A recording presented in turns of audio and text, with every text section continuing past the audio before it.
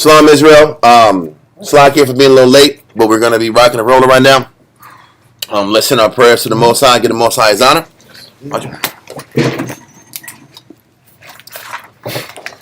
Barakatah Yahweh Ba'Shem Yahushua. Barakatah Yahweh Ba'Shem Yahushua. Ahawa'ah. Nathan Lanawa. Awar. Zayawam. The water.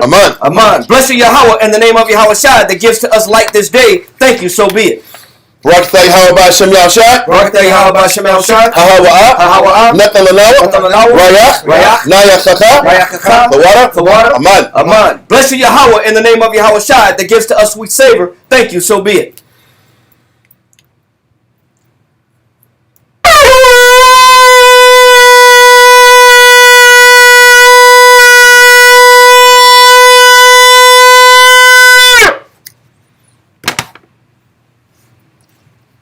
Imagine Mapanya Yerushalayim. Stand and face Jerusalem. Barakatah Yahweh Ba'Shem Yahushua. Barakatah Yahweh Ba'Shem Yahushua. Ahawa'ah. Nathan Lanawa. Shabbat. Ba'Shalom. The water. Aman. Bless you, Yahweh, in the name of Yahweh Shai that gives to us the Sabbath in peace. Thank you, so be it. Psalms 121. Anasha. Ayanyam Ya. Ahariam. Ma'aya. Yabu'ah. Isaiah. Yabu'ah. Ma. Yahweh. Sha'aisha. Shemayim. Wa'arataza. La'ah. Yanathan. Lamawat. Regalia. Yala'ah. Nawam. Shashamayah. Anab. Yala'ah. Nawam. Wala'ah. Yushan. Shasha Wamar, Yasharala, Yahweh, Shemaria, Yahweh, Tazalia, Ayo, Yanyam Yad, Hashemash, Yala'ah, Hakayah, Bayawam, Wala'ah, Alabana, Balayala, Yahweh, Yashemaria, Makol, Rai, Yashemar, Yapasha, Yahweh, Yashemar, Abalakia, Rabu'aya, Ma'aitha, Amen. Psalms 121 in English. I will lift up mine eyes into the hills, from whence cometh my help. My help cometh from Yahweh, which made heaven and earth. He will not suffer thy foot to be moved. He that keepeth thee will not slumber. Behold, he that keepeth Yasha'ala shall neither slumber nor sleep. Yahweh is thy keeper. Yahweh is thy shade upon thy right hand. The sun shall not smite thee by day, nor the moon by night. Yahweh shall preserve thee from all evil. He shall preserve thy soul. Yahweh shall preserve thy going out and thy coming in from this time forth, and even forevermore. Amen. Israelite Credo. Shema Yasharala. Yahweh. Alahayim Noah. Yahweh. Achad. Shema Yasharala. Yahweh. Alahayim Noah. Yahweh. Achad. Shema Yasharala. Yahweh. Alahayim Noah. Yahweh. Achad. Deuteronomy chapter 6 verse 4. Hear, O Israel, the Lord our power is one Lord. Lord's Prayer. Avanawa, Shabbat Shemayim, Kodash, Hayah, Shemka, Yahweh, Balak Wafka, Baba'ah, Watazaka, Hayah, Aisha, Ba'arataza, Kawa, Hayah, Bashemayim, Natalanawa, Lacham, Ko, Yawam, Wasalachanawa, Chawbafinawa, Chasalachnawa, Chawbafinawa, Wala'ah, Fabiano, Bonasawan, Abo, Hawshainawa, Mayan, Rai, Kaya, Laka, Amalakwa, Waha'ala, Wahatapa'araf, Wa'alamulam. Amen. Matthew chapter 6 verse 9. After this manner therefore pray ye, Our Father, which art in heaven, hallowed be thy name. Thy kingdom come, thy will be done in earth as it is in heaven. Give us this day our daily bread, and forgive us our debts, as we forgive our debtors. And lead us not into temptation, but deliver us from evil. For thine is the kingdom, and the power, and the glory forever. Amen. Ten Commandments. La'ah Yahweh, Laka, Alahayim, Achayim, Ayo, Hanya. Thou hast shalt have no other power before me. La'ah, Ta'ayna, Laka, Pasal, Wala'ah, Ta'ibadu. Thou shalt not make unto thee any graven image, nor serve them. Number 3. La'ah. Falach Wachak. Sham. Yahweh. Bashua. Thou shalt not take the name of the Lord thy power in vain. Number 4. Zakar. Hayawam. Hashabat.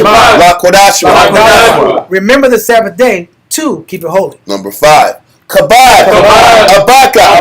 Yamaka. Honor thy father and thy mother. Number 6. La'ah. Tharatazah. Thou shalt not kill, murder. Number 7. La'ah. Tana'ah. Thou shalt not commit adultery. Number 8. La'ah. Taganah. Thou shalt not steal. Number 9. La'ah. Ta'anah. Shakur. Thou shalt not bear false witness against thy neighbor. Number 10. La'ah. Ta'khamad. Asherah. La'raika. Thou shalt not covet anything which is thy neighbor's. Okay.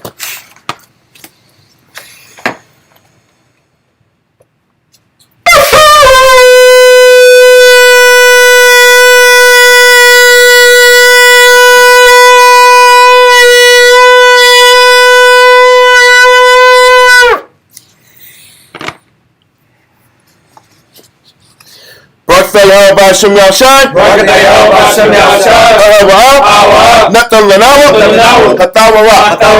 Blessed are you, Yahweh, and the name of Yahweh Shai that gives to us the law. Israel Yeshabim.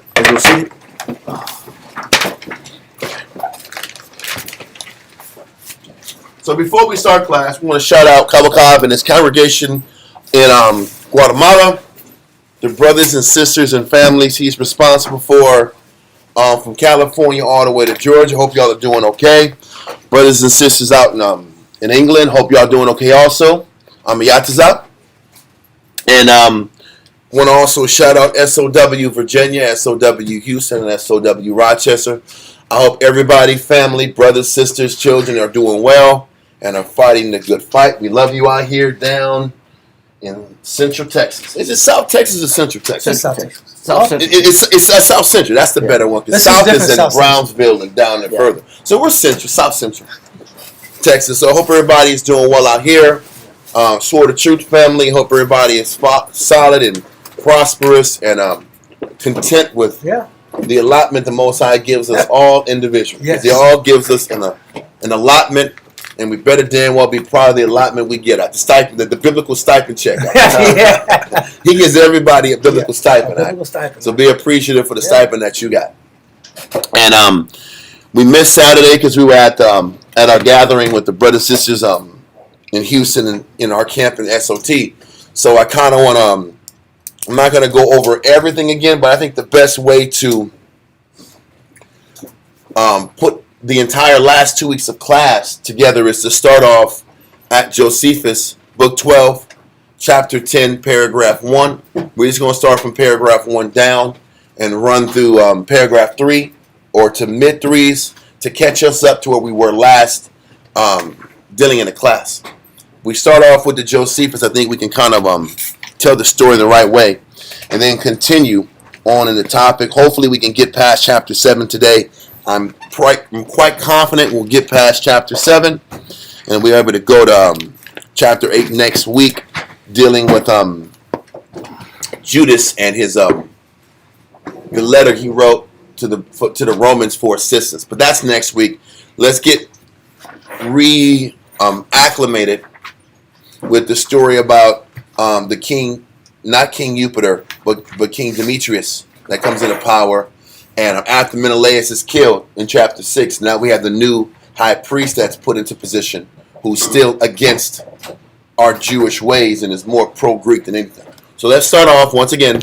Josephus, book 12, chapter 10, paragraph 1. Kariah, let's get you saluted in.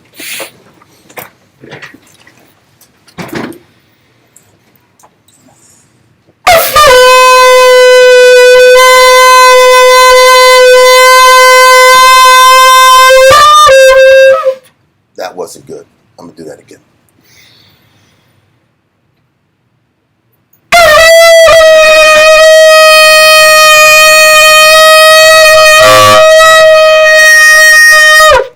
Yeah. That was mad. Correct. Shashamata, Banasha, Banyashala. Correct. Shashamata, Banasha, Banyashala. I'm ready.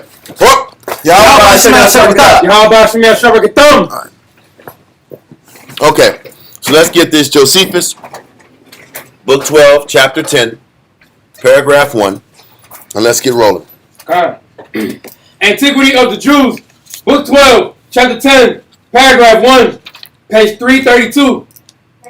About the same time, Demetrius, the son of Seleucid, fled away from Rome. Now, we explained this before. Demetrius was the son of Seleucid IV. Seleucid IV was one of the many sons Antiochus III had. Antiochus III had a few sons. He had Seleucid, he had Antiochus Epiphanes, and I think he had another 3 or 4 sons, or 2 more sons, so 4 in total, if my memory serves me correctly. Now, initially, we've read in the Josephus that Antiochus Epiphanes was a hostage in Rome, so that Antiochus III can pay war indemnities, and he was like the hostage or the surety to make sure that Antiochus makes his payments on time.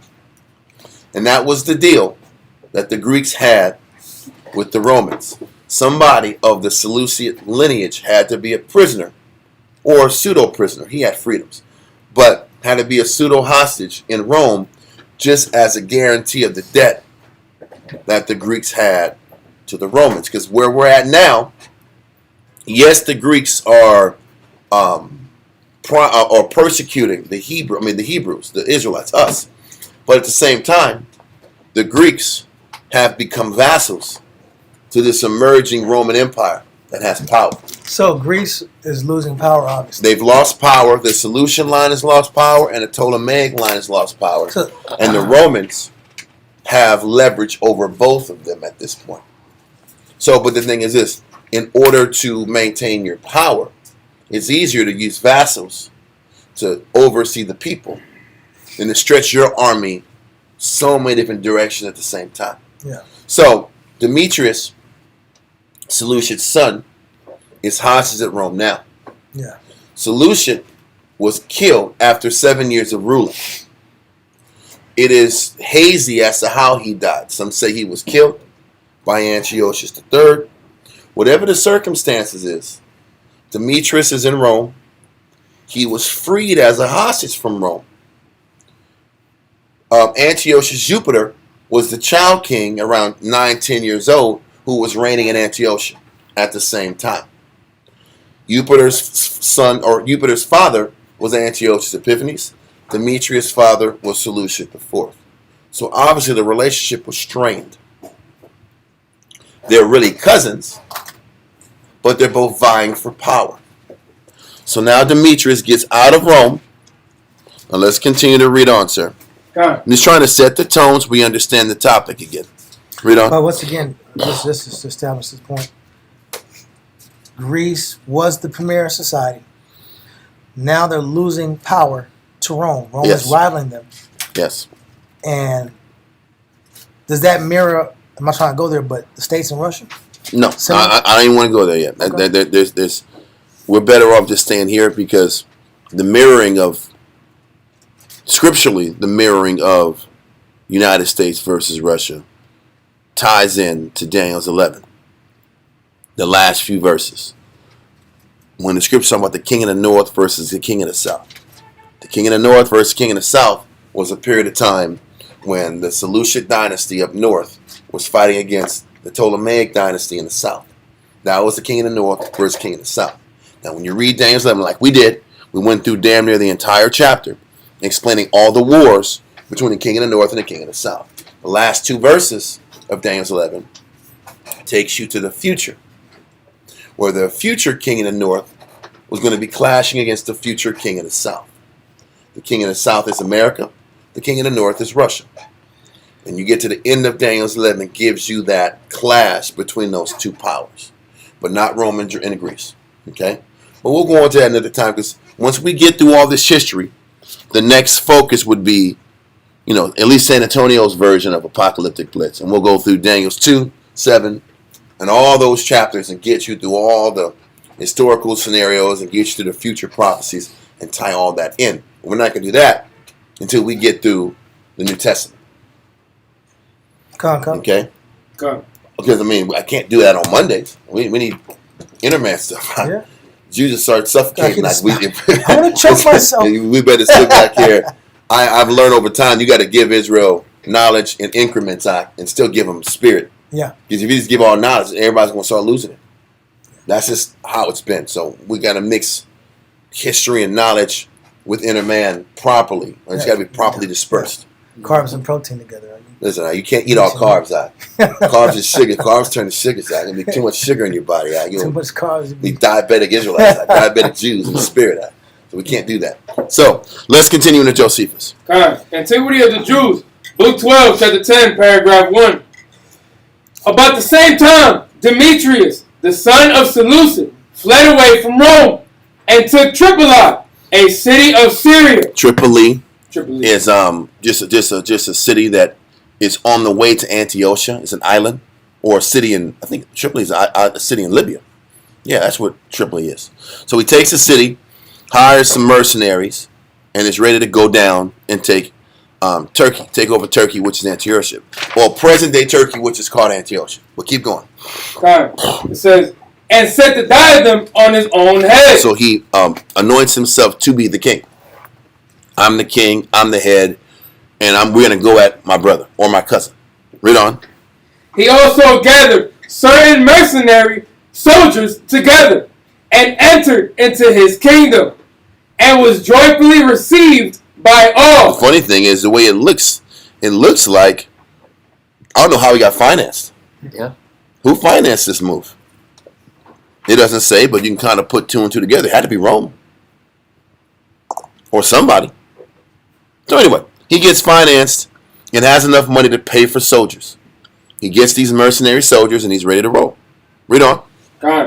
It says, he also gathered certain mercenary soldiers together and entered into his kingdom and was joyfully received by all. So, when they got to Antiochia, everybody welcomed him and accepted him because they knew he had lineage to his father, Seleucid IV.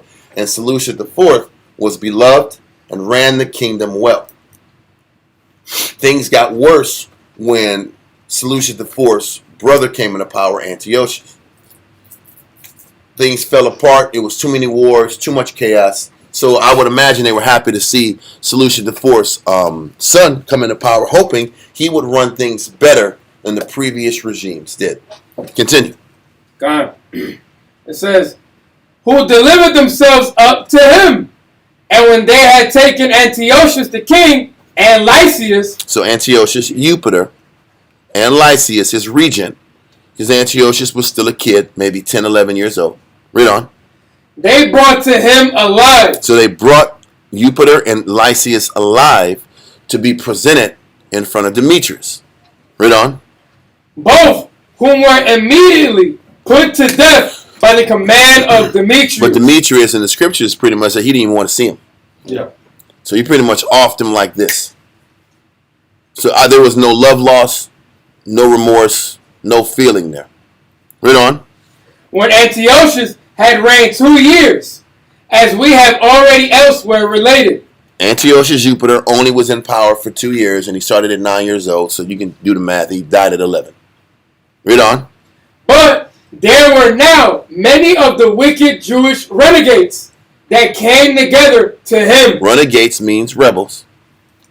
And we had kind of exhausted the point that there's always this evil faction. Where there's good is, evil is present. Yeah. And we can never remove that element and that movement in our own personal lives, within our spirit. First of all, it's within our spirit. Then it's within our periphery of people that we're around. Then it's around the kingdom that we're in. You can never escape that negative and that negative influence that's trying to hover around you to fight for their position. It's in every realm. And what you're going to have to understand is that it's always a fight to stay spiritual. It's always a fight to stay pure. It's always a fight to stay blameless. One way you can look at this struggle between Judas and Menelaus and Alchemists and all these Israelites that were going Greek, you can look at it and say, man, this is exhausting. All Judas is doing is just killing people, and fighting and killing and fighting and killing. How does he do it? The other question you can ask yourself is, this is confirmation what you have to do in yourself. Meaning what? How many times do we think we gain a victory in our spirit and we're happy and we're proud of ourselves because we fought this thing today? Until you realize in 2 weeks it's coming back. And then that thought can be demoralizing if you let it be demoralizing. The things written aforetime are written for your what? Learning. We're supposed to learn that every day of your life is a struggle between making a choice to do the right thing versus succumbing to what your flesh wants to do. What can't be denied is that we know we're supposed to live and operate the right way. But you also have to know the Most High. We can pull this, we can prove this. I'm not going there in 2nd Esdras, because I don't want to take it away like we normally have been taking these last weeks. The Most High never took away from us a what? Malignant heart. What does that mean? He never took away that part of us that wants to do negative. Or he never took away from us that part of us that wants pleasure as a reward. Yeah. You can sit back here and quantify pleasure. Whatever your little dirty mind wants to quantify pleasure. Yeah. Everybody's version of pleasure, everybody's version of a release, everybody's version of an escape is different. But the Most High teaches us countless times that we should value the pursuit of virtues. But that malignant root in us always wants everything but virtues. Yeah. And that pursuit and that fight, that struggle is always inside of you. So when we're sitting back here and reading about renegade Jews, rebellious Jews, always pushing for power and influence in the city, then you have Judas and his men are fighting for the righteous influence in the city. There's always going to be that pull and fight for different influences. Whether it's in a kingdom, in a city, in your neighborhood, in your home, with your wife and with your children and your family, or in your spirit. The quicker we can accept that, the quicker we can gather the strength to keep fighting and then live a life of fighting against you. And if we can accept that duality of good and evil is always present, like Paul said, where good is, evil is present with you. If you can understand that law, he calls it a law. Yeah. That's a rule that you can live by. Romans 7. So if you can understand that rule, then you wouldn't be so shocked when evil is present. Yep. We can't be so overwhelmed like, I can't believe this is happening. If you understand that good and evil go hand in hand. And then that's why Paul also said, be instant in season and out of season. Because we have to have the capability to always be willing to fight ourselves. And that's what is so respectful about what Judas has done for this period of time. He was able to stay chafed for such a long stretch. Able to fight, not get discouraged, and accept that his life, he had to sit back here and fight different resistance until he dies. And if we can take that notion and fight every day, then all of a sudden, fighting every day isn't a problem. You'll sit back here and we'll watch guys like David Goggins on television. You know who that guy is? Mm-hmm. David Goggins, bro, he just finished doing some Ironman running competition, and he showed his feet online. He showed his feet. His feet were just mangled. They said he was running, and his rib cage, like, curved like this. So there was a part of his rib cage that was kind of stuck out like this, and the other one sunk in and kicked out from the back eye. So he had to sit back here and get, after the run, which was for hours and crazy times, because the terrain was so messed up, they had to like readjust his body and his bones out, and it was an excruciating thing. And I'm like, what he's doing is crazy. And it's extreme what he's doing. But the one thing that keeps him fighting is the idea that he knows that every day he has to fight himself. And if you can understand and accept that every day you have to fight yourself, then nothing really is too overwhelming. Life isn't overwhelming. Yeah, especially when he realized that being a guy that just carries this chemical backpack killing roaches all day. Mm-hmm. Because he was this pest control guy. That was 300 pounds. That was 300 pounds, and he realized, man, this is going to be my life. If I don't fight back, this is going to be my life. But for a person who understands fighting back is forever. Yeah. Because most people think I can just go on this crash diet and I'm good. Fighting back is a forever thing. But the forever thing, it's what's the most demoralizing thing that every man and woman on earth have to accept. Because if you sit back here, and we're going to hurry this up. I don't want to just focus on this. When you read about Judas's life, every day was a battle. Every day was, I'm living in the mountains. I'm living on rations. I'm living on strict rations. We're in the mountains. It's cold outside these damn mountains. Undermanned. We're in difficult conditions. Yeah. For all of us who went to that gathering, most of us were sitting back here sleeping on those blow-up mattresses. But it doesn't feel really good when you're on that ground. Yeah. When you're on that ground, it's a whole other damn world. You're not going to be spinning around and moving around the bed. You better find one spot. And you better find a flat piece of earth that you can lay down on your back. Because yours hard, that ground don't give. No. That earth does not give. Can you imagine? You're for weeks and months in terrain like that. And then you sit back here, you win a couple battles, you're in Jerusalem and you're smiling. You get some meat once in a while. You get some soup, you'll get some food that energizes your body. And then 2 months later, you're back in the mountains again. Oh. This is what was happening with Judas and his men. They were never able to just be completely comfortable.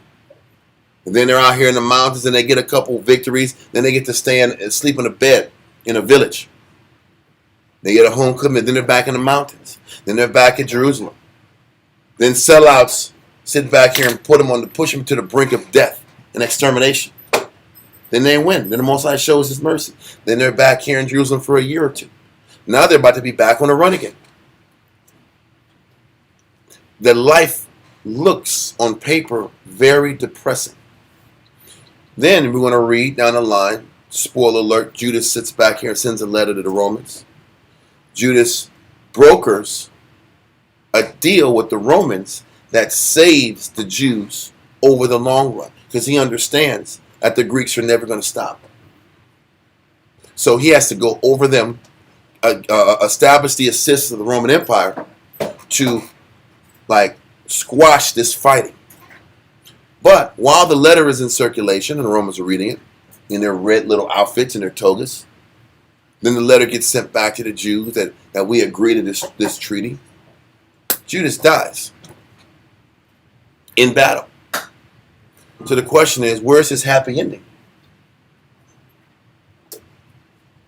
Where's the we won? There's Star Wars, and all the Ewoks are smiling, they're dancing, and everybody's winning. Everybody's got a victory post. That's not there. So his life was sacrifice, dedication, loss, and this is time to go. Why am I even painting this picture? He died and lived gloriously. But can you see it that way?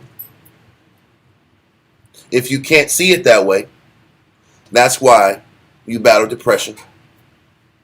That's why you battle loneliness and unhappiness and sadness. Because we have to learn that what really matters is fighting your battle. And not letting obstacles around you change your character and change who you are. That's what I said. If thou faint in the day of adversity, thy strength is small. God. Right. And you can't let the circumstances and conditions suppress you. So you have one of two ways. The only way to not let yourself faint in adversity is to always be prepared to face adversity.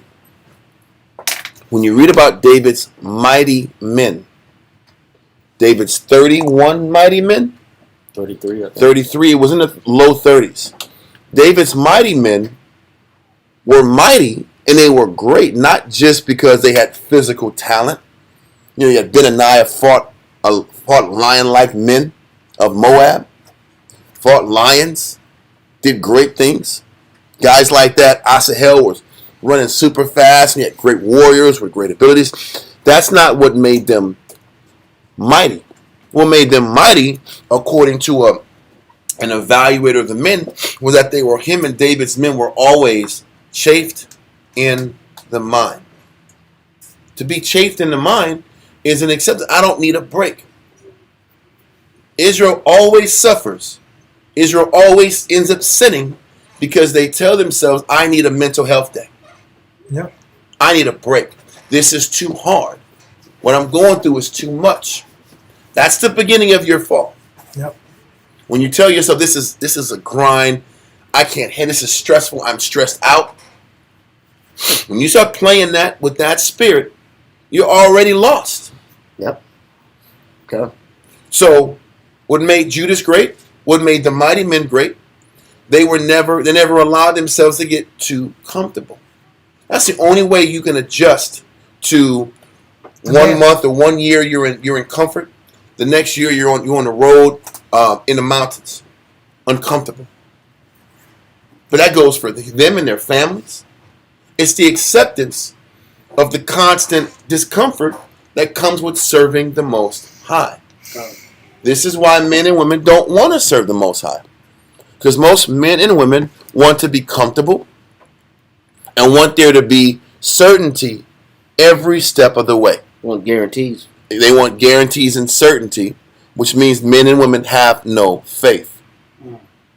Because in order to truly be potent with the Most High in Christ, you're okay with choosing the discomfort and trusting that the Most High is going to sit back and give you what you need because you chose discomfort. Because discomfort is what develops fortitude, but the virtues. Yeah. I always say virtues because virtues is talked about so much in the Josephus and in certain scriptures in like the Apocrypha. That was the old word for choosing the spirit. And if you're living a life to choose virtues, then you're not overwhelmed with these mountains and hills and these obstacles that you're constantly looking to have to overcome. Yep. Because that's what brings the sadness in people's lives. You overcome this, guess what? It's another thing you have to overcome. That's another wall. You jump a wall with the idea that there will be no more walls. Yeah. This is the last argument I'm going to have in my marriage. This is the last time There will be no more quarreling now. there will be no more quarreling in this house. This problem is solved. Yes. My child has succeeded in this part.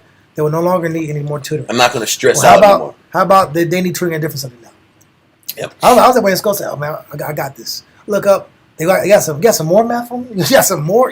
How about math is going to be there? It keeps when you going. graduate? Yes. It keeps going. I figured I got algebra 1. I got it. Well, it's time for algebra 2, algebra 3, calculus. What is this? Geometry. You don't want me to have a life. You don't want me to have a life. You organize this, I don't have to have a life. And the answer is, once again, whatever scenario in your life makes you say, I just can't have a life. That's the battle. That's the battle. Because these guys that are sitting back here fighting for their life every day, like, well, damn, can I ever just start gardening again and make my money and garden now and plant? I just want to plant. Yeah. Like, the answer is no. You don't get to play. You were chosen to fight until you die. How about that? And that's in the physical. Because on the left-hand side, your desire to give into your lust ain't slowing down. No. Does it? Does your negative hunger ever slow down? You didn't say I quit today. I'm going to stop. I'm going to want what you want, Logic. I'm going to stop pushing my lust. I quit. If that don't happen, No, your lust keeps pushing. Your lust is like this every day. Hey, can I come in, man? Are you sure? Hey, man, listen, bro, it's cold outside. It's cold. I want to get in. Can I get in the house? Listen, is your windows open? Is the back door open? Listen, is there an attic in here, man? Can I get on the roof? Is there a chimney here? Is there a chimney in this house? Can I go through the chimney? You tell me that's not how your mind is? Whether it's the wrath and anger in you, the lust, the pride, the fear. What's your advice? Listen, is there any way I can get in here? Listen, I'll climb a wall. I'll climb a wall to get to that little window. I see a crack in that window. Mm-hmm. You ever see those G.I. Joe shows when they sit back here and the Iron Man throws a little hook thing in there and he hooks it there and they climb up in the window with the hook rope out. Yeah. Then they get up in the window and they causing havoc. What's your thing? Why am I saying that? Because your lust is always looking for an end. So if your lust and your desire is looking for an end, that means you have to always be on defense. That's it. Non-stop. But the problem is that the thought that every day of my life I have to be ready to fight. Yeah. Fighting me. Huh. That is mentally demoralizing if you don't accept that the scripture says this is not your rest. Mm-hmm. That's what Micah 2:10 says. Your life is not your rest. We work to rest. We work and we commit to rest. Because I'm going to say this. We're almost going to finish our school up very soon. So we're going to sit back and relax at that and stop. No. Everything's going to stop after that? Nope. No, just getting started. We're just getting... Well, that's the point. But that's not how people think. People don't think that way. We're just getting started. We did it. We did it. And when you start saying we did it, then you know what ends up happening? We lose it. Yeah. When you say you did it, you're really eventually saying we're going to lose it. You take your foot off the gas. And all of a sudden, a little folding of the hands. It's over. But that's the thinking you have to have. So if you're thinking a little slowing up, it's over. That's how you stay strong, and that's how you maintain what you got. Why am I going into this? Because what's happening now, those forces of evil, that spirit of evil wants possession and power again, because for the last 2 years, Judas and his men had a peace treaty with Antiochus Jupiter. And all they had to do was break up a portion of their wall, and they will be allowed to have religious sovereignty in Jerusalem again. So that deal worked out, and they were able to serve the Most High with gladness and joyfulness of heart. Now you have Menelaus is dead. Now this man named Alchemist and all the other renegade Jews want power back in Jerusalem. So now Judas is about to go to war again for survival. And as you're listening to this, you have to learn how to look at this and apply it in your life. If you were constantly facing war and fighting, what would you do?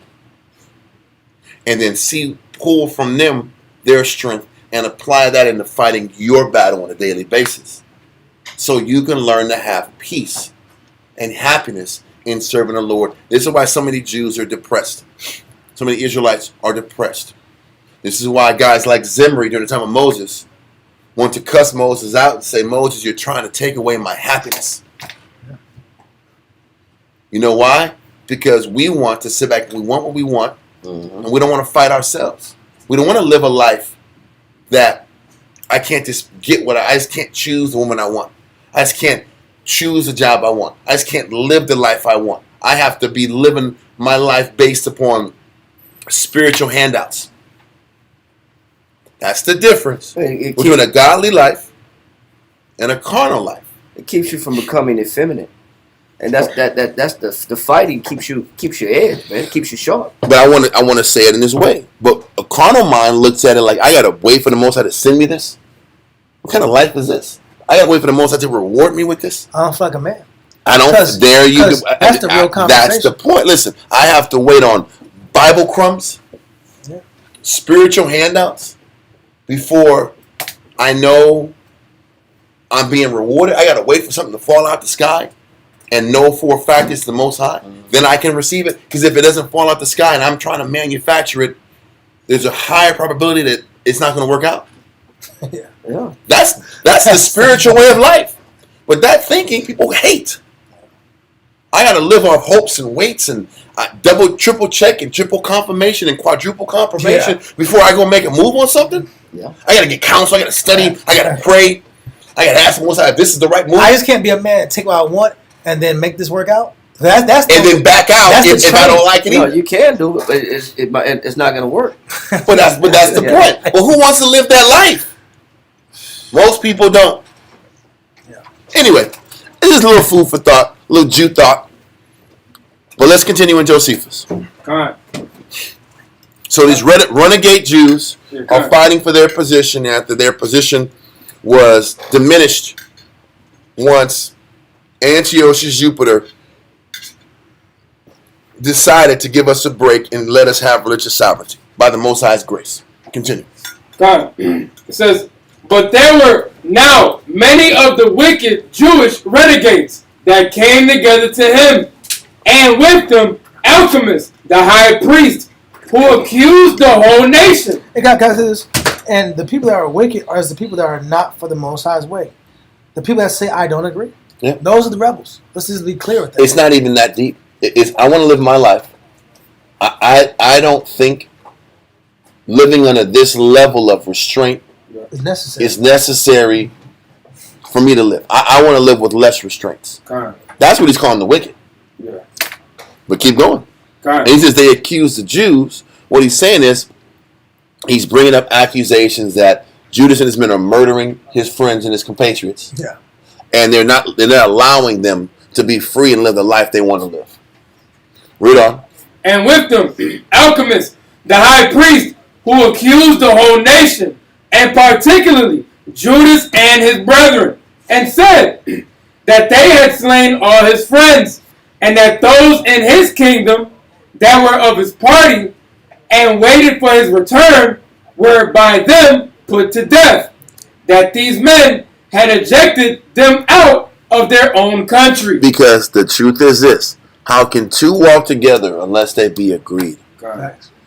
So if Judas and them are going to have leverage in a country, the other element has to go. If the Greek way and philosophy in the city was going to be the predominant thing, then the righteous have to go. You can't have a country split in half with their belief system. And that's just the facts. And that's why there's this warring faction. The Greeks allowed what Esau calls destabilization in a country. Because this is what Esau does so that he doesn't have to have the hundreds of thousands of military posted in a country. And burn all its resources. So in order to keep control over a country, you have to have at least two rival factions in a country. If you have two rival factions in a country, then they will fight and kill each other. And they're not going to fight and kill the person who's really pulling the strings. That's the play. It's just like in India, what the British did to India. What did the British do to India? Create a fabricated country. What they did is, for years before the white man got to India, Hindus and Muslims lived in harmony. And then all of a sudden one day, before Britain leaves, they say, listen, we're going to split this thing up in half, and we're going to split it based on religion. Hindus, you're over here. Islam, you guys are over here. And then we're going to split the country in half, cause civil wars and tension and beef to this day. This is how Esau does things. So this is what Esau's doing even right now. We're going to keep this pro-Jewish faction neutralized by putting Alchemist as the high priest. Alchemist wants nothing to do with the spiritual side of things. So I'm going to let the Jews have freedom of religion, but put the point man in that doesn't have a religion. So now there's going to be constant conflict and destabilization. If they're destabilized, we stay in power. The Willie Lynch theory. This is what Esau does in Korea. This is why you have North Korea is communist, South Korea is democratic. They're always going to war with one another. You see in Africa, they'll split up. When Africa was divided, they split up all these countries based upon warring tribes. So they had this tribalism thing going on in all these countries to keep them weakened. And then all they got to do is just send weapons to one faction to neutralize the other faction. They did it in Syria. They did it in the Middle East. They do it everywhere. So what you're seeing here is just small snippets of how it goes across the board. Because if they really were about Hebrew sovereignty, they wouldn't have put alchemists at the high priest spot. They would have removed that faction completely and allowed peace. But what Esau does is allow that natural hostility to fester and feed itself, to destroy it from within. Understanding the nature of people, the nature of life, is that duality.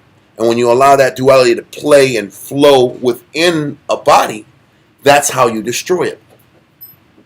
What are we trying to explain? If you can see that the Greek philosophy and the Hebrew way of living can't work, it's the same thing in your life. You can't be at an optimal level unless one destroys the other. That makes sense? This is like even in the world. Let's use the rap game. This is why guys like Jay-Z, for example. Why is Jay-Z so successful? Where you got a guy like Kanye is crashing out every 5 minutes, doing crazy things. Why? One guy is completely accepted of his negative choice of life. One guy has no conscience. The other guy's conscience battles and eats at him a little bit. That's the only difference. In the world, it's that way. If you're going to be potent in the world, you have to have no conscience at all. No regrets, no conscience. The people that have that battle and are conflicted with their conscience, along with doing dirt, those people end up not rising to the complete top. Whether it's music, whether it's television, whatever in life, the corporate world, athletics. Either you're going to be all the way about this world, and if you're conflicted, those guys don't win. But it's the same thing in reverse in our life. Are we going to sit back here and be completely about this? That's when you are at peace, and you're happy, and there's no problems. The Israelite that is conflicted with how much pleasure or how much of their life they have to lose in this realm, they'll never sit back here and ever rise to the top. They'll never grow, and they'll always battle sadness, and they'll always battle an emptiness in this truth. The solution in any life is very simple. Buy in all the way, or don't waste your time. Buy into the truth all the way, or buy into the world all the way. If you want to see results. Be hot or cold. In one way or the other. God. So the Most High can judge you accordingly. Yeah. That makes sense? God. So now we have this fighting and this back and forth in the Jerusalem. And now the leverage is about to shift back to the pro-Greek side with this speech that Alcimus and all his cronies are having to the new king, Demetrius. Continue. Line 392.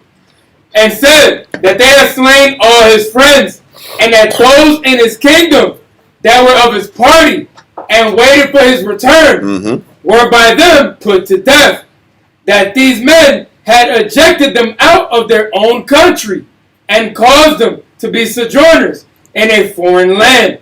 And they desired that he would send one of his own friends, and know from him what mischief Judas' part had done. What Alcimus and his men didn't disclose, they were doing the exact same thing that Judas and his people.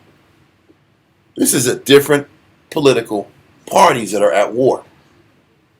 Okay? Don't forget, Esau has tried over the years since the 1800s to remove religion out the picture and make politics people's religion. That's really what politics is. Political parties is your religious view. But Esau wants to remove religion and replace it with political parties. That's why from the Greek perspective, this is political fighting. Anyway, so let's continue. Paragraph 2.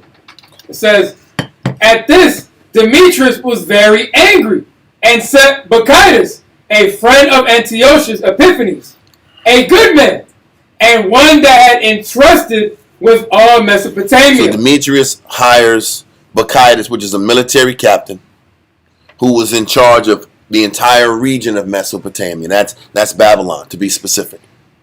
He had the entire region of Babylon, and that was his responsibility. He brings him in here to take care of this Jewish problem and bring order to the countryside. Read on. And gave him an army, and committed Alchemist, the high priest, to his care, and gave him charge to slay Judas and those that were with him. So Bacchides made haste and went out of Antioch with his army, and when he was come into Judea, he sent to Judas and his brethren to discourse with him about a league of friendship and peace, for he had a mind to take him by treachery. And the scripture that says when the wicked say peace, peace, don't believe them. Yeah. There's what is it, 100 or seven? No, it's 7 abominations. That's hard. 7 just means complete. Yeah.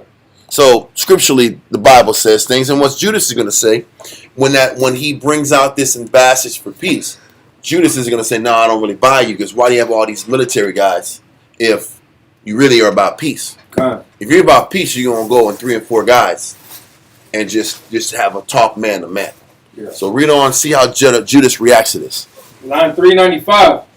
But Judas did not give credit to him, for he saw that he came with so great an army as men do not bring when they come to make peace, but to make war. Like, this is a setup, and I'm not buying this setup, so no, I'm not going to go out. We're going to stay hunkered down in this city and lock down this place where the wall is exposed.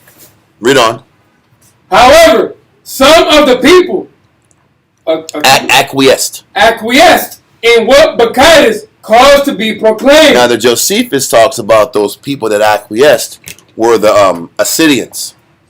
They were the Jews that were like really, really trying to live a noble and an abstinent life, and the most honorable life that you could live on earth.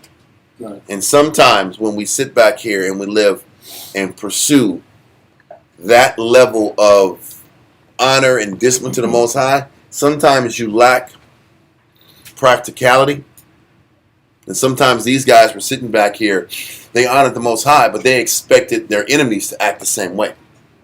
That's why Christ said in one of his parables that the children of the light, or the children of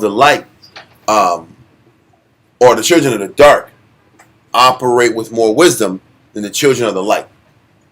Because a lot of times people that are trying to serve the Most High Have a naive perspective. they're naive to what negative people do. So, to be specific, the scribes of Israel, which a lot of them were Assyrians, thought they can go out here and talk to Bacchides because they said, "Hey, the high priest Alcimus is here." You read about that even when the white man came to America, of how open-hearted and how giving the natives were, Yep. and how easily fooled they were in exchanging gold for glass beads that was worthless, but just was naive to negative, to evil, to wickedness. Yeah. And this is what's happening here. So they go out. Judas's men, wartime men, they understood how to do it, but there was a lot of naive Israelites who didn't listen to counsel and thought they were just more spiritual. You know, getting stung for being overly spiritual, More diplomatic. and lacking common sense. So let's see what happens to them. However, some of the people acquiesced in what Bacchides caused to be proclaimed, and supposing they should undergo no considerable harm from Alchemists, who was their countrymen, they went over to them, and when they had received oaths from both of them, that neither they themselves nor those of the same sentiments should come to any harm, they entrusted themselves with them. But Bacchides troubled not himself about the oaths he had taken. But Caius, the military captain, didn't care. He's like, listen, man, I got a job to do. I want to go home back to Babylon. Let's sit back here and squash this insurrection threat. So let's get as many insurrectionists as we can so we can finish this thing and you can go back to your position. Read on. But slew. This is why you'll see even now, the Israelis, what's their main focus when they're dealing with either Hezbollah or dealing with Iran? They're not going to sit back here and go to war with the entire nation. The nation is too big. So if we're dealing with Iran, what are we going to do? Let's go take out all their military leadership. Let's take out their diplomats. Let's take out their scientists. Let's take out all of their leadership threats. Same thing with let's take out the threats in Lebanon. Let's take out the Hezbollah leadership. Esau says, let's take out the head of the snake. Who's the snake? Mm-hmm. It ain't them, but that's fine. They take out the military strength, the military advisors. Same thing what they did. They take them out in Lebanon, take them out in Iran. They take out the Iranian head general, Suleiman something, in Syria. You just sitting back here looking to take out as many leaders as possible to weaken the population, to weaken the movement. What are they doing here? They're taking out the scribes and the spiritual men with the intention of weakening the movement. If they couldn't get Judas, they couldn't get the soldiers, they can at least get the holy men. If you can get rid of that influence, you can weaken this movement from within. This is the thinking that Bacchus is doing. So let's continue. God, it says, but slew 70 of them, although by not keeping his faith with those that first went over, he deterred all the rest. So and that was where he made his mistake.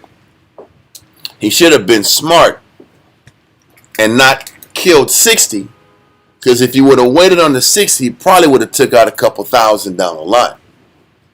But he was hasty, and he thought taking out those 60 would have the effect he was looking for, and he failed.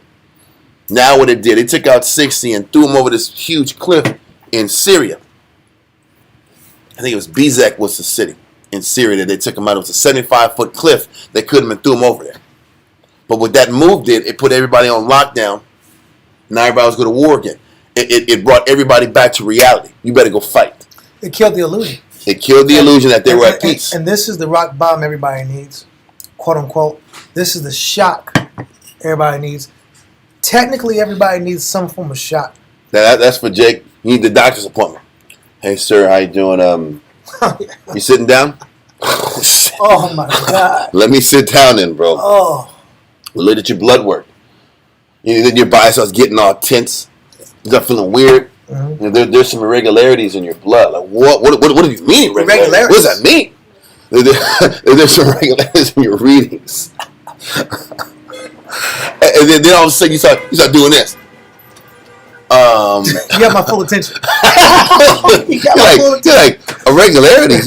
You got. What do you mean? What do you mean irregularity? Like this, you start feeling all weird. You got butterflies inside eye. The bad butterflies, not the good butterflies. Yeah. The bad butterflies. I mean, what's going on, man? Yeah. And he says, yeah, don't worry, we got to do some more tests, but there are some irregularities there. I'm like, some alarm going on. You like trying to be cool, like this. Okay, what's going on, Doc? Well, we got to send it to the lab. But it's we got to send it to a lab. This is going to a lab. Oh, the science got to come out? The science got to show up? Sir, there's some irregularities. What irregularities? And then all of a sudden, then you're on alert. They're like, for the timing, while we're putting these labs in, sir, we're going to really need you to sit back here and cut down on your sodium intake and cut down this. You're like, shh. Yes, sir. Yes, sir. I'm going to cut out all this bad food, sir.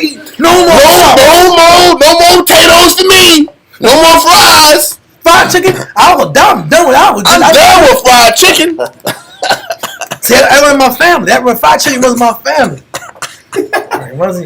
Fried chicken runs in your family?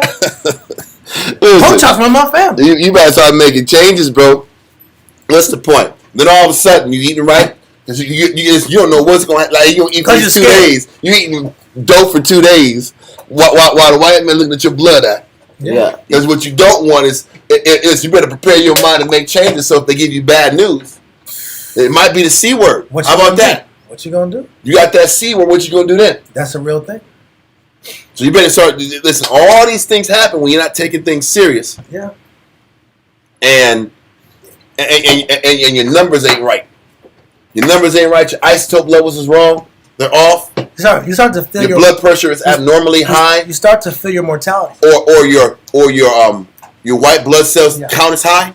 Yep. Yeah. Why is it high? What's it fighting? There's something bad in my body. It's fighting. Yep. This is an abnormality. What's going on? This is an abnormality. That's scary as hell. What's abnormal about my white blood cells? What's up? T cells? What do you mean T cells? What you mean? And all of a sudden you want to live right. Yeah. You getting off that alcohol. You gonna cut that hard liquor out. I got to give up something. You better. Or you sitting back here and they're checking your lungs out. I'm doing these cigarettes, man. I'm done. That's what I'm saying. Your lungs are dirty. Got dirty lungs. You got dirty lungs. What you gonna do now, dog? They don't regenerate that fast. It take forever. You know, so Esau say it never regenerates. You know, what's crazy is that you know what you've been doing. What you mean? Like, what you mean? What's wrong? You know what's wrong, G. You know what you did. Yeah, you know what you're doing. Listen, when I went to the doctor in June, and they said, "Listen, man, your blood pressure's too high." I was like, then all the hamburgers and fries I ate, yeah, started just flowing back in my mind. I was like, why did I go to Whataburger all those damn times? What was I doing that? What was I thinking? Because the lady was like, yeah, when they take your blood initially, they say, oh, this could just be your first cup of Joe. I was like, it's 1:00 in the afternoon. I drank coffee a while ago. It's not the coffee. Then I'm like, what's the problem? I'm like, man, is it catching up on? All my alibis ain't matching up on. My BS is catching up on. Like, my BS is catching up to me now. Because you always tell yourself, I'm gonna keep messing around, then I'm gonna get right. Yeah. I know I'm messing around with this diet, but I know I can change it. I got it. I know. I'm gonna get it right. And all of a sudden you're there. And then what they'll do when it's bad, this is when you know you're in trouble. When you go to the doctor and they give you paperwork out on eating right and healthy choices. This is the paperwork you're not going to read anyway. And that's the point. And they gave me paperwork like 4 months before. And I did this. I don't need that crap. Whatever, man. That's just white man paperwork. That's Esau, man. I don't need that stuff. That don't apply to me. That's what else I do it like this. Lady gave it to me like, hey, you might want to read this. I'm like, healthy, making better choices. Green vegetables and salads. Whatever, man. ABCs of all that stuff. I just need more carrots and fibers. Get out of here. It's whack, bro. That's what I know. I've been living good so far. I don't need that crap. Then you realize 2 months later, this is a real thing. What are you gonna do now? Just bring it back to your point about. What is your response gonna be? Just bringing your point back to what you were saying earlier about the rock bottom. Yeah, listen, everybody has their own particular ish moment. Yeah.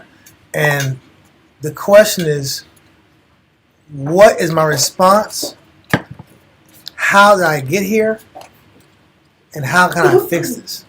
Those are 3 questions you're going to have. Yeah. What's my response going to be? Is the response sufficient?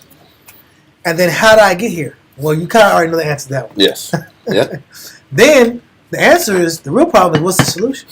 Because all solutions aren't easy. Just drinking orange juice and eating salad might not work.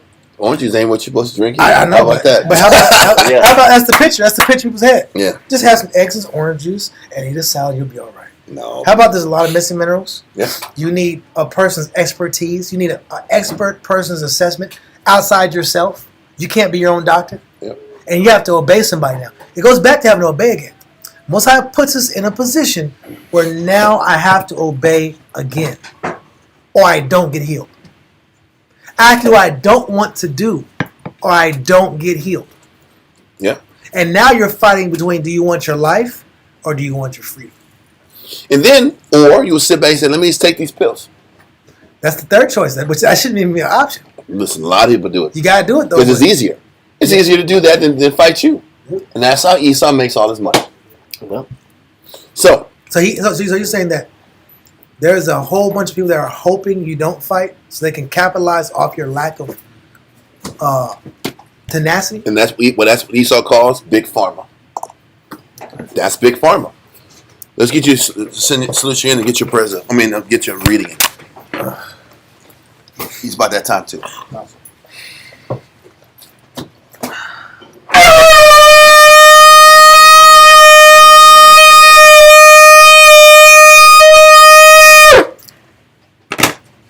Tawam Rakha, Shah Shabata, Ban Shah, Ban Yasha Allah. Salam Makah, Shah Shabata, Banashar, Banashar, Amunja. What? Yahweh Hashem Yasharakah. Yahweh Hashem Yahweh. So, now we're back in the fight. Now Israel is realizing that it's not a game again. And it's another military, a significant army, about to invade and start war with that faction or that party of Israelites that are about serving the Most High and change. Now, my question is this. At this time period, is Judas dead or is he alive? Judas is alive. Okay. This for those, Judas dies in chapter 9. Okay, but we're in chapter 7. And we just read Judas. You were getting. I had to get my. You were getting sugars, sugar man. drinks. Okay. I had to get my sugars. You were out. getting sugar drinks. I was like, I need my sugars. God, I'm trying to get off of y'all. I'm trying. I gotta go to honey.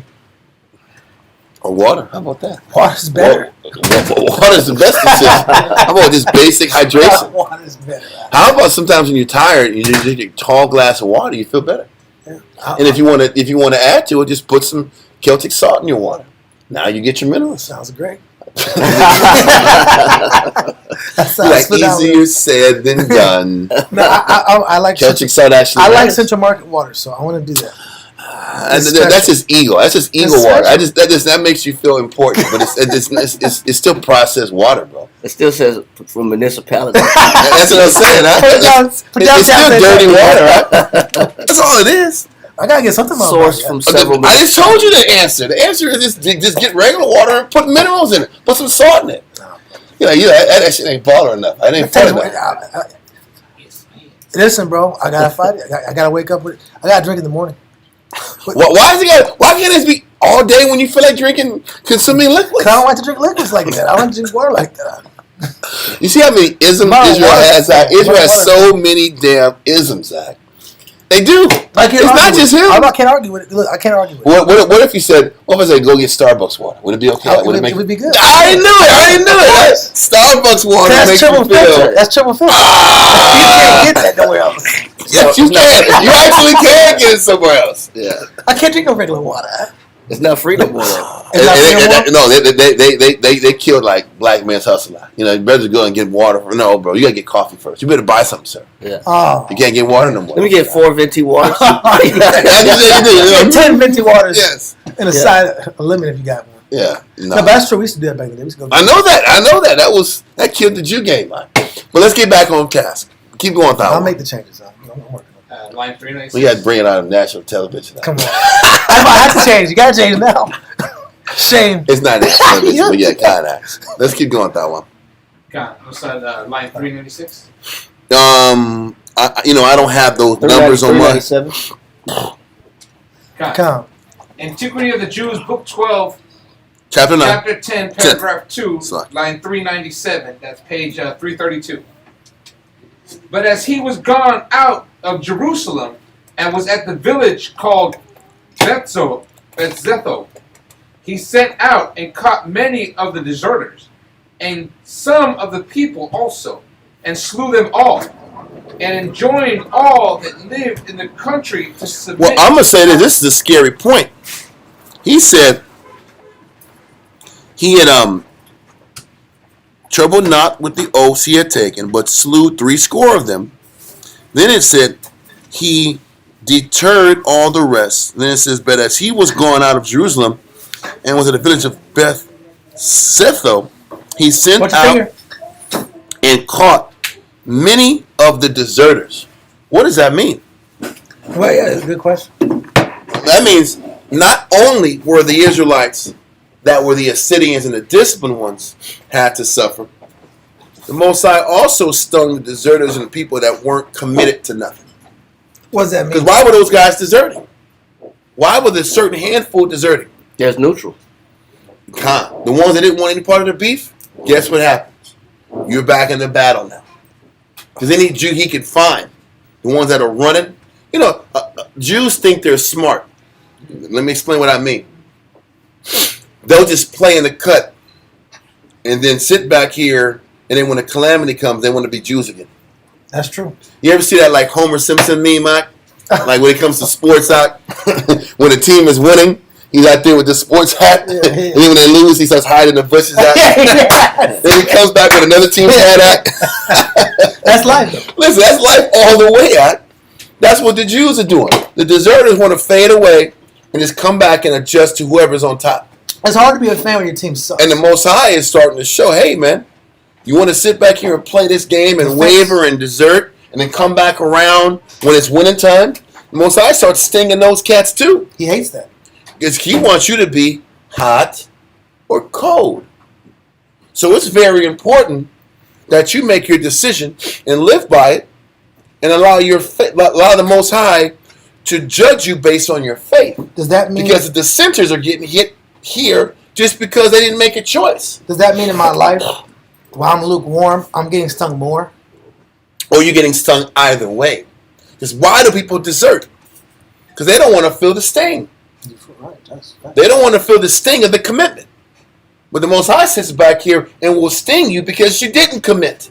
Wow. So you're going to feel the pain and the stress regardless. So if you didn't fight your battle, you're getting stung. And if you're fighting your battle, you're going to have to fight the battle and use the book to overcome it. But you're going to get stung either way.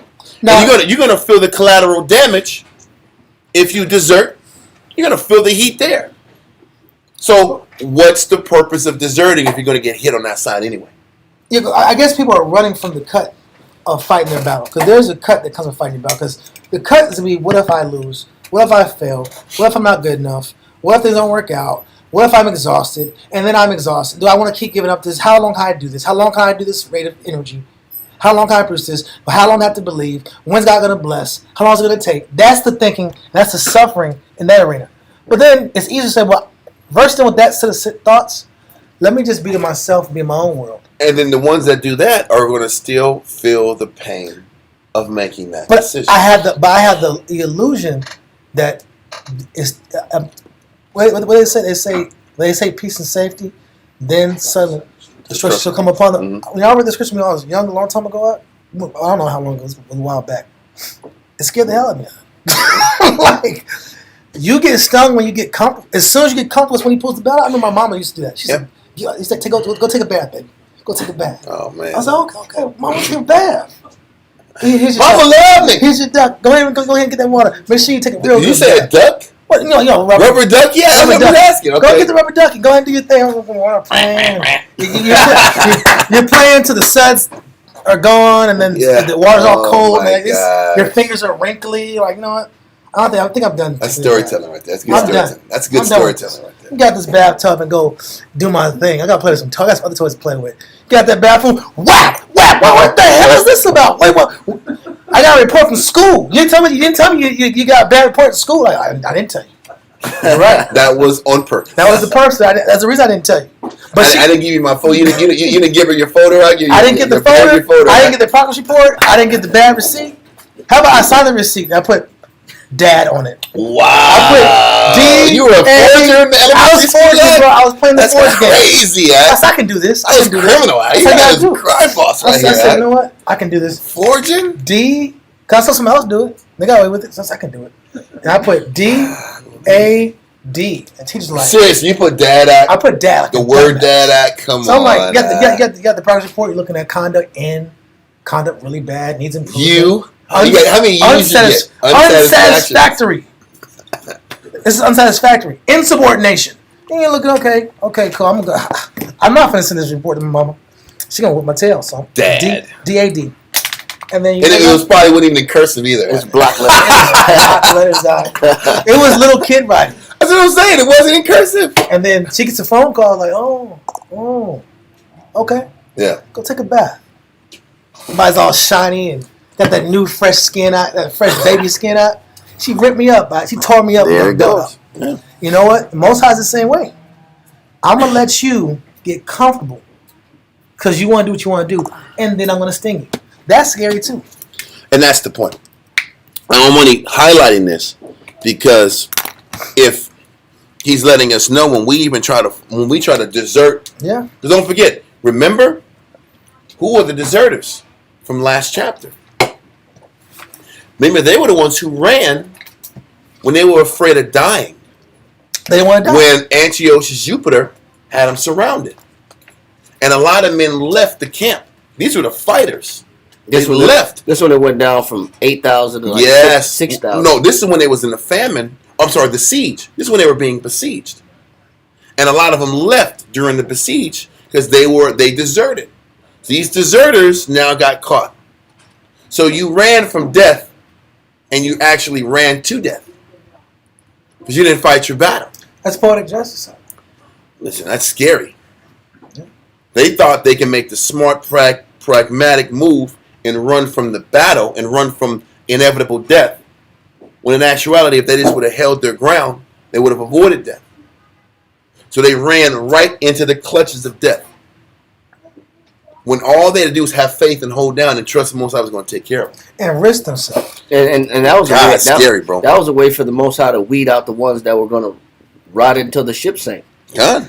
That's how the Most High was able to determine who's what, who's where. When things are difficult, you show your hand.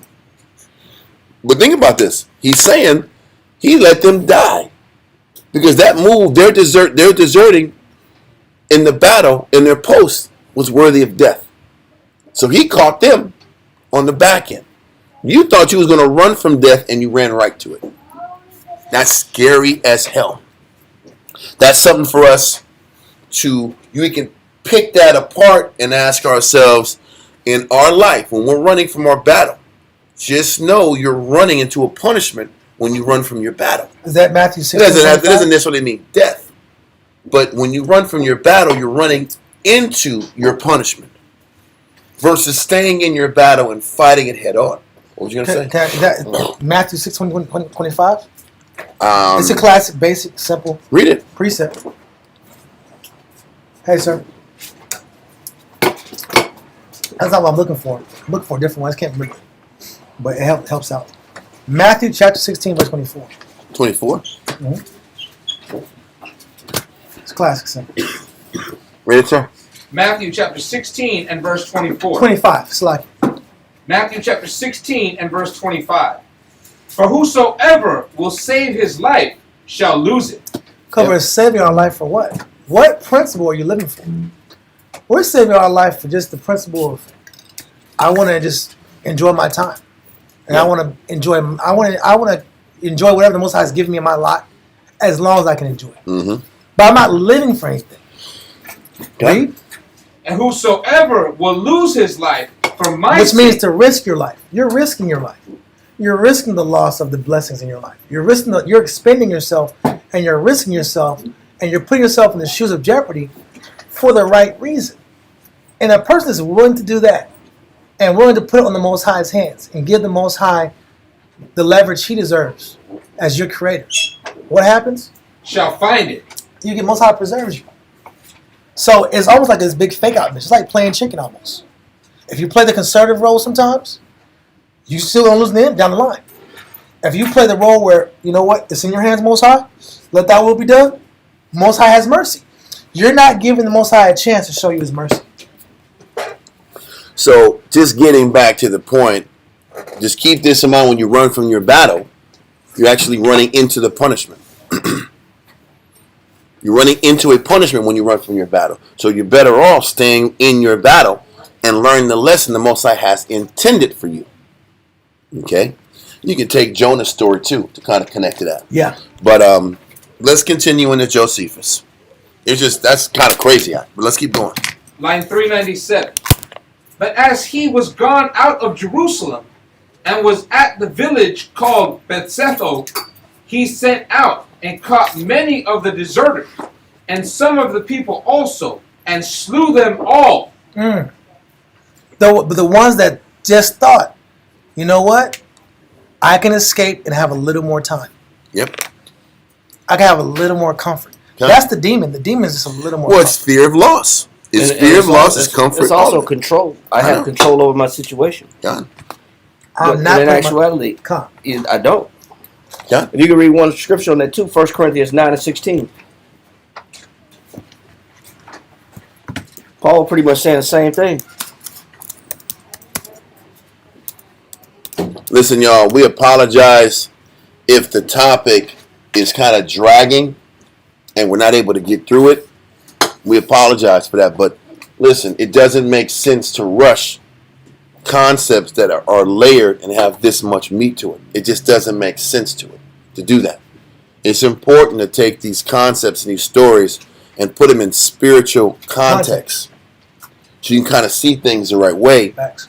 and connect it into your own personal life. That's why we took 3 weeks just dealing with the last 5 to 7 verses of chapter 6 because there was so much context there. And Now we we're don't reading tell it even right now, and it ties in even more to our lives and our battles that we face every day of the week. I'm sorry, but keep And going. I'll say it's robbing. We're robbing the people if we don't. If we don't do this, Yeah. God, Might be- just for it the might- sake of just rushing the topic. It might be slow, but it's a lot of meat involved. Read that. Read that. Delicious. 1 Corinthians chapter 9 and verse 16. For though I preach the gospel, Go ahead. I have nothing to glory of. Yeah, because preaching the gospel means being uncomfortable. Because it's not about you. It's not about your will. It's about the Most High's will. And doing the Most High's will may not personally benefit you at that particular moment.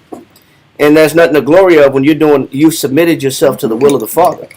But Paul understands this also. Read on.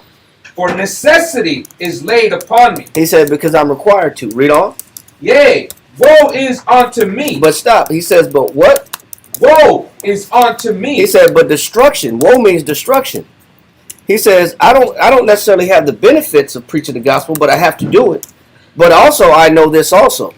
If I don't do it, he says, destruction is what? Woe is unto me. If what? If I preach not the gospel. Because you can't get away from your commission. Wow. Yep. Once you've been commissioned calling. once you've been commissioned to fight and to be a disciple of Christ, you can't forfeit on that commission. Wow. And so Paul knows that he's been called. So if you've been called to do a job, you can't renege on that job. And if you renege on that job just for the sake of a couple of more months or a couple of more years or a couple of more days or a little bit more freedom or a little bit more independence, Couple more options. couple more options, you're still going to get hit on the back end. Yep. And that's why it says destruction is unto me if I don't preach the gospel. So meaning what he's saying is I don't have a choice. And if I might not have the benefits, it might not be that glorious of a position as far as looking comfortable, but I know for a certainty I'll be destroyed if I don't. And that's a mentality that I think everybody should take. There's no running. Once you've been called to teach this gospel, there's no running away. Or once you've been called to serve the man that's teaching this gospel, there's no running away. How about that? I was going to say that.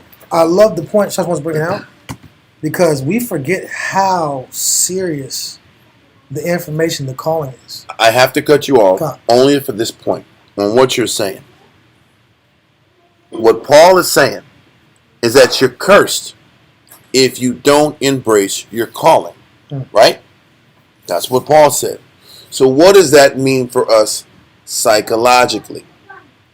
Because he's saying, if I don't teach this gospel, or as a wife, if I don't serve my husband with gladness and joyfulness of heart, I'm going to be cursed regardless. So if you know that a curse is waiting for you if you choose a different path, then that should be the fuel to convince you to give up whatever hopes and dreams and aspirations you got in your life. Wow. You better take the acceptance of fact of, hey, if I don't teach this word, there's a shame on me. And it's a curse to me. And there's a punishment if I don't accept and live the life I was called to do. So what does that mean? If there's a curse if I don't accept this life, so that means, what if there's other parts of me that wants to live a different life or think or thoughts that I have that tells me that I deserve another life, or I want another life, or I want things that are different than the way it is, then what does that let me know? I have to give that up in order for me to avoid the punishment for not teaching the gospel or supporting my husband that is teaching the gospel. I'll give a classic example of that. This happened years ago. Nobody knows about this story, but there was a brother that his rib wanted to be a gospel singer. She wanted to sing the gospel. His job was to come in the camp and become a part of the body and acclimate himself and his family to the Israelite lifestyle and be a Jew and keep the law. But her mom was dead set on being a gospel singer and getting praised like that. In the end of the story, she ended up just being locked up in jail for a couple years. I mean, I think you might. How'd you go from jail to a gospel singer? I don't know what happened. The story was the conflict. Like from Sister Act to the Joint Act? Yeah, listen. This spirit didn't want to follow where he was going. I miss. I know it's a crazy story. Okay. I'll tell you later. But we're always counseling about, hey, try the spirit in order. It wasn't getting order. Okay, whatever. No, that's a part of life. But it's what you're going into about. I want a different life. I have a different vision in my head.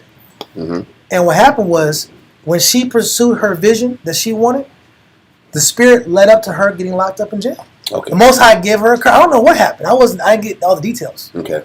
But the same premise that you're talking about, two people that are supposed to be bonded in Christ, they have two different directions. The spirit ends up taking that person to a worse place because you're avoiding your commission. Okay, and to answer your question, Aggie student, and I'm going to say the question out loud to everybody here because I think it's a real question that most people think. It says, if I'm hearing you, brothers, right, the life of an Israelite is to just suffer. Just suffering day in and day out. No relief, no breaks, just living a life of pain. That's what we're called to do now. Question mark. And that's a very good question. Yeah. But I'm going to say this. When you sit back here and you read about Paul talking about the joy in teaching the gospel and how he pushed love and joy and peace and all the fruits of the Spirit that Paul taught. He's talking about joy, peace, and love. But don't forget, Christians were getting killed and assassinated and murdered and stoned to death. That's true. Yep. And their life was hazarded in all of these countries. Am I right or wrong? Yeah. I am not trivializing this at all. During the time of Domitian, during the time of Caligula, during the time of Nero. If you taught the word of the Lord, you were either going to get killed and crucified by the elites or the lower level bosses who were losing money because you were teaching against Diana. Remember Paul got stoned to death? Yeah. I think in Iconium when they were teaching against Diana and the Diana salesmen, the people who were making money off of idols, they end up getting a band of guys and killing them. Yeah. So, is Paul going to teach and say, living this life is hard as hell, don't do it, you don't want no part of this, Ricky Bobby? Or is he going to sit back here and teach about the joy that comes from service, the glory that comes from dedication, the glory in committing yourself and putting yourself last so that the rest of the body can be sustained? One man calls living a life of an Israelite painful and suffering and sacrificing and no relief. Another way of looking at it is spiritual. Is I'm abounding in love. I'm abounding in long suffering. When you read in 1 Corinthians 15, the scripture literally says to abound in long suffering. What does long suffering mean? And how do you abound in it? What does suffering mean? Suffering means pain, no relief, no breaks. And Paul said we're supposed to abound in having no relief, no breaks, and pain. This isn't a war. This isn't our doctrine. That's very important to understand. This is not what Dawiyat woke up and said, man, it's about losing everything. I love this. And I know for damn sure, I didn't wake up in the morning and say, man, I love getting nothing out the deal. It's the best thing ever. Neither did Shamshir one. But the Bible says that, and that's what Paul taught. That's what Christ taught. And if I'm going to abound in long suffering, I have to learn to abound in putting myself last. I have to abound in making my life about the growth and development of others. Look at all the fruits of the Spirit. It's why is joy a part of the fruit of the Spirit? Think about this. Why is the fruit of the Spirit mean joy? Why is that so important to have living this life, and why am I supposed to abound in joy? Because everything I do serving the Most High feels like it's not joyful.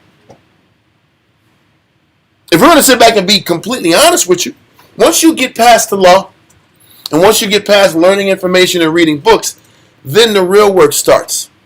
But the real work starts when I have to consider others before myself.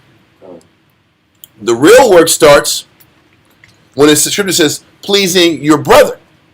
Because if I'm going to make everybody else happy, the first thought that pops in your head is what? What about what? Because the scripture also says, we're supposed to sit back here and, I think it's 1 Corinthians 10 and 24. It says, look upon the wealth of others. 1 Corinthians 10 and 24. I'm going to go there. I'm just going to read it because it's a quick verse. It says, let no man seek his own, but every man another's wealth. Person, I've heard a brother tell me years ago, yeah, that's a psychological sickness when you sit back and you can't find happiness unless you make somebody else happy. Well, that's not a psychological sickness. That's God's will. And there was a brother that had stopped doing the work and was playing. Oh, that was brainwashing and psychological problems. Like, no, it's not. Because why does the Bible say in 1 Corinthians 10 and 24 that we're supposed to seek another person's wealth and then have faith that somebody else will seek my wealth? And how about sometimes somebody doesn't seek your wealth? How about that? How about you seek somebody else's wealth, I got a better one to say. The person that you expect to seek your own wealth doesn't seek it for you. The Most High sends another person that seeks your wealth. That's the best way to say it. The person you expect ain't gonna seek it, but somebody from another. It was supposed to be left field. When a person from left field seeks your own wealth, and that's how the Most High takes care of you. But the entire Bible is about learning selflessness. And the entire Bible goes into explaining how individuals who are not selfless are going to be condemned by the Father. Why do you think people were going so crazy during the time of Zimri? Why did Zimri cuss out Moses and say, you're taking away my happiness? Because more times than not, your individual happiness comes at the cost of the body and the nation. And on the contrary side, the nation's benefit comes at the cost of your advancement in your life. And it was created to be that way. Because we had to make a conscientious choice, not just to choose the body over yourself, but to find joy in it. And that's why Paul said we have to abound in joy. Because you got to abound in your happiness that you put the body first and you put yourself last. And that's what he said, people. Yes, sis? Would you consider that being more about someone's perspective on how they look at the situation? Because one person will say, this life sucks. And another person will say, I'm cleaving to the Most High in Christ. Which one is it? Because I understand why logically living a life of quote-unquote pain and suffering and not getting what you want out the deal, I understand the optics of that. I understand how that looks and I understand how that feels. But this is why we have the Bible. Because the Bible teaches us how to extract what may be perceived as sadness and unhappiness, and can teach you how to look at it spiritually. When you look at one of the definitions of the word testament, one of the words means perspective, way of looking at something. So when you put two and two together and you read the New Testament, what is the New Testament? Don't forget, when the New Testament was being written, was there a New Testament in his hand? No.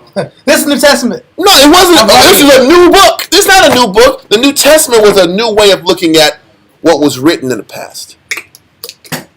A spiritual way of looking at things that at one time we didn't look at it this way. So what was the New Testament? It was a clearer spiritual perspective of the plights and ups and downs we go through as Israelites.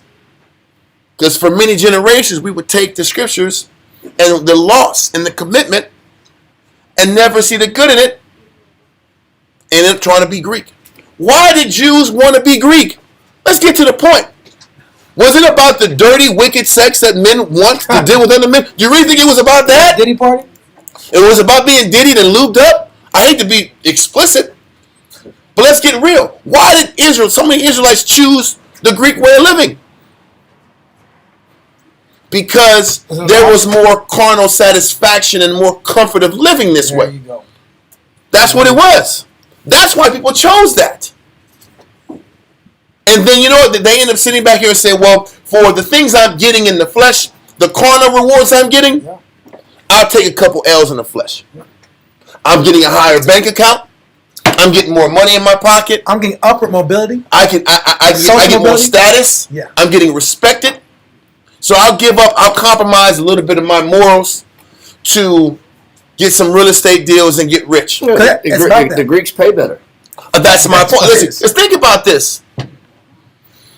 What was the benefit of all those years when we were serving the Ptolemies and being on point and being good little boys and little girls? What did we get out of it?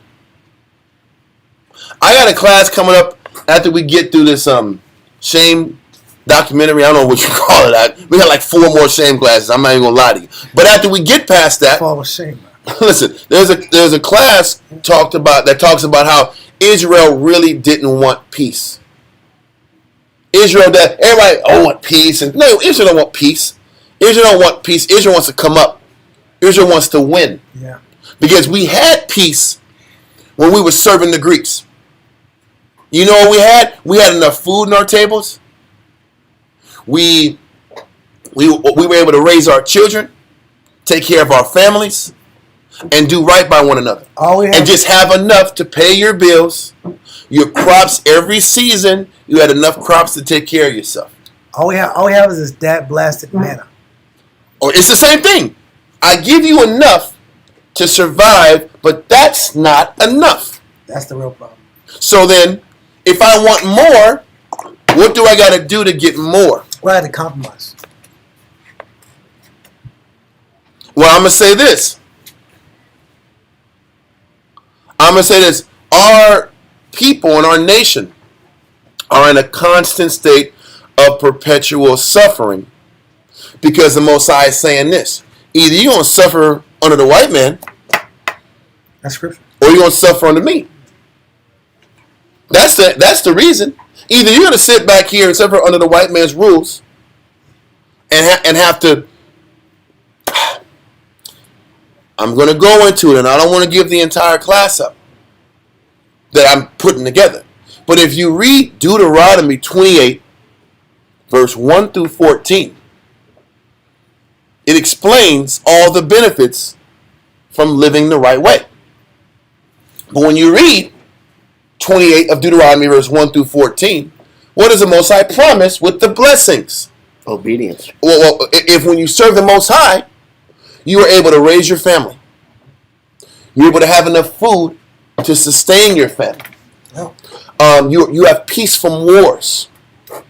Your family is able to be intact. And you have spiritual and political sovereignty. The end. But you know, when the Jew found out that was the deal, what did they say? The nations got it better. I want to be like the nation because they get a better deal than what we got. Listen, you know the problem is Israel wasn't happy enough with just, I have my family, I can pay my bills, I have enough crops to feed my family, and there's no wars, so I'm not at risk of losing my wife being taken and being brutalized as a prize of war. I get to keep my children, I get to keep access to my family and develop them and teach them the ways of the Most High. That's what was promised to us with obedience, and that wasn't enough. So now, because that wasn't enough, we looked at that life as boring and unsatisfying, and it's always sacrificing and giving and sacrificing. Don't forget, portions of your paycheck back in the day, you had to give up your extra to do what? Anybody got an answer? In a regular Hebrew economy, when we had our sovereignty, the little extra we had that we could use to kind of come up, where did it go? It went to the poor and to the priest. So you didn't have no extra. The priest got the first bit off the top. The priest got the first of your best. Then you had yours. Then the rest the poor can glean from. Now, a spiritual thinker would say, you know what? The Most High took care of the entire nation. Lord bless everyone. A person who wants more out the deal is going to say what? This sucks. I can't come up. I got to grind season after season and season after season just to break what? Even. That's no living. So the Most High is like, if you don't like living this way, then I'm going to make it even worse that way. Now you're going to be up under Esau and still just have enough to survive, along with the fact that now you no longer have real control over raising your children. On top of the fact that your wife tries to believe in the Most High, but she's unhappy because she's Americanized. Now you have all of these other factors to deal with. Your children don't believe the Most High. You barely believe the Most High. So the faith ain't there. Your national sovereignty isn't there. All these things in addition to the fact that you still just have enough to sustain yourself. You see the difference? Can I pull one scripture? I just want to make sure people understand what I'm saying. Because the thought that everything is suffering being an Hebrew Israelite, it's how you perceive suffering. Are you suffering when you have to make sure others are taken care of? Does that make you suffer? That's suffering to certain, from people's perspective. That's my point, but that's what you got to ask yourself. Why is it suffering? Is it suffering because all the hard work I have produced, I have to sit back here and make sure people who don't work as hard as me get it? I never had to That's do the it. law. Yeah. That's literally what the law said. The law said that the poor were supposed to glean off of your resources. The problem is people don't like that reality. That was a law, that your extra wasn't meant for you to make it extra.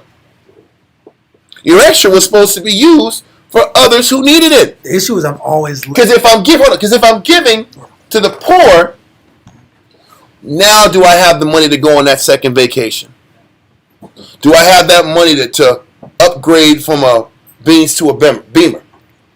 Yeah. Or a Beamer to a Benz, because Benz is a dope. Let's be honest with you. Especially that one with that glowing little joint in the middle. Come on now, who doesn't want that? Right? So I understand. Listen, we don't talk about vanity. I get it. I understand completely. But, so that extra $150 bump in that car note, that $200 bump in the car note, you want to upgrade your zone? Well, you want to give that to the people.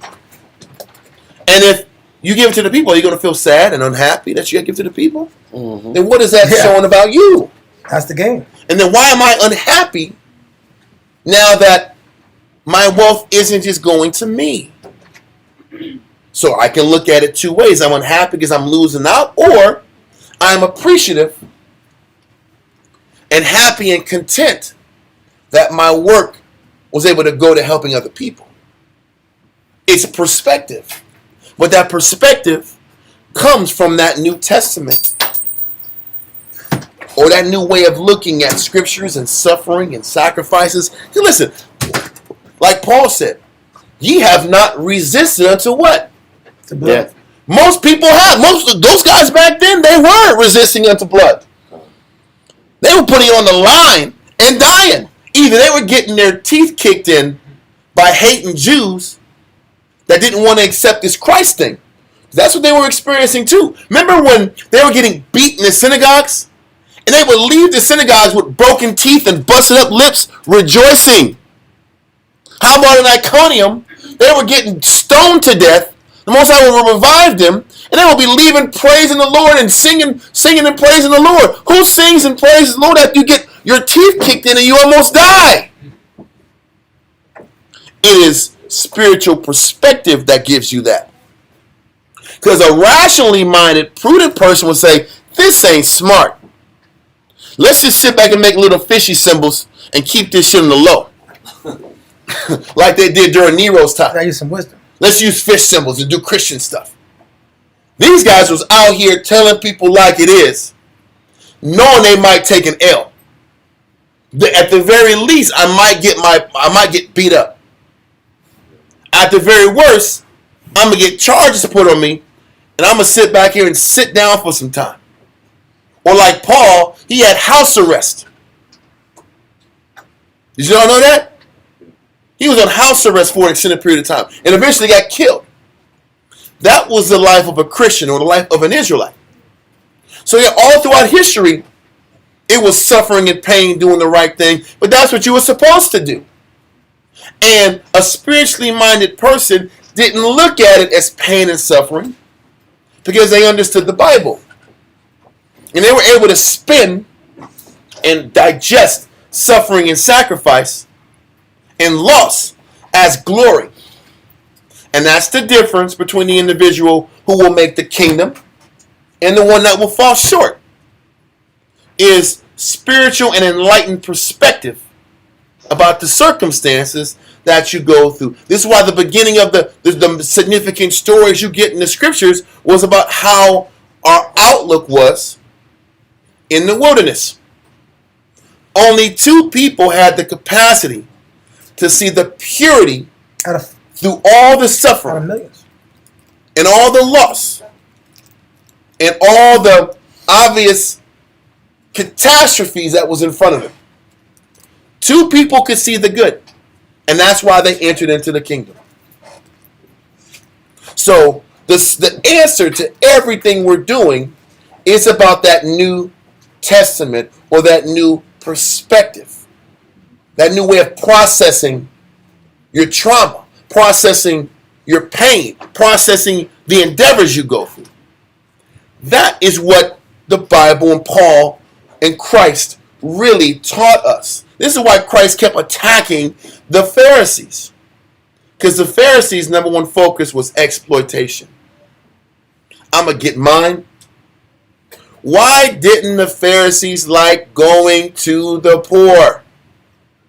There's no bump. You don't get a There's bump. no win. I'm losing. Just like why you don't want to go to the hood on the far east side, because you're in Cali. San Antonio ain't like this. You go to Cali, bro. Every stop in the black neighborhood, somebody's trying to wash your damn the windows out. Then they're sitting back here washing it and making your shit dirty than it was before. It's like, bro, I'll just give you the money. Stop. Don't spray it.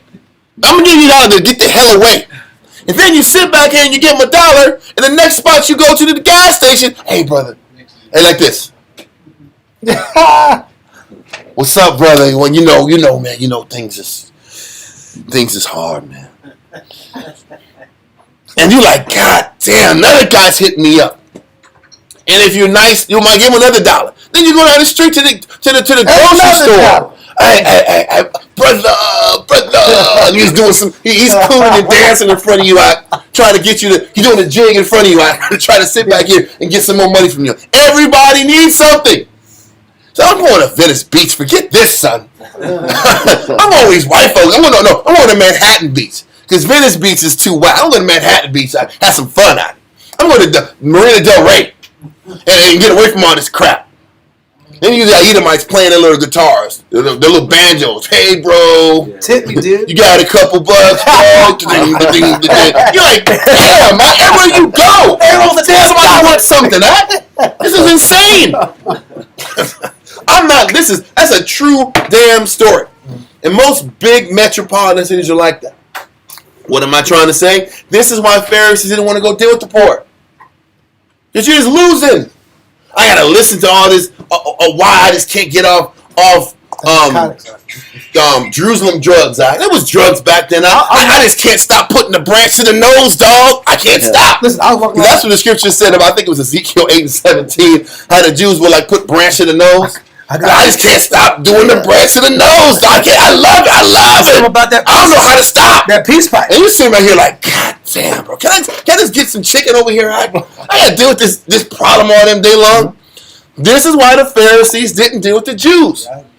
Because either you're going to heal them and develop them, which is glory, or it's a waste of my time. How do you look at it? How do you look at it? Facts.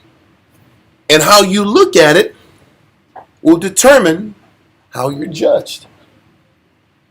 Does that make sense? I'm trying to make it as clear as possible.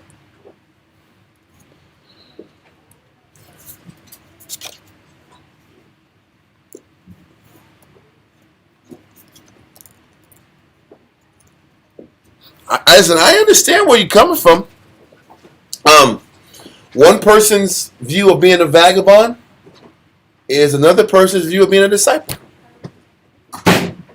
One person's idea of a vagabond is another person's or spiritual man's view of serving the Most High and being selfless.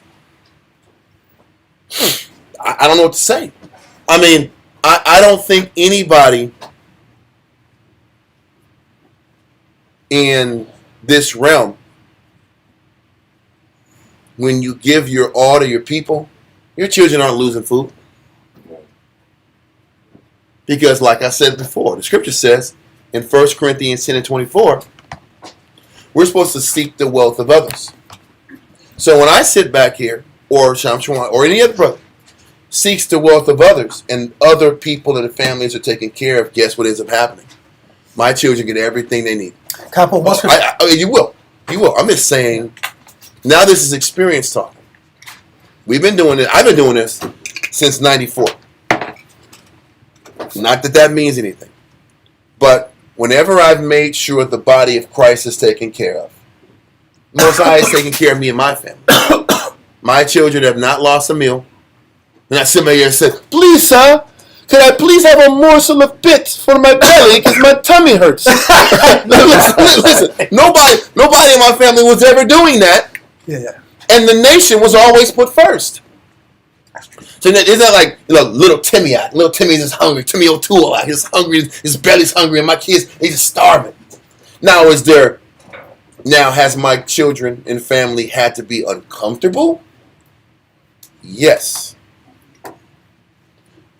Discomfort is different than I'm taking food out of their mouth. That's different. And you know what? When you sit back and you read and you listen to the scriptures and you start seeing why are the wicked so wicked? You'll hear the wicked and the wicked alchemists and the wicked this.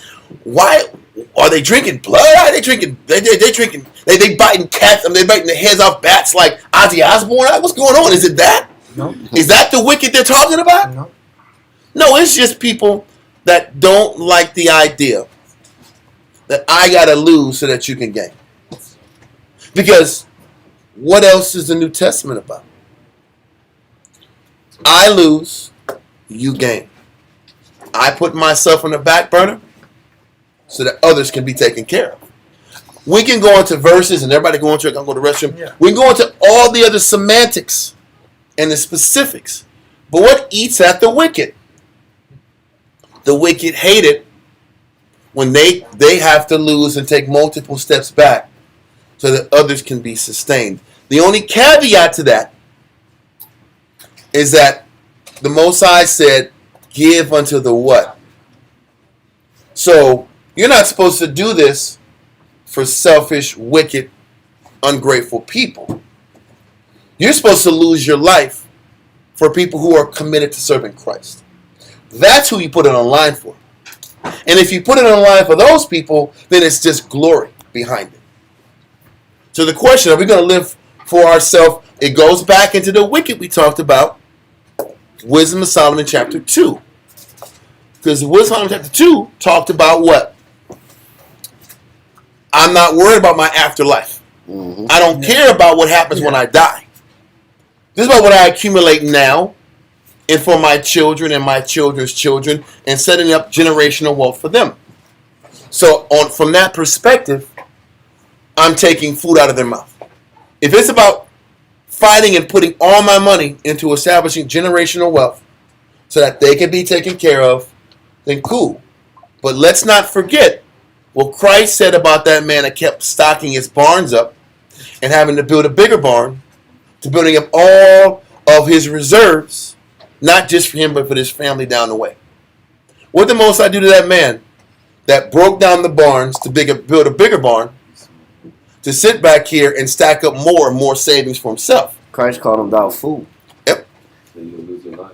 And didn't the Most High take his life the next day? He said, this night thy soul shall be required of thee. So that's the point. So what was the purpose of the parable? When you make your focus about your accumulation, he's going to take it away anyway. You'll lose it anyway. So why not make sure that your resources go to your people and everybody can be sustained and learn that when you do that, that's how you learn faith. And When you sit back and bottom out, and everything you get goes to others, and then you're back living check to check, now you got to learn faith again. And Paul said this light affliction is but for a moment. If you really look at it, it's not like serving Christ is a permanent suffering. Paul said it's light affliction. He called it light work. Like Ronnie Coleman lift weights, he said it's light work. Light work, baby! Work. Yeah. That's how he says it. He said, light work, baby! Yeah, but he got 800 pounds on. I'm like, my God. That's not light work at all. But in his mind, it's light work. Yep. And he tell himself that. On C.T. Fletcher, to tell us, I command you to grow. I'm going to make you grow. That's my beautiful obsession. Yeah, I'm like, whoa, I guess it is. I believe him. You do what I tell you to do. You know what I'm saying? So, but He's talking to his bicep. he's talking to his bicep. Yeah. But it's mind over matter. And that's how it is in Christ. How do you look at serving Christ? Right. Some people look at it as, a downward spiral. All loss, all giving, all forsaking my time. And it's not the truth. For those that live it, go ahead and pull your scripture down because it's great. I know you've been holding on, but I don't want to continue. You get your point. No, I got a couple scriptures I want to add to it. Okay. Hold on. Let's go real quick. Hebrews 11, 1 through 6, and then Ecclesiastes 11, 1. Real quick. Hosea 11. Hosea.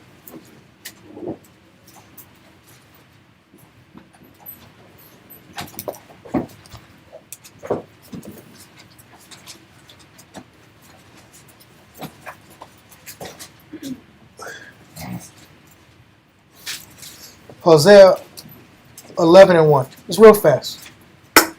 Hosea chapter 11 and verse 1. Well, Hosea 11 and 1. Let's read.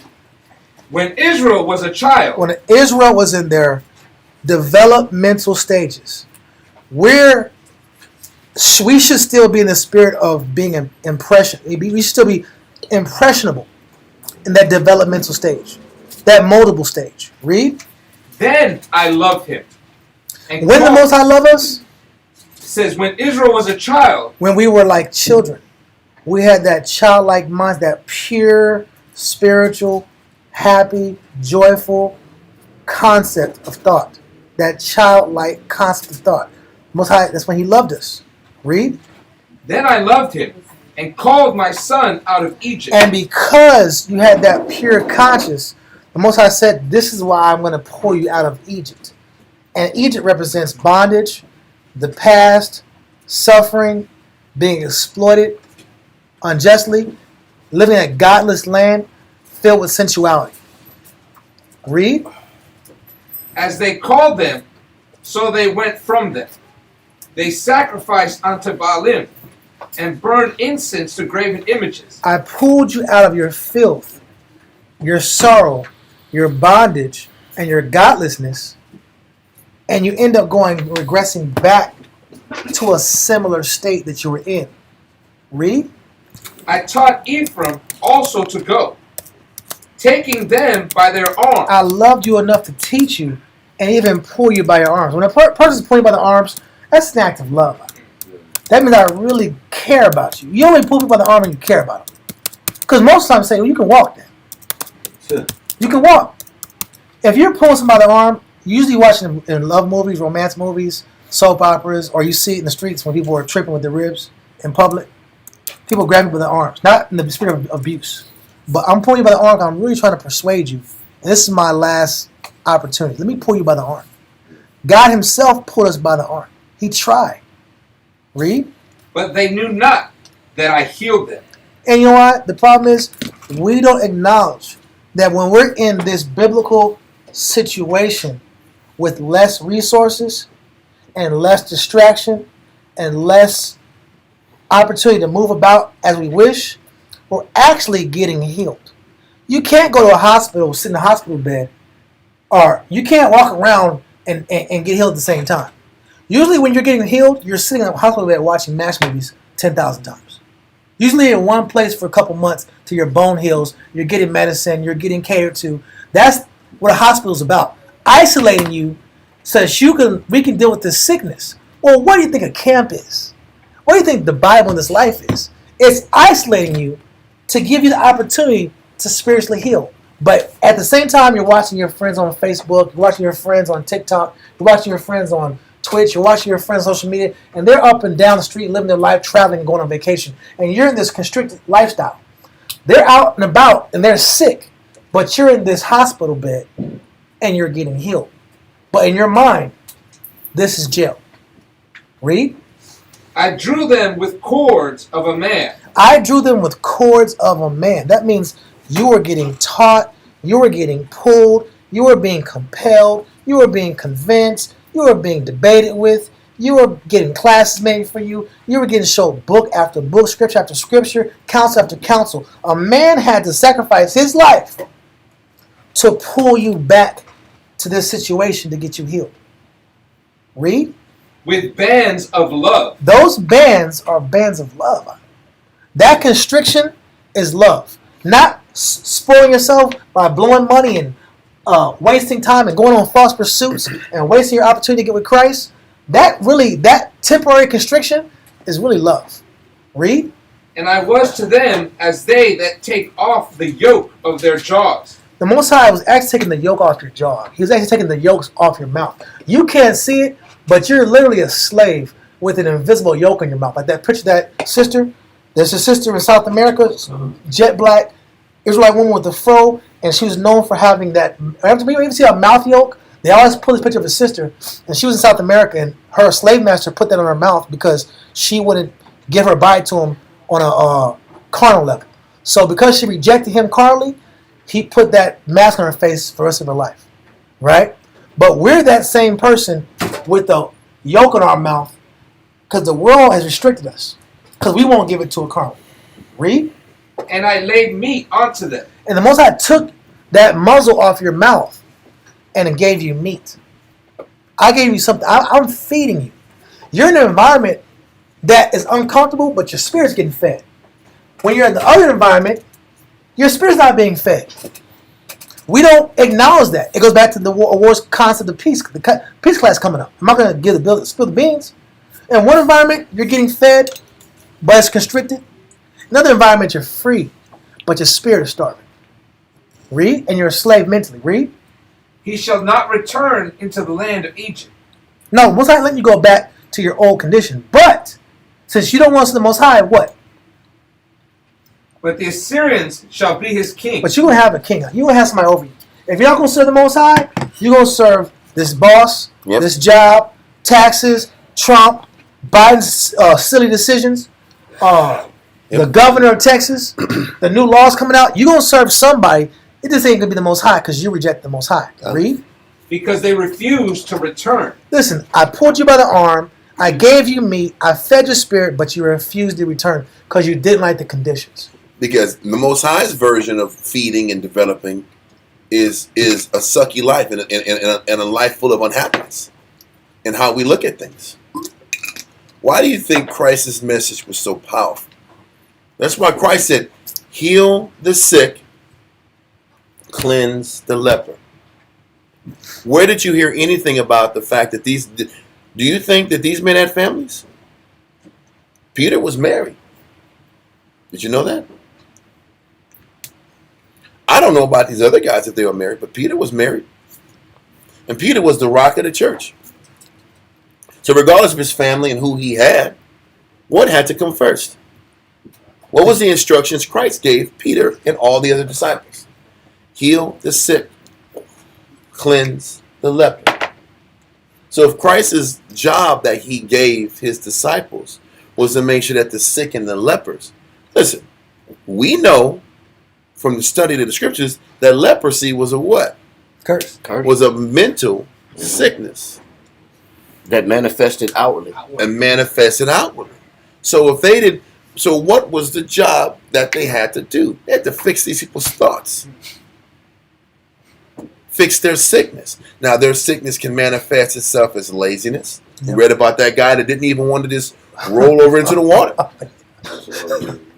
Or drug addiction. Yep. That could be one of their sicknesses. Because for people that understand drug addiction is what people go to not fight what they need to fight. Drug addiction is just a person's wrong solution. Coping mechanism. It's the coping mechanism. So we're supposed to heal the sick and find out how to teach a person to cope the right way. Well, you know what that takes? And you know what this isn't about, just so people can understand, this isn't about telling people who have money, give up your money. You know what we're saying? Give your time. People people don't want to give up their time. They want to give up their money. I'll give some money to the little poor black kids. Who wants to lose their weekends? Nobody. Teaching the Jew. Who wants to lose their nights? Nobody. Making sure the sick get their head right. Can't see my stories? I can't say I gotta get my 8 hours. I gotta get up in the morning to go to work. Well, I mean, hey, you live the life you want to live, but the sick need the help. The rational person says, well, there's always going to be sick people. Yeah. You know what that means? There's always work for you to do. Well, that's why the There's Most always High a job for you. That's why he said the poor shall never cease out of the land. That's the truth. Which means there's plenty of work. There's plenty of opportunity. Listen, there's plenty of opportunity for glory. Yeah. You don't want glory. Because glory don't feel good. God's glory don't feel good. The Most High's glory doesn't feel awesome. Because when I'm pursuing the Most High's glory, I'm also losing my life. We can't forget that the scriptures say it pleased the Most High to bruise Christ. God. If it pleased him to bruise his own son, what you think we're going to do? And that's why Christ said, he that loses his life shall what? So, How do you lose your life? So find it. So how do we lose our life? What does that even mean? And all of a sudden, losing your life is you relinquishing Voluntarily. the life that you want. Relinquishing it and then giving up that life to pursue a spiritual life. And then being happy and proud about the spiritual life you choose. I pick a service-based life. Because that's what God wants me to do. We can go all around everything else. The Lord wants us to do this. Christ, what do you think Christ came down so that he can die and then nobody else follow his example? That's a waste of time. That's the point. He was a living, breathing example of how we were supposed to live. I'll scripture on that. Yeah. 2 Timothy chapter 2, verse 12.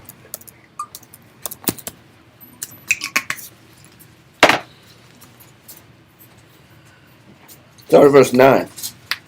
2 Timothy chapter 2 and verse 12. Verse 9. Verse 9.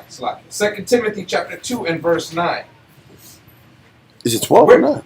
Verse 9. Okay, I'm sorry. 2 Timothy chapter 2 and verse 9. Wherein I suffer trouble. He said, wherein I what? I suffer trouble. Yeah. He said, he says, this is the reason I suffer trouble. He says, why is he saying I suffer trouble? First of all, go to 8, man. Read verse 8. 2 Timothy chapter 2 and verse 8.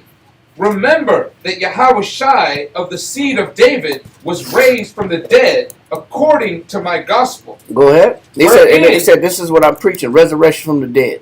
And I got it from Christ. Read. Wherein I suffer trouble as an evildoer. It says, and I also want to be resurrected after I'm dead. Because I want salvation. I want to be resurrected after I'm gone. It says, because of what I want and what I'm looking forward to, is why I don't mind suffering in this life. I don't mind losing in this life because I know what I'm getting on the back end. I know what I'm getting in the future, what's coming for me. See, that's why it says, wherein I do what? I suffer trouble. Can I say one thing on your point? Just one point. You're not going to read a bunch of complaints from Paul and Peter and all these guys that wrote this book. Because when you sit back and read the message, it looks like they were just the happiest guys on earth. And then when you live in a hard-ass life, you're like, this isn't the life I'm reading in the book. What I'm suffering, what I'm going through, it doesn't feel like how the gospel talks. It's because they understood the suffering that they went through. They were able to see it in a pure light. You're just not going to hear Paul say, man, this is bull. I'm tired of this. I'm tired of sitting back here getting my teeth kicked in just because I want to do the right thing. This isn't worth it. This is a waste of my time. I keep losing. You're not going to hear that complaining. Instead of hearing the complaints, you're going to hear about the glory in serving Christ. That's what you're going to hear because that's what it is. So at the least he'll say affliction, trouble. I suffer trouble like an evildoer.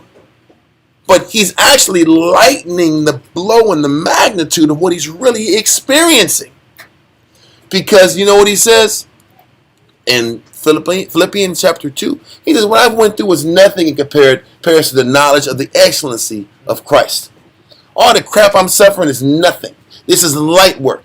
Me losing my life, being inconvenienced, people trying to kill me is nothing in comparison to what I'm gaining in the spirit. So it really doesn't matter. That makes sense? I had to bring it up because people might see this and he's suffering trouble and it comes off like it's light trouble. No, this is real trouble. People are trying to kill you. They want you out. You got to leave the city before they kill you. That's real. They had to sit back and bring you down in a basket, down a damn window because they have to get you in the front. It's like 5 minutes to flush that damn song, that rap song. They come in, the feds is banging on your door trying to get in, and you got to get the hell out on the other side, or you're dead. You're a dead man. But in the Bible will say, I'm just suffering trouble. I can even do it. But what is it really? He minimized the suffering and maximized The beauty and the good in it.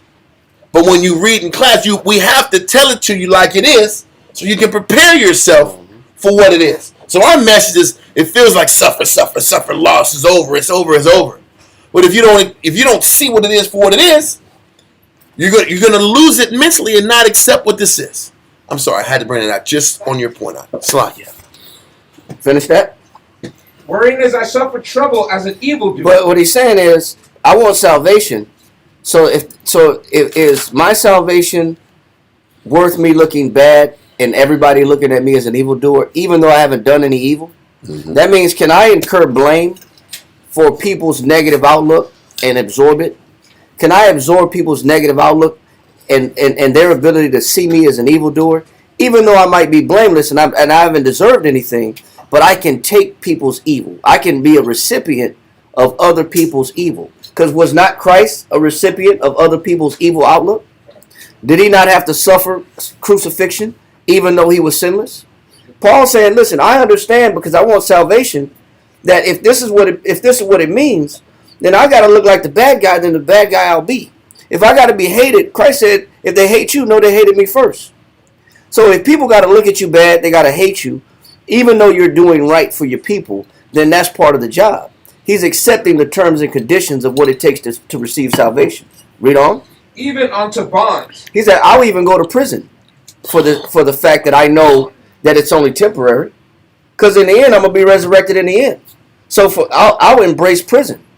We haven't been to we go to jail for doing things we deserve to go to jail for. Yes. We're doing dirtbag stuff. We don't go to prison because of innocence. Rare, very rare. Listen, like, you was on cops for a reason. Yeah, there's a reason. Bad boys. Yeah. What she going to? There's a reason you have a wife beater on at 2 o'clock in the morning. You got your shirt pulled over your head. Like this. So the news. That's what I'm saying. Bad boys. You know what you did. Number 8. Yeah. The policeman. Yeah. And then you singing, I shot the sheriff. That's what I'm saying. But I didn't shoot the deputy. That's what I'm saying, bro. You know, but we deserve to go to jail for the things that we do. But Paul said, listen, for the work, for what I understand I'm doing, I'll suffer being a bad guy, being looked bad upon. I'll suffer prison. What else? Even unto bonds. But the word of the Most High is not bound. He says, but you can't stop the spirit that I'm gaining for what I'm doing. Look at the power that I'm receiving for what I'm undergoing. People they don't look and see this in real time. You can say that all you want. Who's ready to sit down for 15 years for the word of the Most High? You ready to sit down for 15 big ones? He wasn't like he was an old man, right? No. Prison might mean 20 years. You want to sit down for 20? This is Roman jail. For God? Yeah. This ain't Texas. That's bad too. Listen, all I'm bad. saying is all bad. Nobody wants to go to Beaumont and Angola and these weird places. You don't want to go to jail ever. He's like, I'm ready to go sit down for 20 years for this. And he's explaining he understands why he's doing it. That's why he's explaining his perspective. The right perspective. And that's how we started this. It was about how do you look at the suffering? How do you look at it? Read on. Therefore, I endure all things. He says, and for this reason, I endure what? All things. So no matter what I'm going to go through, lose, prison, time, welfare, health, being looked at as a bad guy, even though I didn't do nothing wrong, defamed. He said, I endure all things. Read on. For the elect's sakes. He said, but I do it for the elect's sake because I know I know I'm setting an example. And I got the example from Christ. Read on. That they may also obtain the salvation. And I know if they follow the footsteps that I'm doing, that I got from my master, he says, I'm going to also give other people an opportunity for what? To obtain the salvation. Go ahead. Which is in Yahweh Shai. So the question is, your perspective is, how much does salvation cost? How much are you willing to pay for your salvation? Is it you being made uncomfortable? You relinquishing your life and putting your life on hold temporarily? You catching a little affliction, or you going to prison, or you going to jail, or you being bad? People looking at you in a bad way, even though you're trying to serve the Most High in the right way. So the question is, how much does your salvation cost? And that will change or alter your perspective. It should help you moderate your perspective. If you look at, man, well, what is it going to take for me to be resurrected in the end, to be saved with Christ? So then, if I got to look at me putting my life on hold, then so be it. That's why he said this light affliction is but for a moment. It says when it comes to compare to the glory that shall be revealed in the end. So read on. With eternal glory. He said, right now I'm a suffer, but in the end, me and the believers that follow after me will receive eternal salvation with eternal glory. Read on. It is a faithful saying. For if we be dead with him, that means my life is on hold. My life is on pause. Read on. We shall also live with him. It says, but if I put my life on pause now and not reap the benefits of my labor personally and not distribute it like Warren's talking about to everybody around me, he says, I have something to benefit from later that lasts in eternity. Read on. If we suffer, we shall also reign with him. It says, but if you choose to suffer now, you shall also what? Reign with him. So do you want to suffer now and rule forever with Christ? That's a great question. Mm-hmm. Do I mind a little uncomfortability?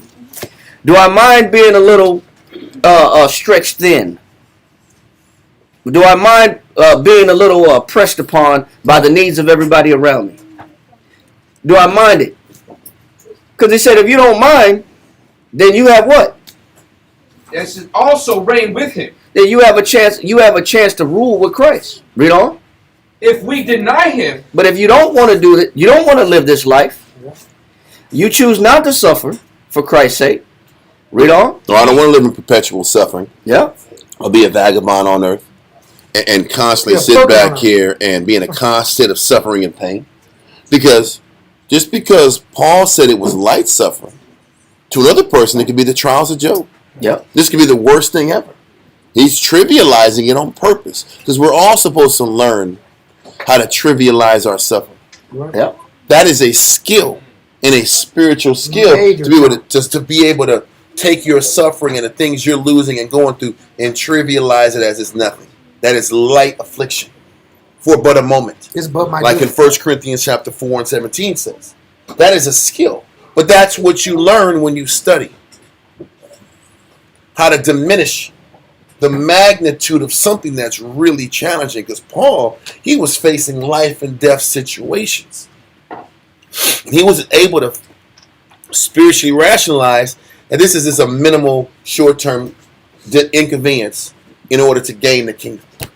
In order to reign with him, like you said in that verse. But keep going. I keep explaining this point because just because these apostles don't magnify the suffering maybe like we do, it doesn't change the fact that they had to go through tremendous difficulties and learn how to spin it in a spiritual perspective.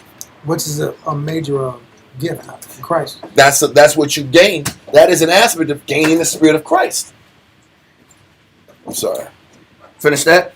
if we deny him, he also will deny us. So that's what it comes down to. Do I mind losing a little bit temporarily in this life, putting my life on hold, and ultimately all it is just submitting my will. Yeah, that's the hard That's all part. it is. I'm just submitting my will. Yeah. That's why Christ said in St. John 5:30, he said, I cannot. He said, I can do nothing of myself. Yep. He said, but of him that sent me. He said, I do not mine own will, but to him, the one that sent me. But a carnal person, like what's the person be living if it's not about what I want to do anyway? Right? Why live if I'm, like we said earlier, if I'm subject to Need. when things gotta come through in its perfect light for me to get it for it to be the spirit. I can't force any course of any river. I can't force anything. I can't make anything happen. I just gotta sit and wait and sit like this. I can't feel like a man. Yep. Look back to that. I know. You feel like a man when you can go out and hunt for that. That feels like Hunter gatherer. nothing feels so great. I with me currently. I love the feeling of like I did this. I made this happen. It's achievement, though. I took this. I forced, and then the Most High just drive me up for like a year and a half. But it's like an ego stroke. Yeah, that's what it was. I was getting high off the idea that I was making this happen. I'm really blessed. The Most High he just drained me for a year and a half. I had to beg for sale. I could barely get a sale. You teach sales and you can't make sales. What is this? And then I had to pray to God. Whatever I did to offend you, whatever I did, I don't know what I did. Whatever I did, I am truly sorry. Right after that, the curse left. Because it became about him. Why make this about you and your enjoyments? All facts. That's it. I have one point I want to bring out that I love what you said. 1 Corinthians 15 and 36 through 38, and then 43. That's it. 1 Corinthians 15. 15th chapter, 36 through 38, and then 43. 1 Corinthians, You good, sir? On the same vein. Read 1 Corinthians chapter 15 and verse 36. 35, might as well. 1 Corinthians chapter 15 and verse 35. But some man will say, how are the dead raised up? Because now you're going to be logical. You're going to be super logical guys. Mhm. I'm like, okay. Mhm. Well, then how? You tell me how we're going to be resurrected. How? You're reading this out of a book and this guy thing. Yeah, going on. I know you're just reading spiritual. But it wasn't even a book at that time. It was just some stories. There's some stories. It was just Okay. stories at this point. Yeah. It wasn't. You think Matthew, Mark, Luke, and John really had it all written out and was dispersed and publicated and printed? It wasn't happening like that. This is a movement. Yeah. This is what you're saying. You're saying this. Well, then, okay, then you explain. Can you really explain to me how a person's reanimated and they come back to life? Yeah. Explain it then. Yeah. Read. And with what body do they come? And explain what's the physical scenario. Listen, to all the spiritual hula gula, metaphorical Bible stuff. What body they come with?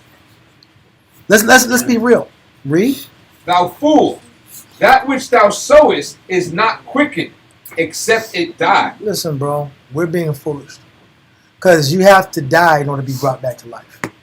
You have to die, your ego has to die for your spirit to be brought back to life. Your flesh has to be deprivated for your spirit to come and be strengthened. Mm-hmm. The part of you that wants freedom and to operate off your own will and to be the carnal person that we were trained to be in Rome or in America, that has to die. Well, can I just say one thing? We talked about it earlier today in class. We talked about that faction that pushed Judas, the faction that pushed Alcimus. Yeah. And we talked about the fact that that malignant root never left us. So in order for us to come to life, that malignant root has to die. You can't grow and really be alive in the spirit unless that part of you in the world has to die. Whether it's America, Greece, or just our own desire. Or it was Canaan before that, or it was Egypt before that.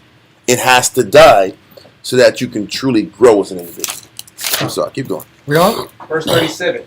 And that which thou sowest, What you invest. Read. thou sowest not that body that shall be.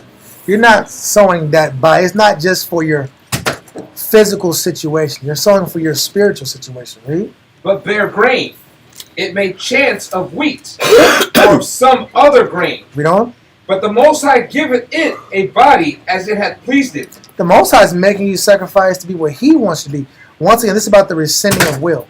This is about you rescinding your natural carnal will and being a person that has no will for Christ. Not for elders and generals and captains, but this is about you giving up your natural dream and will and your imaginations and your carnal inclinations and your impulses and your personal vision, throwing it away for to trust what the Most High wants for you, which is hard to do.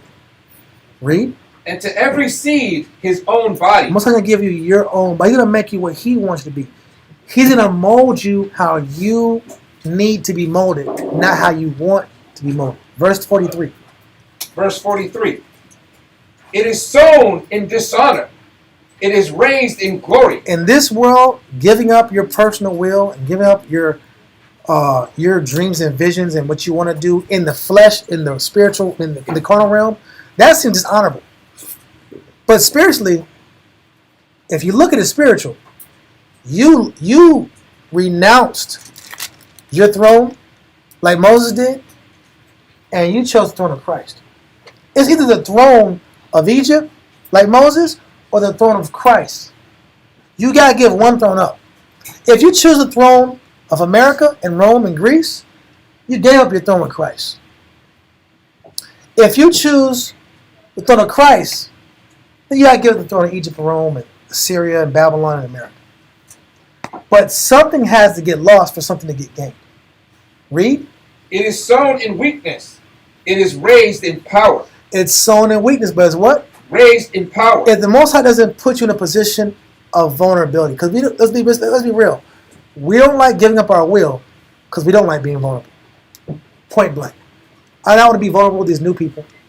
I don't want to be vulnerable to the book. I don't want to live by faith. I don't want to have to hope and wish and hope and suffer forever and long. I don't want to put myself in those kind of situations. But if you don't, you miss the kingdom. This is why this is about what? It's really about belief. The Most High created the situation to see who believes. It's a funnel. It's a filter system. You're filtering people to get to the true intent of man. And if you get filtered properly, and you get to make it through all these filters of suffering, discomfort, financial straits, inconveniences, if you come out the other end and you come out pure, a pure vessel, Christ's like, I need you for the kingdom. But if you don't get filtered through, that's like drinking water. We all want triple filtered. I want it. I don't know about you. I don't want nothing else. We all want triple filter or Moses water. You need that. You don't get a design, bro. Sometimes you don't get design. Listen, the Most High wants Life water. You get life water. The Most High wants purity. Yeah. So you have to be put through a course that creates purity. But if you reject the course, you reject Him. So is the inconvenience really inconvenience? Is the loss real loss? No, it's just temporary loss. It's temporary inconvenience. It's based off of how you look at it. It's temporary loss. Can I tell myself, can I teach myself this is just temporary? It's just temporary. It ain't forever. It ain't 100 years of slavery. Yep. That's the point, bro. So listen, let's get back. I think we explained it as much as we need to for a Sabbath class. We're supposed to be talking about history today. So let's try to bring it back to the history. Let's continue. Let's get paragraph 3. Mm-hmm. So it's book 12, chapter 10, paragraph 3, and let's get rolling. Hopefully, I still want to kind of finish this chapter out in 1 Maccabees 7 if we can. Okay. Antiquities of the Jews, book 12, chapter 10, paragraph 3, line 398, page 332. But Alchemists were desirous to have the dominion more firmly assured to him. So once again, once the deserters were killed and the scribes were killed, they allowed Alcimus to come back here and take the position. Demetrius ends up going back to Antioch. Job well done. The threat is squashed. But Alcimus wants to double down because he knows the real threat is still in Jerusalem. Judas didn't eat the cheese. He's the head of the snake. If I can take out Judas, I can sit back here and finally have peace and implement the program I want to put in Jerusalem. So read on. And understanding that, if he could bring it about that the multitude should be his friends, he should govern with greater security. Mm-hmm. He spake kind words to them all, and discoursed to each of them after an agreeable and pleasant manner, by which means he quickly had a great body of men and an army about him, although the greater part of them were of the wicked and the deserters. With these, So once again, after Alcimus and Demetrius end up like flim-flamming the people, lying to them and then killing them, Alcimus comes back and finds a way to, with his words and with his policies, to bring some more people on his side. Deserters, other political individuals, other pro-Greek Jews. He was able to rally them around him and gain some more support to establish more leverage against Judas and his party. Okay? Read on. with these, whom he used as his servants and soldiers, he went all over the country and slew all that he could find of Judas' party. So he's doing literally what Judas did when he had the leverage. He got military men, he had army guys, he had deserters who pretty much sellouts from Judas' side. That's a real thing. Yeah. You sit back and hear these romanticized stories about Judas Maccabees and the men he worked up under him. How about they had a bunch of guys that left their camp too? And weren't content. And didn't like how Judas ran his camp. Wow. There were a bunch of dissenters that He was said, an man, oppressor. Judas was, listen, if you was in Jerusalem at the time, they said, man, Judas is too much, man. He's too hard on us. It's always war. He's Always fight unnecessarily. He don't have no bend to him. He's crazy. He has no adjustment to him. Yeah. It's all war, fight. I don't want any part of it. He just hates the Greeks. Yeah, he's over. He's extreme. He's always working. He's always pushing us too hard. Why am I explaining this? There's always going to be dissenters. There's always going to be people that want to quit. You can't control that. So the people that want to quit from Judas and what he's pushing, they go to the easy route. They take the easy route and just lock in Alcimus. That's what they end up doing. So now these factions are constantly warring back and forth with one another. Go. They're putting pressure now on the Judas faction and taking the war to them. Let's continue. But when Judas saw that Alchemius was already become great, and had destroyed many of the good and holy men of the country, He also went all Stop. over the. Okay, keep going. I'm sorry, keep going. Somebody. But when Alcimus, I'm sorry. No. Keep going. I messed up. I was going to go to the Bible and read that, but we'll finish this up and then go to the Bible. God. He also went all over the country and destroyed those that were of the other party. But when Alchemist saw that he was not able to oppose Judas, nor was equal to him in strength, he resolved to apply himself to King Demetrius for his So assistance. think about this. He uses leverage to try to put pressure on Judas and his men. Judas and his men respond and start fighting and killing them all around the city. And now he wants to go back crying to Demetrius and saying that Judas was the bad guy that's causing all these problems. When he's the one causing all the problems. He just couldn't measure up to him. Con. Now what we do from there, we go to 1 Maccabees chapter 7 and verse 24. Matter of fact, 23, but I don't want to overly focus on 23. 1 Maccabees 7 and 23. 1 Maccabees chapter 7 and verse 23.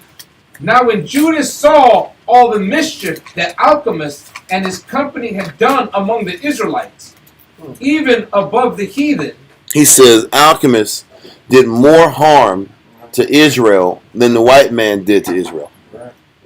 That's a real statement. That's a very real statement. Adam. Our people, sometimes our leadership are more harmful to our people than our literal enemy. I'm okay. And that's why Jeremiah said, Israel does he says, over exceeds the deeds of the wicked. Yeah. That's not exactly how it's said, but that's what is being said. The wicked is the wicked. But let's continue. he went out into all the coasts of Judea round about, and took vengeance of them that had revolted from him, so that they durst no more go forth into that country. So when we read in the Josephus, they said Alcimus was attacking anybody that was pro-Judas. So now Judas does the same thing. What Judas is doing is the fight at this point was for the surrounding areas of Judea, or to be specific, outside of Jerusalem. So if Alcimus is trying to sit back and push the surrounding areas to be pro-Greek again, Judas retaliates and kills all the leadership surrounding Jerusalem, and the only thing left is to take back Jerusalem. But he takes out all these ancillary groups, and he overpowers Alcimus and his groups. So now Alcimus is losing leverage again. Okay, read on. Verse 25. On the other side, when Alchemist saw that Judas and his company had gotten the upper hand, and knew that he was not able to abide their force, he went again to the king, and said all the worst of them that he could. So now he stains Judas's name. He stains their efforts, knowing that Alchemist was the one preemptive in his attacking to destroy him. This is what happened with Menelaus. It's the same game plan. It's that constant struggle back and forth. Read on. Then the king sent Nicanor, one of his honorable princes, a man that bare deadly hate unto Israel, with commandment to destroy the people. So now Nicanor comes in, and this is when that we're going to read about Nicanor, and Nicanor had fought Judas before. When Antiochus Epiphanes was, it was Lysias and Nicanor. They fought each other many years ago. So now Nicanor is back in the game, and this is what this story deals with: is Nicanor and how he gets wiped out, and we have that day of Nicanor. Okay, so let's continue. I want to at least get this Nicanor thing out the way, and then we'll shut it down. So let's continue. So Nicanor came to Jerusalem with a great force, and said unto Judas and his brethren, deceitful with friendly words. There you go, smiling in people's faces, pushing peace but meaning war. Yeah. He's trying to do the same thing Demetrius did. Okay, read on. Saying, let there be no battle between me and you. There'll be no quarreling now. Read on. I will come with a few men, that I may see you in peace. So he did this smarter than Demetrius. Demetrius brought a larger army and said, we just want to talk in peace. Nicanor comes in peace with less men to show, to kind of like bring down Judas's defenses. Read on.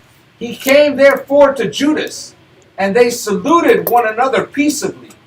Howbeit the enemies were prepared to take away Judas by violence. So Judas obviously sticks his neck out to see how this is going to play out. And the enemy was ready to sit back here and kill him. Read on. Which thing after it was known to Judas, to wit, that he came unto him with deceit. So he says, as they started talking, he caught on their intricate plot. Yeah. Okay, but he figured out a little bit late. Read on. He was sore afraid of him, and would see his face no more. So after this, he found out the plot, got out of there, By the skin of his saved teeth. it by the skin of his teeth. Because he almost got killed That was with the setup. That was a sticky.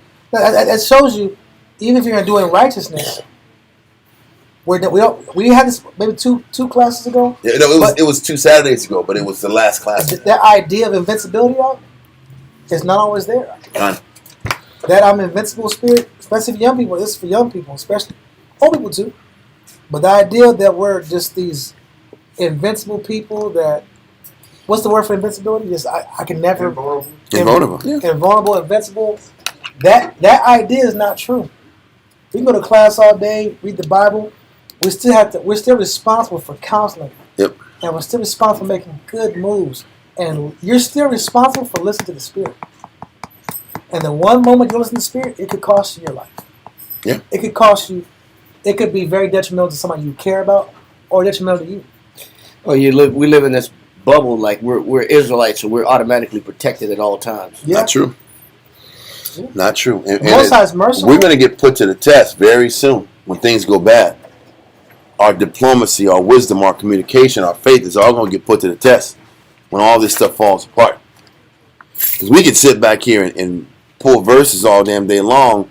When do you wait for the Most High to send this water to you, or when do you get it?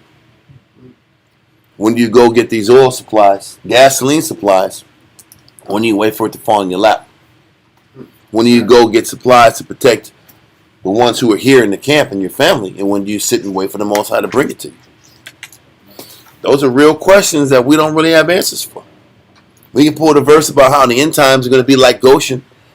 I don't know how that's going to be. Nobody knows how this is going to be. So we're going to be living by faith quite a few times. And the scary thing is we might make mistakes and have to suffer the consequences of it. But let's continue. Verse 31. Nicanor also, when he saw that his counsel was discovered, went out to fight against Judas besides Kafir Salama. So at Kafir Salama, they end up going to war. Initially, listen, obviously Judas was cautious when he met up with Nicanor. But whatever happened, he spotted it out and he headed back to get out of Dodge. And then Nicanor was like, okay, let's get him. Now it's time to fight. At Kafir Salama. Salama. Read on. Where there were slain of Nicanor's side about 5,000 men, and the rest fled into the city of David. Listen, it says, when there were slain of Nicanor's side, that means Judas's men lost. So this was another loss that Judas and his men lost. Listen, he lost 5,000 men in one day. Don't forget from reading weeks before, at the height of the army and the movement, he only had 10,000. Remember that?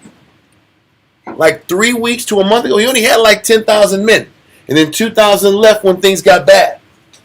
Oh no, 2,000 men died, not even left. He had 10,000 men. Remember the 2 wars he fought in Gilead? And it was in Gilead and Galilee. Yep. He came back down, he had 10,000 men, but 2,000 men stayed in Jerusalem and fought the Philistines, and they died. So then he only had 8,000 men. Then he went from 8,000 men, he fought against Antiochus Jupiter. He lost 500 men there, and then they left and they ran to Jerusalem. Then they had deserters. So out of the 8,000 men, he lost a decent amount of deserters. Then after that, then he loses 5,000 men here.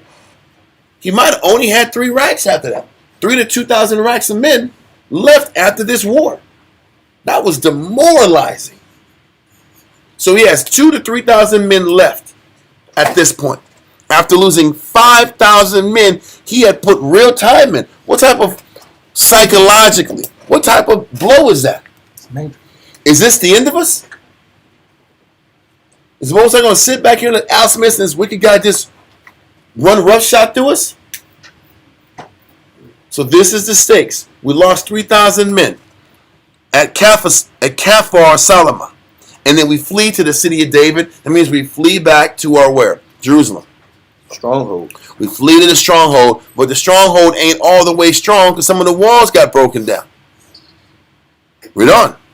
After this went Nicanor up to Mount Sion, and there came out of the sanctuary certain of the priests and certain of the elders of the people to salute him peaceably. Okay, read verse 33 again. I'm sorry, I saw a text. Read it again. Verse 33. Verse 33. After this went Nicanor up to Mount Sion, and there came out of the sanctuary certain of the priests and certain of the elders of the people to salute him peaceably and to show him the burnt sacrifice that was offered for the king. So listen. I don't understand this thinking. But the priest went out here again to this killer act and said, "We offer something for you. We offered a burnt offering for you." I guess in hopes that they wouldn't come in here and punish him. So we're trying to play spiritual with people that don't respect spiritual things. It still goes back to the point of. But they just saw scribes get killed for being spiritual. It doesn't make sense. They just saw it. Last episode. But this is there's different lines of thinking. There's the realist, and then there's the delusional religious thinking personality. And this happens to a lot of people. They let evil people in their house because they think they're being positive. But this dude has a jail record. Mm-hmm. This dude has a record. You always quote the scripture. You always say it. Scripture says, "Don't bring any man into your home, for you don't know what trains he has behind It it." said, "Let not every man into thine house, for a wicked man have many trains." A wicked man has many trains. We look at things. We're just trying to be. I just want to be a good. I just want to be a do-gooder. But you don't know. Sometimes these guys come. They got some real fleas and parasites coming with them. You got some demons coming with them that you're not conscious of. The Bible is really about discernment and good judgment. The trial of a man is in his reasoning. Come. So you got things where or I might have had an affinity or a relationship with this person because we were school buddies and we were school friends. Yes. And we knew each other from way back. Yeah. But that don't mean that his demons in him have been crucified. Exactly. And you don't know what demons he got in him that he's picked up along the way that you weren't familiar with throughout his childhood. So you ain't seen him in a while. You ain't seen him But you still call yourself, you still call them friends. We had good times. We still call them homies. Yeah. That's still my homie, man. No, we go way back. Yep. Oh, man, we go back to elementary school. But, yes, the man may go back to elementary school, or the woman may go back to elementary school, but the sicknesses within this person have developed and evolved into something else, have mutated. You're right. This person's goodness has mutated into something else, and what we do is we just classify people as friends. It's cool. We classify them as a homie or, man, these are my people. No, he would never do that. When you don't know the inside of or the interior of a person that you let up in your house because you're familiar with their face or you're familiar with them back in the day, or I remember it was 2 against 3. He fought, he didn't leave me hanging. Okay, good. He was saving his skin too. Yeah. But we'll use carnal situations to classify people as good people. Yeah. And that's that naive, trusting side of us that wants to just befriend everybody. I just want to be friends with everybody. Exactly. I want to be cool. These are cool guys. These guys are not cool guys. Are they really cool? What's cool Are about they this really, person? Really cool, bro. Listen, they're cool until it's 3 a.m. and you're drunk. You know how cool they really are. Man. That's a fact. Listen, bro, I've had some people. You at work and they at home with your rib. Yeah. That's not cool. But we were buddies.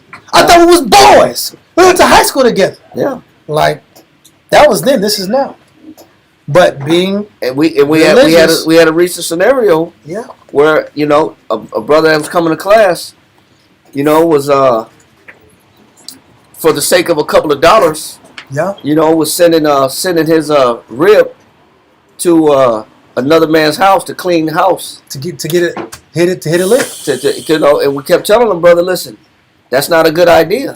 That's a single man.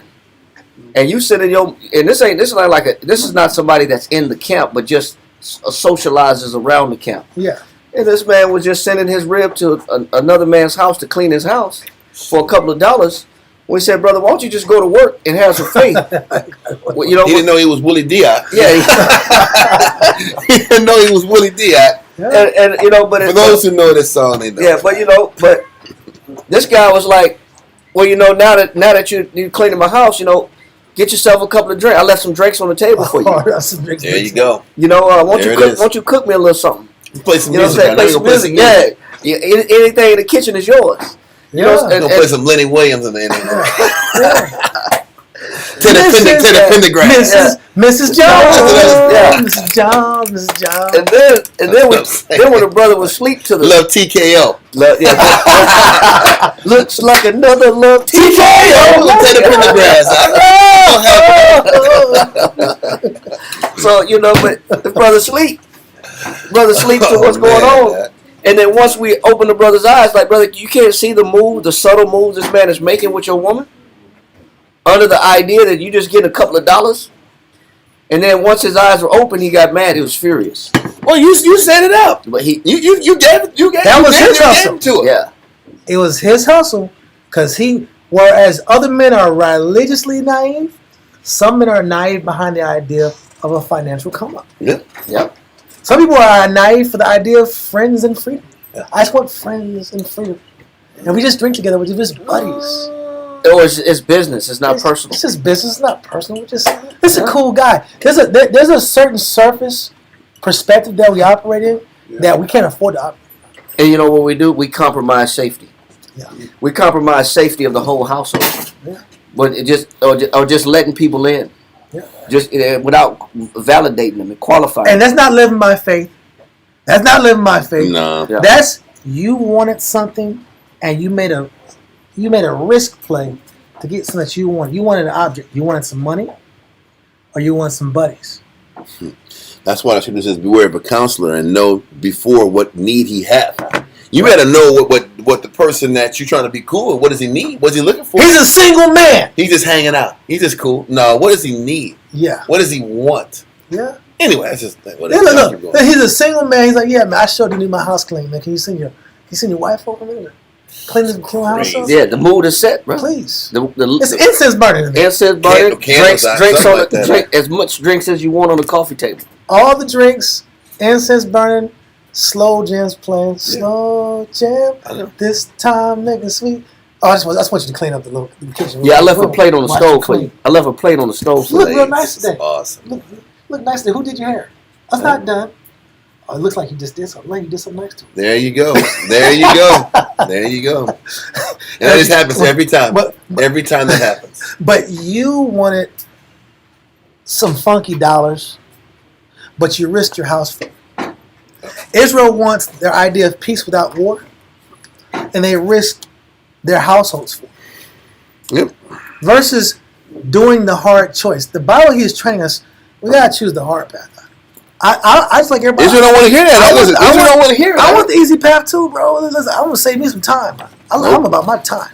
Of course. I'm about my time, man. Yeah. But you know what? You're going to save your time and lose your blessing. Save your time and lose your spiritual comfort. What are you risking by the object you're chasing? Or the convenience you're looking for? What is the convenience you're looking for? What is your convenience risking? We never ask that question. And we never bring it up in counsel either because we want to hear what the war got to say. What Sean Shawan got to say about it. No, brothers don't want to listen to me. I'll just say, I don't know. I know. The answer is no. I mean, give me a different counselor. Listen, But you know what? The reason why brothers are telling you no is because the object you're pursuing is for your convenience and flesh. And you always lose when you make the convenience play. Don't we see by now the convenience play is the lost doesn't play? work. You know why they want to talk to Decatur? Let's avoid this siege. Yeah. Let's avoid a siege. I don't want to sit back and stress out for over long. Let's sit back here and tell this man all the good we're doing. Here's some lamb, man. Look, I got lamb. I sacrificed this guy for you. You know, those tricks don't work in wartime. That worked during Tony Philadelphia's time. Not anymore. You better hunker down, lock it down, and get ready to fight. This guy came to be nice to Judas, and they tried to kill him. So now they're going to be nice to you? Well, It doesn't even make sense. I'm different. You know what it is? It's fear. I'm afraid. So, you know, when people are afraid, we're hyper spiritual, hyper whatever the hell it is. Yeah. And this wasn't going to work. Listen to what he says. Read verse 30, 32 again. Verse 32. No, 33. Verse 33. After this went Nicanor up to Mount Sion, and there came out of the sanctuary certain of the priests and certain of the elders of the people to salute him peaceably, and to show him the burnt sacrifice that was offered for the king. Gun. Read on. But he mocked them and laughed at them. So he's clowning this feeble attempt to back Nicanor and his men off of him. Like, I kill people for a living. Now, you don't sit there and give me some whack offering of your God. No, I'm going to destroy you guys. Read on. And we read earlier, it said that Nicanor, he hated the Jews. I know. He said he had an extreme hate for Israel. Mm-hmm. So you think he cares about some sacrifices? Some lamb. Well, Israel can't read the room half the time. But read what happened to these guys that played the ultra-religious role. Read on. And abused them shamefully. How did he abuse them? What did you do? What did they do to abuse them? To leave a mark on them they ain't going to ever forget. What Greek thing did they do to them? I'm going to leave it at that because I don't know. I don't have the answer to that question. But what did the Greeks do to shame their enemies? Whatever they did, those priests had to go home after they were shamed and embarrassed. That left trauma to them. Because they were afraid. You're in wartime. You're not listening to the person the Spirit's with. Obviously, Judas would have told them, no, don't do this. They just tried to kill me. The Spirit's with me too. Well, you know, it always goes back into Israel not locking into the one the Spirit's with. And thinking they got a better answer. And then they keep getting embarrassed, killed, embarrassed, or shamed, trying to do things their way versus dealing with the fact that most like, how did the entire nation Get to this point. that believed in the Most High not know the Spirit was with Judas by this point? That's what doesn't make any sense to me. There was a bunch of guys who read the Bible every day. Scribes, priests, religious leaders. How did they not know the Spirit was not with Judas? And if they knew the Spirit was with Judas, why did they want to do some you know what backwards moves that's opposite of what the guy that they knew the Spirit was with didn't do? Why would you do it a different way when you know the Spirit was with this guy? Because I want to follow. It doesn't matter how many scriptures you read. And you know what it meant? That means you can know the scriptures, know the Bible, and still be an individual, and the Most High stings you for it and shames you for it.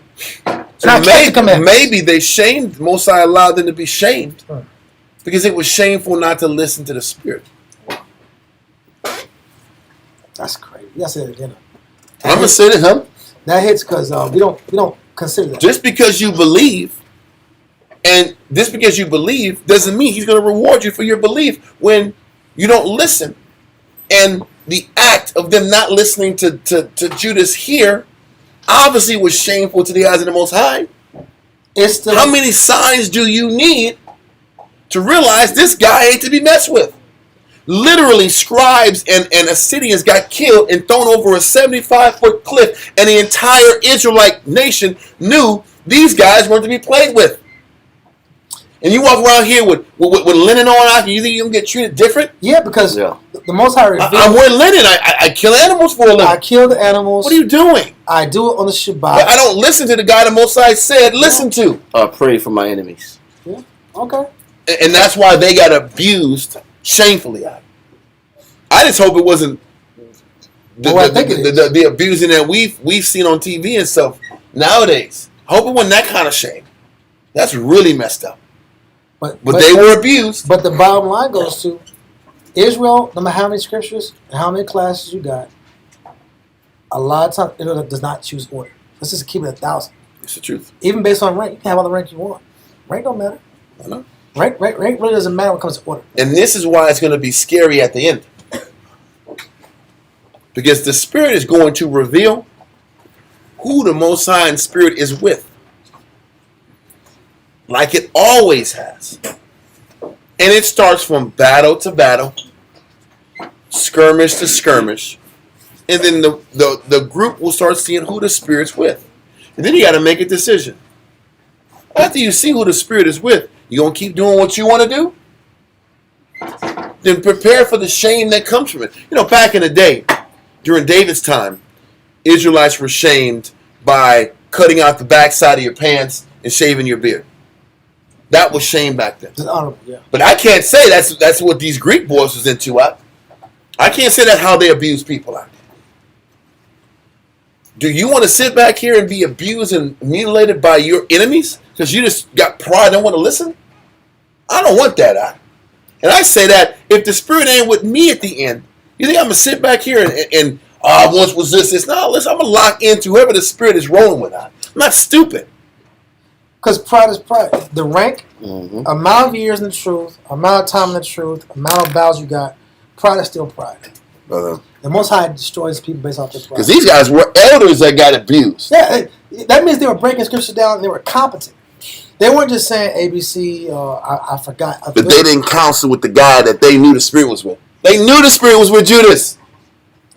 There's a little bit. I don't agree. Judas is too hard. There's a little. Judas is too hard. Judas is too extreme. He's too overboard. He's too military minded. He's not biblically connected enough. He doesn't study as much as we do. You know how the Jew does? They'll look you up and down and find reasons to discredit you. He's more of a brute. Yes, he's a brute. He's fight first. He don't got the words I got. He's not diplomatic like I am. Let me just reason with these guys. He don't see that I have talent too. He doesn't see he doesn't believe my abilities. I think he has a problem with me. Yep. He has a problem with us. Brother, and that's the problem with the nation. And that's why it's so damn hard for Israel to come together and be unified. It's a cartoon. It's laughable, the idea of Israelite unity. It ain't going to happen. That's why the Most High has us broken off in groups and groups and groups and small splinter groups, because it's never going to be we're all walking around like Malcolm X and Malcolm X, he does this and everybody moves and makes a left-hand turn. That's not it, bro. It's TV. Because half of you, why we got to go to the left? I want to go to the right. I don't agree with that. Why is he the head captain? That's my point. Why is he on that net? That's real Jew logic. Anyway, it doesn't matter what you do. So the core point is, even with our parents and our elders and our husbands and our wives, whoever's the authority, not saying wives in authority, but people in general, they always question authority. And I get the idea of questioning authority. I actually get that. The problem is, sometimes you can question it and you can find out the hard way. Well, my point is this. I understand questioning authority when it was First Maccabees chapter 2. Yeah. And it was the grassroots movement. And they just started this whole process. That makes sense. There's a revolution. Let me see this guy get some wins and see if the Spirit's with him. We're here knee deep at the end. And you still doubting him? And you don't listen to what he's doing? And he's had, at this point, like about 12, 13 different battles. And the majority, this is only his second loss. And the odds are always flipped opposite of normally a successful, logical fighting scenario. The odds are always 10-1, 7-1, 8-1, and he's winning. But we don't ride with our husbands when they take a loss.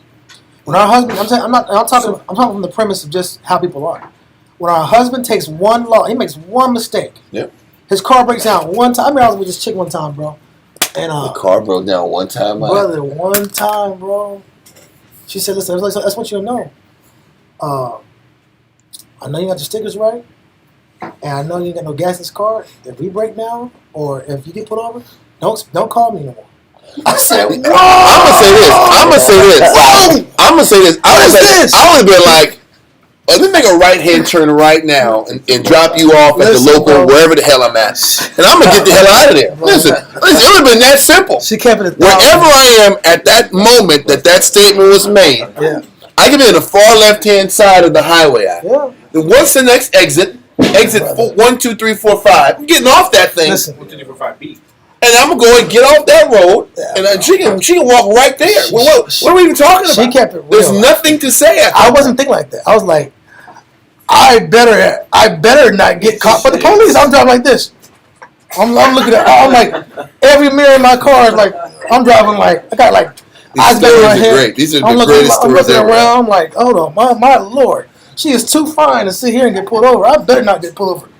Let's just get on the highway. We're good. Let's get on the highway. I didn't even think like that. We're And then good. I went home that day. I said, We're hold okay. on. We're okay. I said, hold on, man. Because you know how you're slow when you're like young. You're like picking things up. So like 2 days later, she just said, if She won't leave she would me. leave me if I get pulled over. And I don't have any gas in my car. And then you're like, Bro. don't you realize this ain't the one? I'm like, oh, Lord, don't want me to be happy. There we go. There we I'm go. tired of these counselors. I'm tired of these counselors. These counselors of doom. Take away my happiness. That's what I'm saying.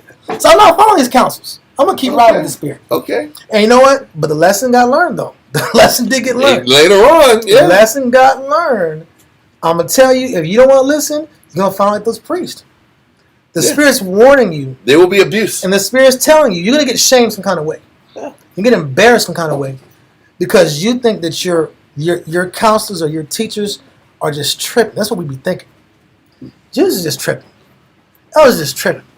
Daddy and mom is just And tripping. that's what I said. Judas is overboard. My husband's just tripping. Yeah. And the other issue is when we can't take an L with someone that has a proven track record. Everyone don't win every damn day. Moses took L's. He took L's too. This is about, do you trust the Most High and do you follow the Most High, the people the Most High gave you? Okay. And can you be content with that? So these guys got abused shamefully. Let's keep going. And now Nicanor responds to not just these guys that are getting abused, but to everybody in Jerusalem. Read on.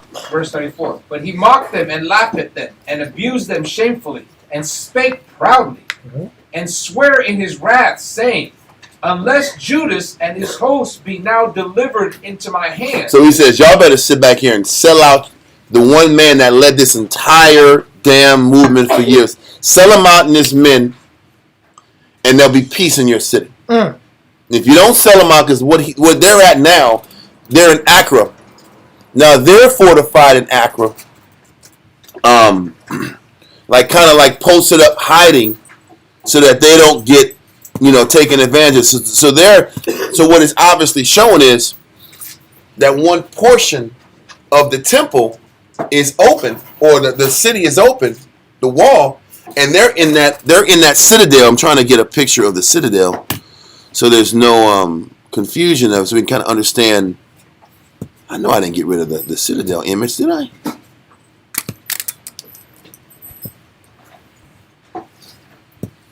Maybe no, maybe not. No, yeah, I didn't. Okay, cool. Accurate. Okay, so you see the temple up top. They opened up a wall somewhere. I would probably imagine up north, because these edges are too difficult to get around. So they probably went on the flat land up north. They opened up a wall for entrance. Judas and his men are in Accra. Judas and his men are in Accra in that citadel that Menelaus was once in there to set that stronghold up for a last stand. He only got 2,000 to 3,000 men. These idiot priests that didn't listen to counsel go out here and get shamefully abused. Now Nicanor is saying, listen, bro, if y'all don't go get Judas out yourselves, something's going to happen. Read on.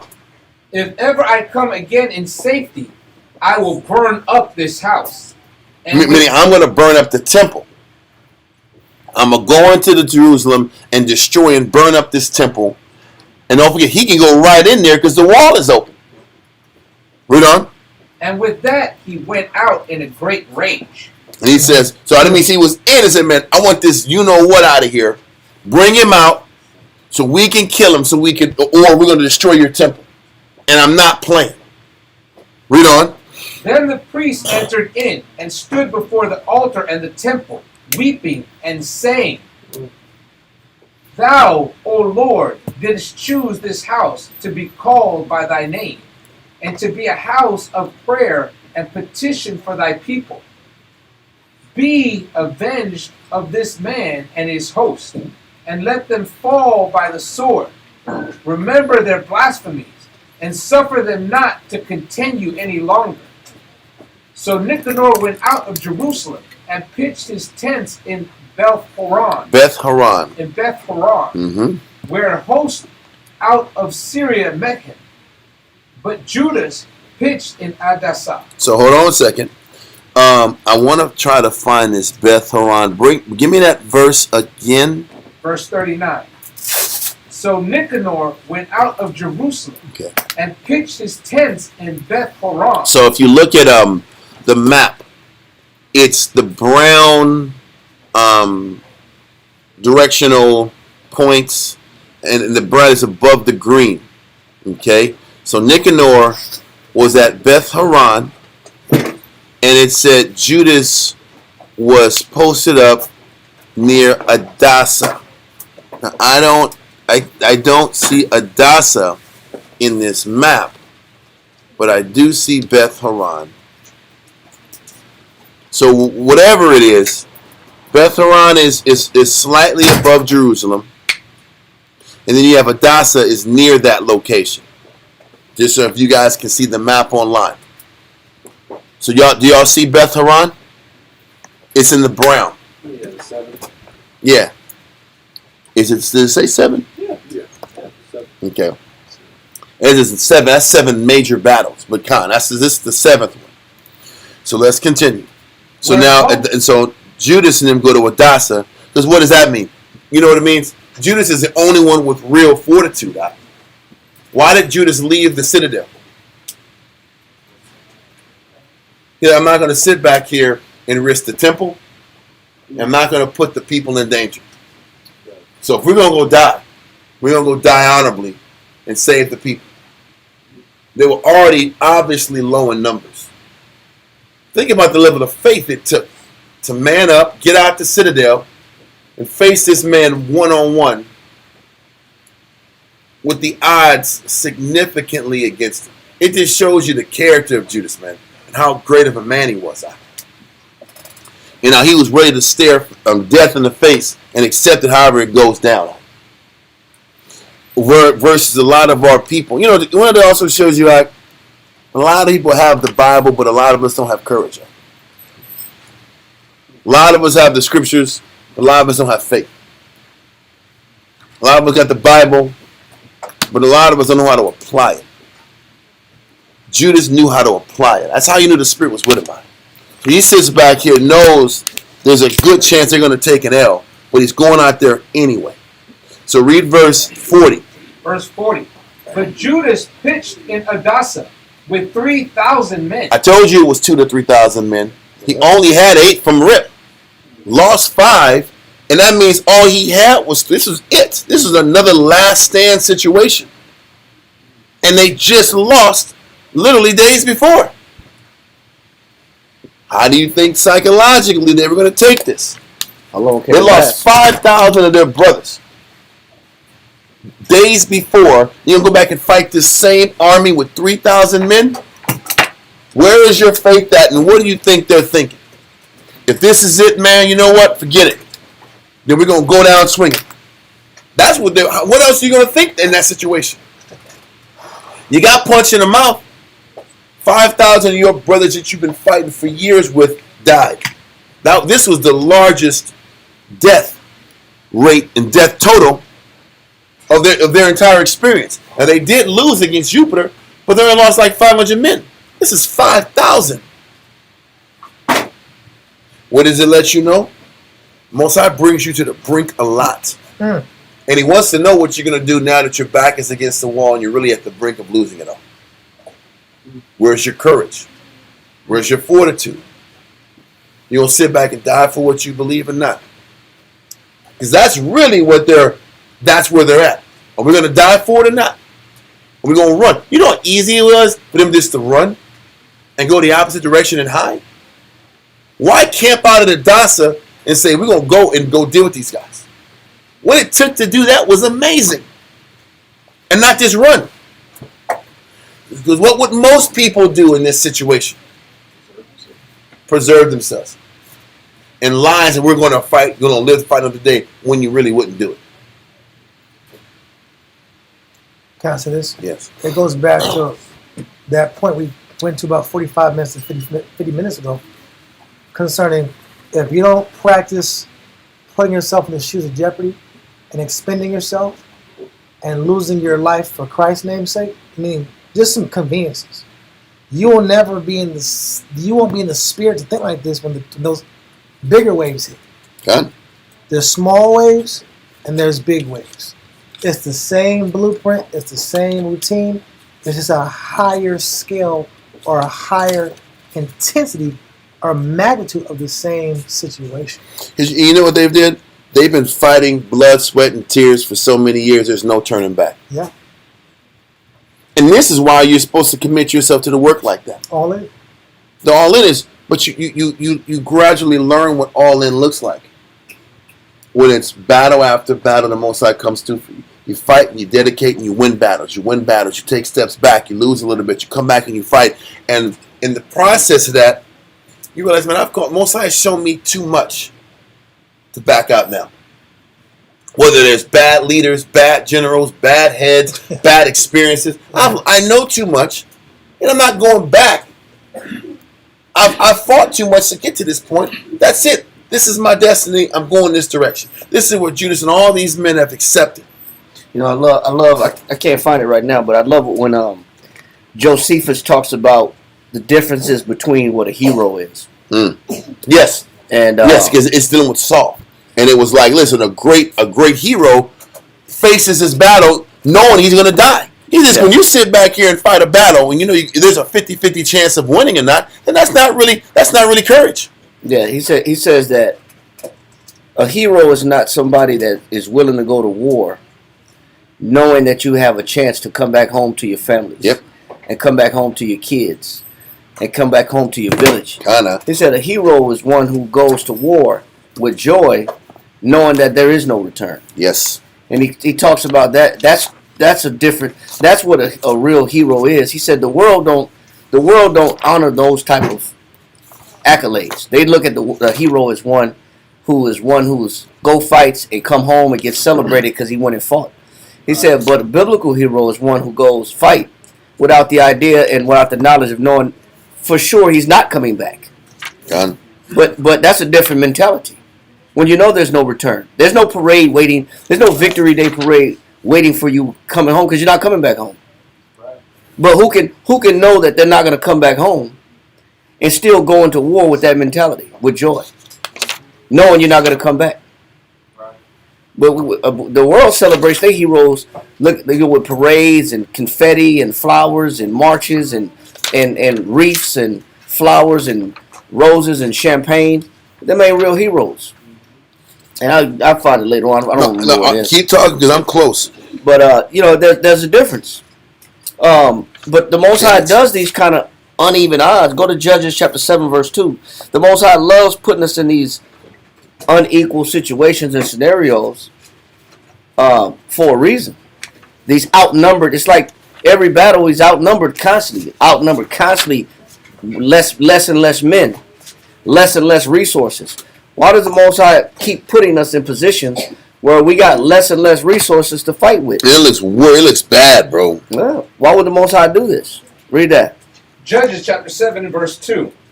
And the Lord said unto Gideon, the people that are with thee are too many for me to give the Midianites into their hands. He said, you got too many soldiers on your side in order for me to deliver the Midianites in your hands. So what does the Most High do? Read. Lest Israel vaunt themselves against me. The Most High knows that when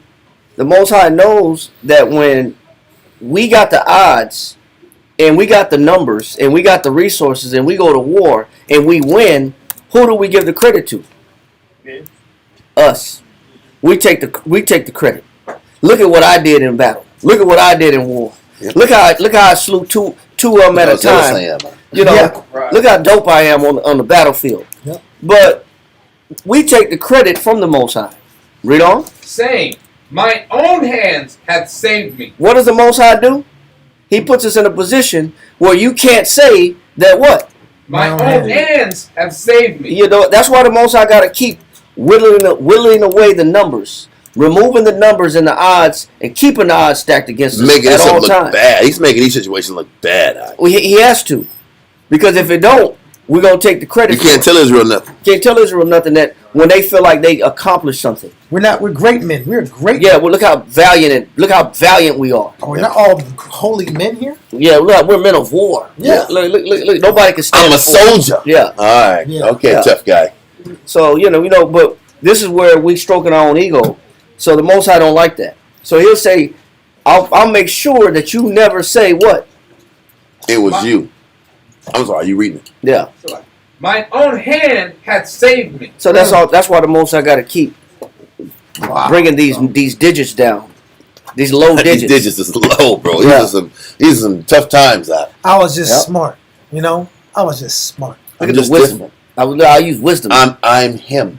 Because I'm here is why it bro. worked out. I'm just him. It worked because I'm him. Yeah. I know. I knew the Spirit was with me. Yeah. I ripped in a rhyme, like a rhyme that I ripped. I'm not rip.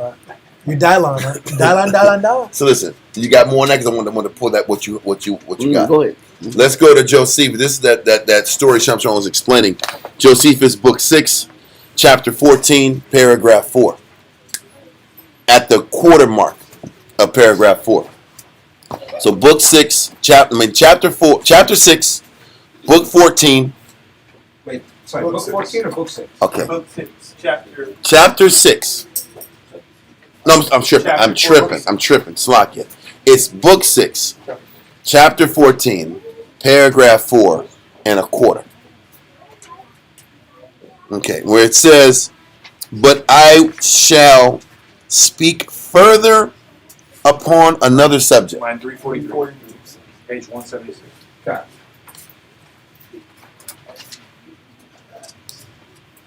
it. Now, in the thought, I'm Whoever got it. not gonna read it. Line I'm not tripping on 340 you, but it's might as well get some more readers in this. Got it. Line 343. But I shall speak further upon another subject, which will afford me an opportunity of discoursing on what is for the advantage of cities and people and nations, and suited to the taste of good men, and will encourage them all in the prosecution of virtue, and is capable of showing them the method of acquiring glory. Listen, you gain glory by the pursuance of virtues. But virtues aren't comfortable, they're not easy, they don't feel good at all. But in the pursuance of virtue is where you gain glory. Read on.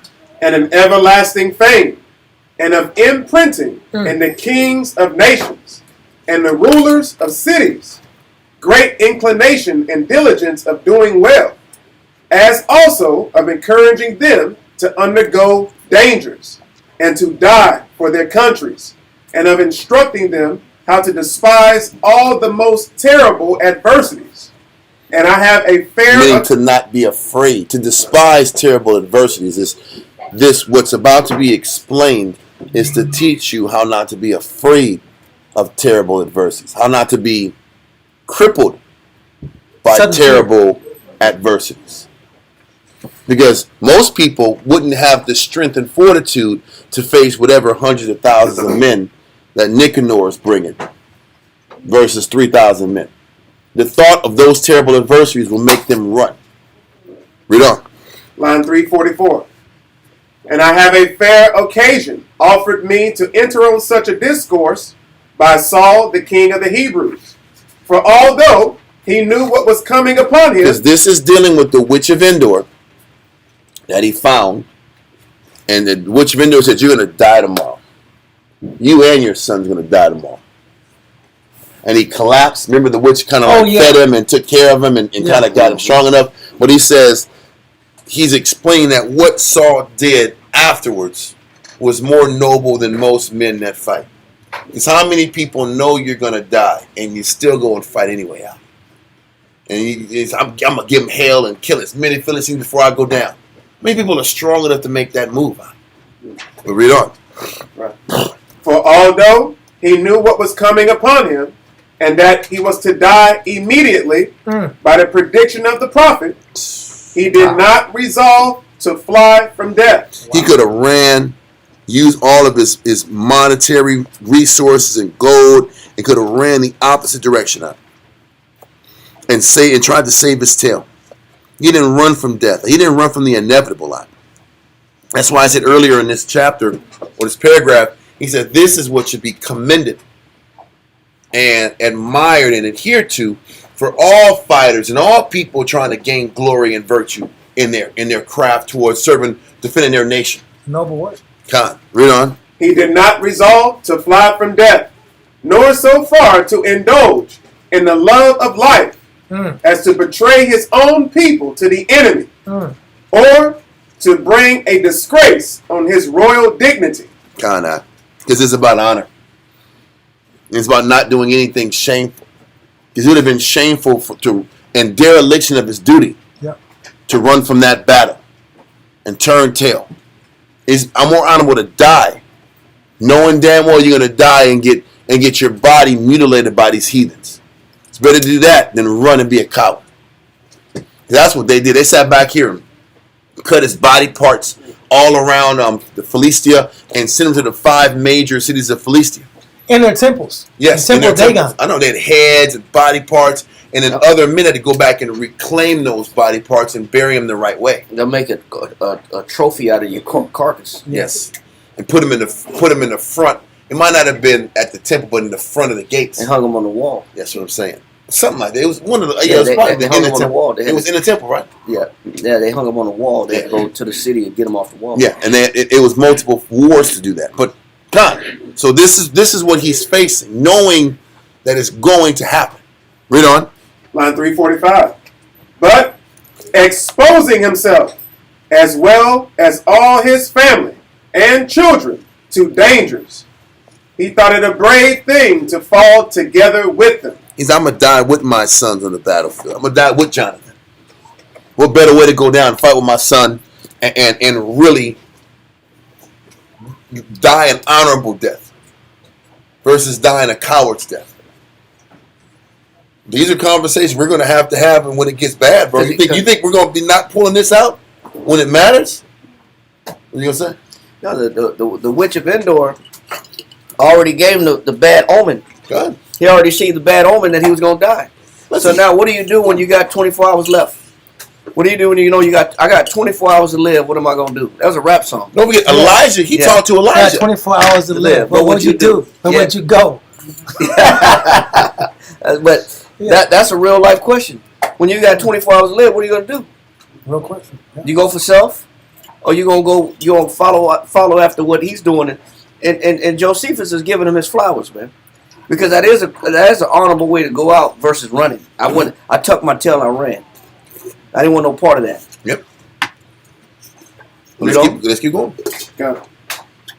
As he was fighting for his subjects, and that it was better his sons should die thus, showing their courage, than to leave them to their uncertain conduct afterward. Nah, man, because it was about, listen, even though Saul was a flawed man, doesn't change the fact he was more of an honorable man than most men at the time. Read on. While, instead of succession and posterity, they gained commendation and a lasting name. Such a one alone seems to me to be a just, a courageous, and a prudent man. Once again, you know what matters is a lasting name. We've been talking about this on Mondays. What matters is the respect that he would have for holding his 2 feet down, knowing his death and fighting his battle. He said, I'm going to do it for honor's sake and for respect's sake. And if Israelites learn how to operate with respect and honor, we'd be able to avoid half the problems we always face. Read on. And when anyone has at these dispositions, or shall hereafter arrive at them, he is the man that ought to be by all honored with the testimony of a virtuous or courageous man. God. Read on. For as to those that go out to war with hopes of success, and that they shall return safe, supposing they shall have performed some glorious action, I think those do not do well who called those valiant men. He says, these guys that have a 50-50 chance of winning or losing, that's not being valiant. Because you actually have a chance to win. That's not valiance. What's valiant is you're about to die and you go ride it. Now, you ever heard the story of Audie Murphy? And the stuff that dude did he was like a military soldier from Texas and the things he went through and the amount of Germans he killed under the conditions he went through was ridiculous. It was like one versus almost a battalion and tanks. He was a one-man army knocking down tanks, saving men, bringing men to safety. Just read it. Look online when you get a chance. Just the things he did. Is he a get No, he's Edomite. Oh, wow. And he was like a real small, scrawny looking dude you would never think much of. And the war, the courage he faced and the courage he did was commendable. I don't give a damn what nation and tribe you are. Courage is courage. They know Hacksaw Ridge. Huh? I think they did that movie, Hacksaw Ridge. Or something. I don't know if it was Audie Murphy. There's a hospital called the Audie Murphy Hospital. That's for him. Yeah. It's military on a military not the military but a medical center. But listen, read it when you get a chance because I don't have all the blow for blow. It was a long time ago when I read it, but it was amazing. He was taking shots. He was bloody. He was messed up, and he still did his job and saved the majority of his battalion that was hurt. And they were flanked, and the enemy came in and surprised them, and he won. They won off of pure courage. That's courage. When the odds are against you, you're supposed to die, and you face it anyway. That's what's respected versus the numbers are even. There's slight variation. This can go either way. That's not real courage. That's not real valiance. But continue. For as to those that go out to war with hopes of success, and that they shall return safe, supposing they should perform some glorious action, I think those do not do well who call those valiant men, as so many historians and other writers who treat of them are wont to do. Although I confess, those do justly deserve some commendation also. So he's not saying that people that fight war in general don't deserve respect. He's just saying it's not valiance when you have a fair shot of winning or losing. The valiance is in facing certain death and fighting for your nation anyway. Going down for the cause is more honorable than sitting back here fighting when things could go your way or not. That's why a lot of times those soldiers of fortune or those mercenaries, when things got bad, they always ran. Yep. Right. Because they had no real skin in the game. They're not fighting for their nation. They're fighting for a paycheck. Or a shepherd versus a hireling. Got it. There you go. That's why Christ said, I'm the good shepherd. He said, I lay down my life for the flock. He said, but a hireling see a danger and run. Because, he doesn't have love for the sheep. But there's a different caliber of men that go all the way out or go all out. Even amongst men that go all out, there's a difference in caliber and courageousness. Go ahead. But those only may be styled courageous and bold in great undertakings. You're only courageous and bold when you're dealing with odds that are completely not in your favor. That's greatness. Read on. And despisers of adversities. Meaning, I'm not going to let adversity change me. I'm not going to let adversity change my thinking and change the stance I take. Because many of us actually entertain adversities versus despise them. And that's how you know what caliber of person you are. When you know how hard something's going to be and you still face it and you still do it. That's a despiser of adversity. I'm not going to let adversity get in the way of the mission that has to be accomplished. Read on. Who imitate Saul. For as for those that do not know what the event of war will be as to themselves, and though they do not faint in it, but deliver themselves up to uncertain futurity, and are tossed this way and that way, this is not so very eminent an instance of a generous mind, although they happen to perform many great exploits.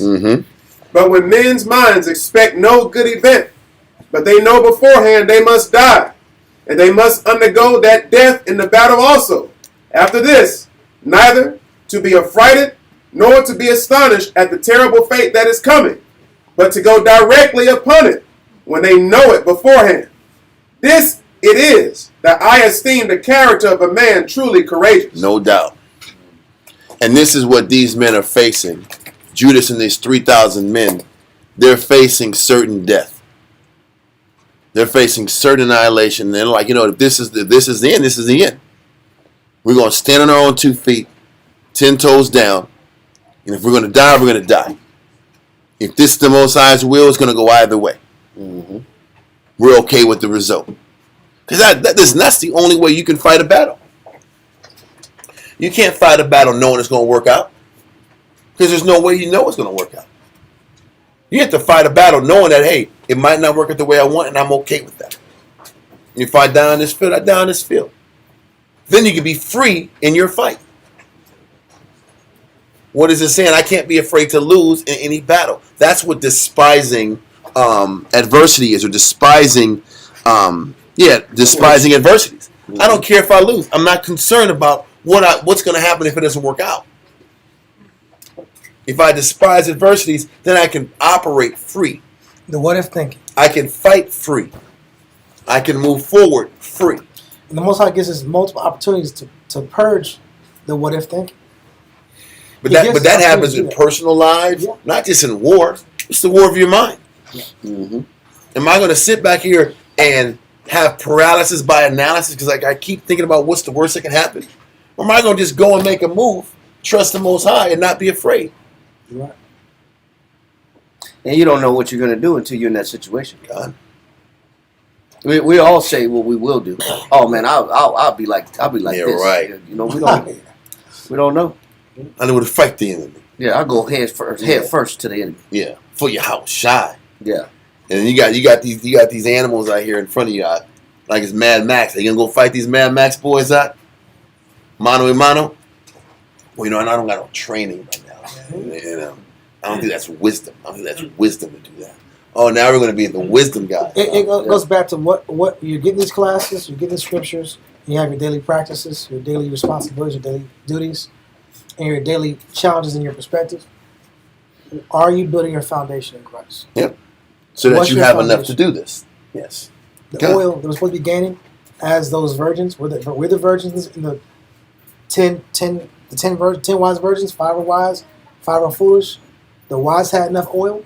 The oil is how many virtues and factual beliefs and testimonies and victories in Christ have you compounded to make your spiritual foundation sure.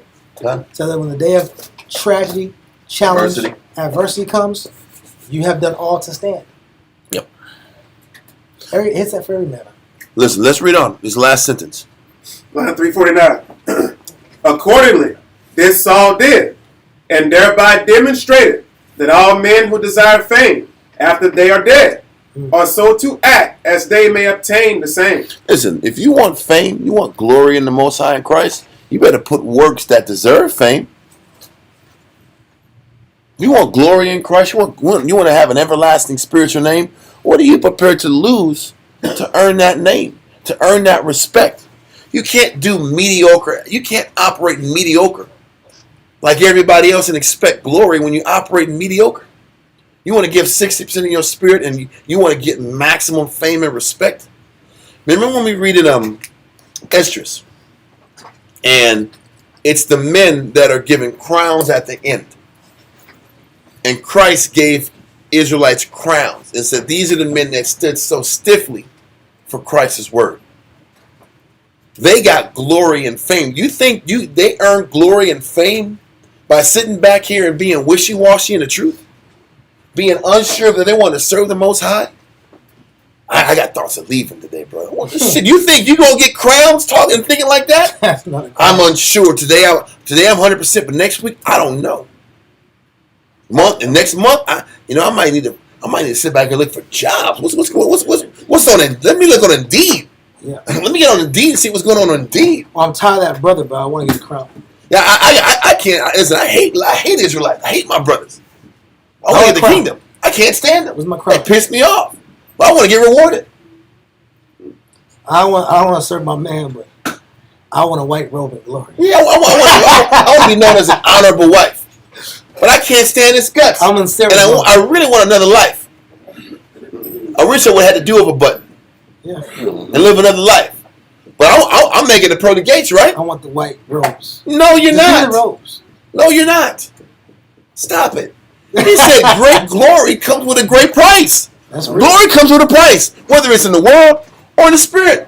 It's no different. Glory comes with a price. What price you gonna pay? And we're not embellishing and overhyping this up. Just look at what it is. You want fame? You want glory? What are you giving up to earn glory and fame?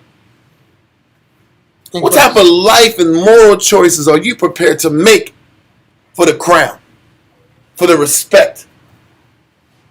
Jake understands it. I gotta kill. I gotta steal. I gotta be corrupt. I gotta run up in this dope house, guns blazing, and do some miraculous stuff. And we gotta get these bricks. It's all or nothing. Scared money don't make money.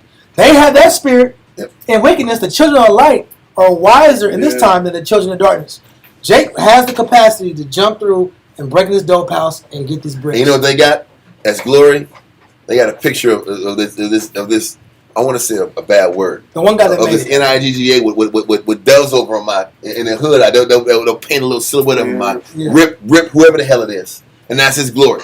Tiny. It's always tiny. Rip Tiny, because they always call it some Tiny or some crazy name. Tiny, exactly. He played football. He played flag football at the local high school. Yeah, but he was good. Yeah, but then he sat back and got in the dope game, did his thug stuff. Yeah. And he's known in the hood for his crime. And everybody respects him. And everybody respects him. And that's the glory.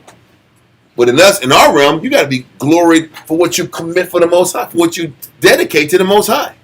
On the right hand side. If not, what are you doing? What are we doing? Yeah. Anyway, let that go and let's get back now with Judas facing with his 3,000 men facing Nicanor and these large numbers. What is Judas going to do? Read on. 1 Maccabees chapter 7 and verse 40. But Judas pitched in Adasa with 3,000 men, and there he prayed, saying, O Lord, when they that were sent from the king of the Assyrians blasphemed, thine angel went out and smote 185,000 of them. This is talking about during King Hezekiah's time. When I think the Assyrian king, it was Sennacherib. I think it was Sennacherib. I'll never forget. He had one of his orators speaking to the Jews. Everybody was in the city listening to what the Assyrians were saying. And the Assyrians said, "You guys are going to fall. Don't be stupid and listen to your king. Don't listen to your God. We're going to destroy you if you don't let us in." And everybody was sitting back here, and then they said, Hezekiah's men had asked the communicator of the Assyrians not to speak in Hebrew and just to talk to him. He says, "No, we're going to talk to all of your people and let them know what's going down. We're going to go to your city and wipe you guys the hell out." And this is a King Hezekiah that was doing the right thing, following the laws and commandments. And he's like, bro, these guys are the top nation on earth. What are we going to damn do? They end up sending prayers. The Mosai ends up sending the rumors of wars in Egypt. Gives them the thought that Egypt was going to come fight them. So they left Jerusalem and went to Egypt. Find out that it was a false alarm. But when they were sitting back here and went to sleep, all their leather gear was eaten by rats. Then they were spooked out, like, "Oh, bro, this is not good. When rats is eating your leather, means a bad thing." This happens in the nations, right? Yes. So the nations were spooked. The Assyrians were spooked. They make their way back to Jerusalem. Then the Mosai destroys 140,000 of them in a blast. Then they left. And so what is Judas explaining? He's going back historically to remind them, listen, man, our backs have been, as a nation, we've been against the wall many times.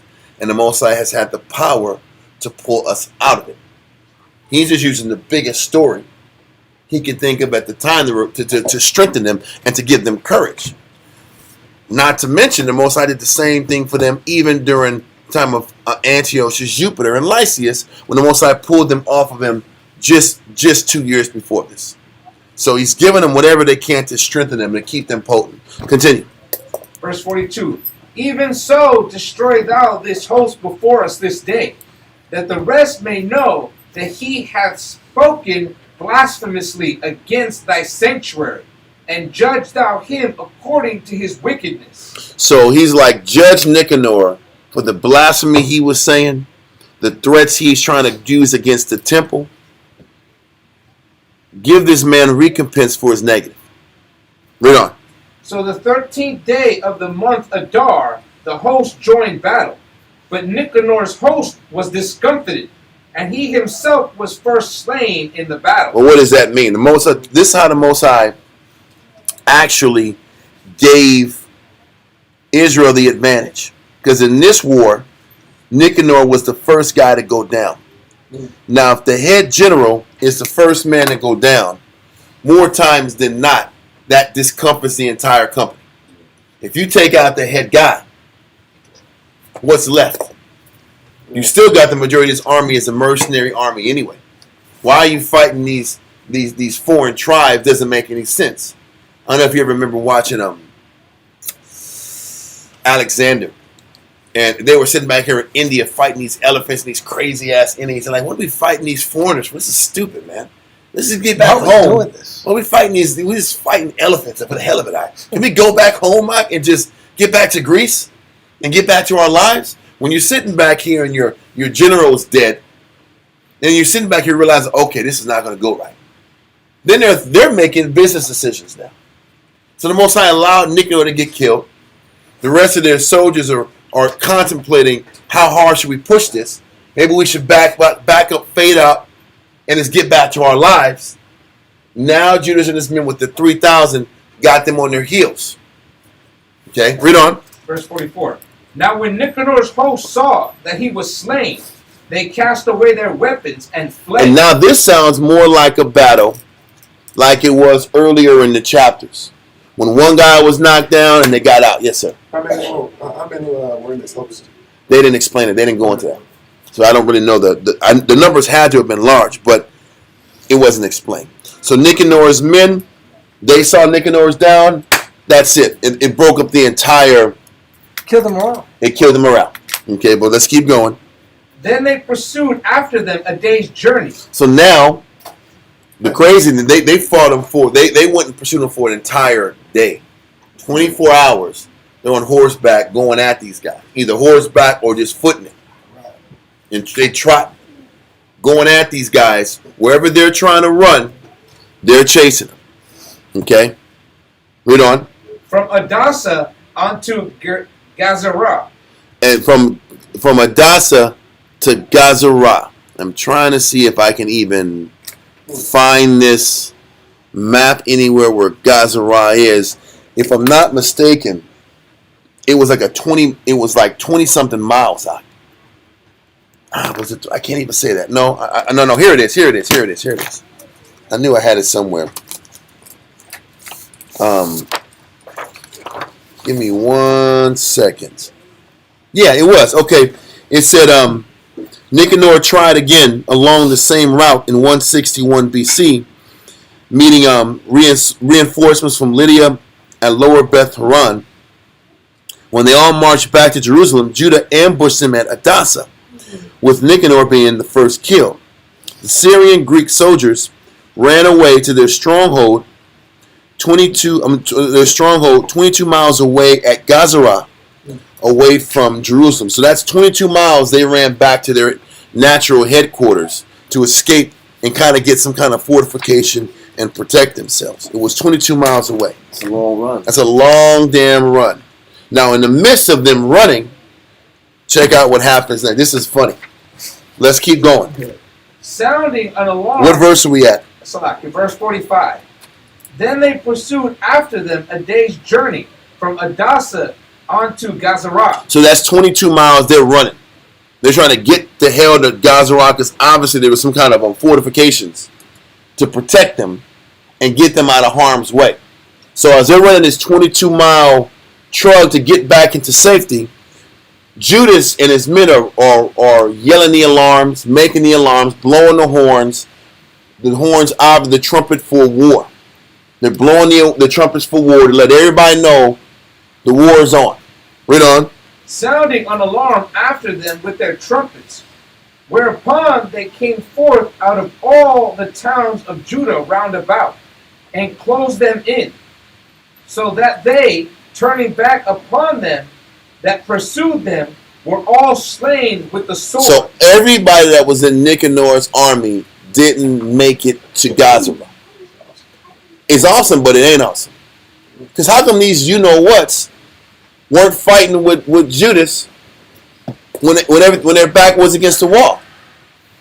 So they got to blow the horns, and then all of a sudden the Jew wants to sit back here and be the front runner. Tonight, and when we're winning, freedom! Now it's time to be free. Tonight, fight for freedom. we rise. After we win. After we're winning, now we're going to fight.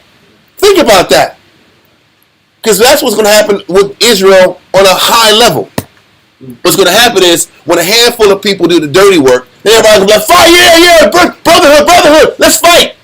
Liberty. Oh, now that they're running and we can get them, where's my sword? Honey, give me my sword. Yeah. Give me my weapons. Give me my shield. Get these give me my busters. armor. We get these busters Now, right now. now we're going to sit back and get these marks. These more right here. Hey, give these marks. Give these marks. Busters. These busters.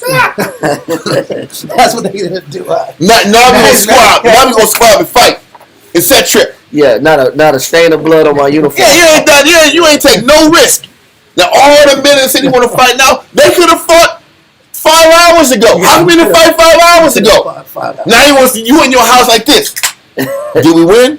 Hell, let's go. We win it. Let's get it. You hear him sound? Let's go. Let's go. Can I help you, homie? That's whack, God. That's whack. Seawalk. That's weak, God. Now everybody want to fight. How come all the men didn't sit back and fight when it mattered? They didn't get out. They didn't Before get out. Nicanor died. Yeah. When I read that pissed me off. It pissed me off, but we have to accept a lot of Israel does that. You'll see Jews fighting after the war is already done, after the war is decided.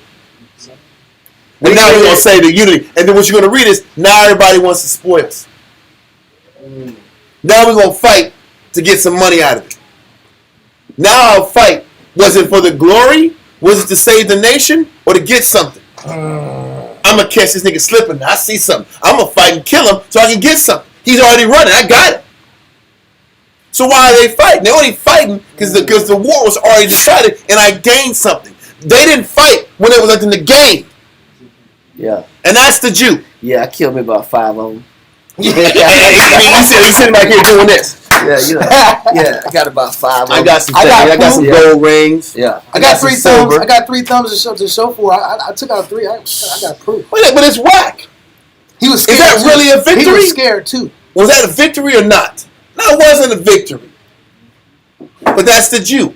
There was 3,000 men that stood on principle, and everybody else was some suckers that fought when the war was already done. That's like coming in the game. It's 4th quarter. You're already up by 30, and you scored a couple of buckets. Yeah. When the third string's in, third string. garbage time. Yeah, you scored a couple And you of talking buckets. trash. Like you did something, but the game was already over.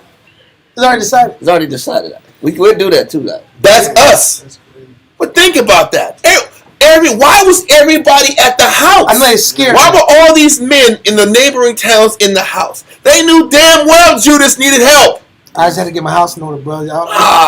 And these guys want to sit back here and dap up Judas like, yeah, we did it. Think about Judas when he's sitting back here seeing these fake simps, huh? Come here giving them daps and wanting part of the victory. They want to act like we fought too. We did it. We fought for independence. Did you really fight for independence? Because if you fought for independence, you would have put it on the line when it mattered. It was death season. When those 3,000 men lost 5,000 of their brothers and they still went and faced death in the face. That's real manhood. That's real courage. And you're fighting when these guys are like this. Now you want to fight I me, brother? I knew he was scared. Or you sit back here, you see him running, you stick your leg out, he trips. Yeah. Got it.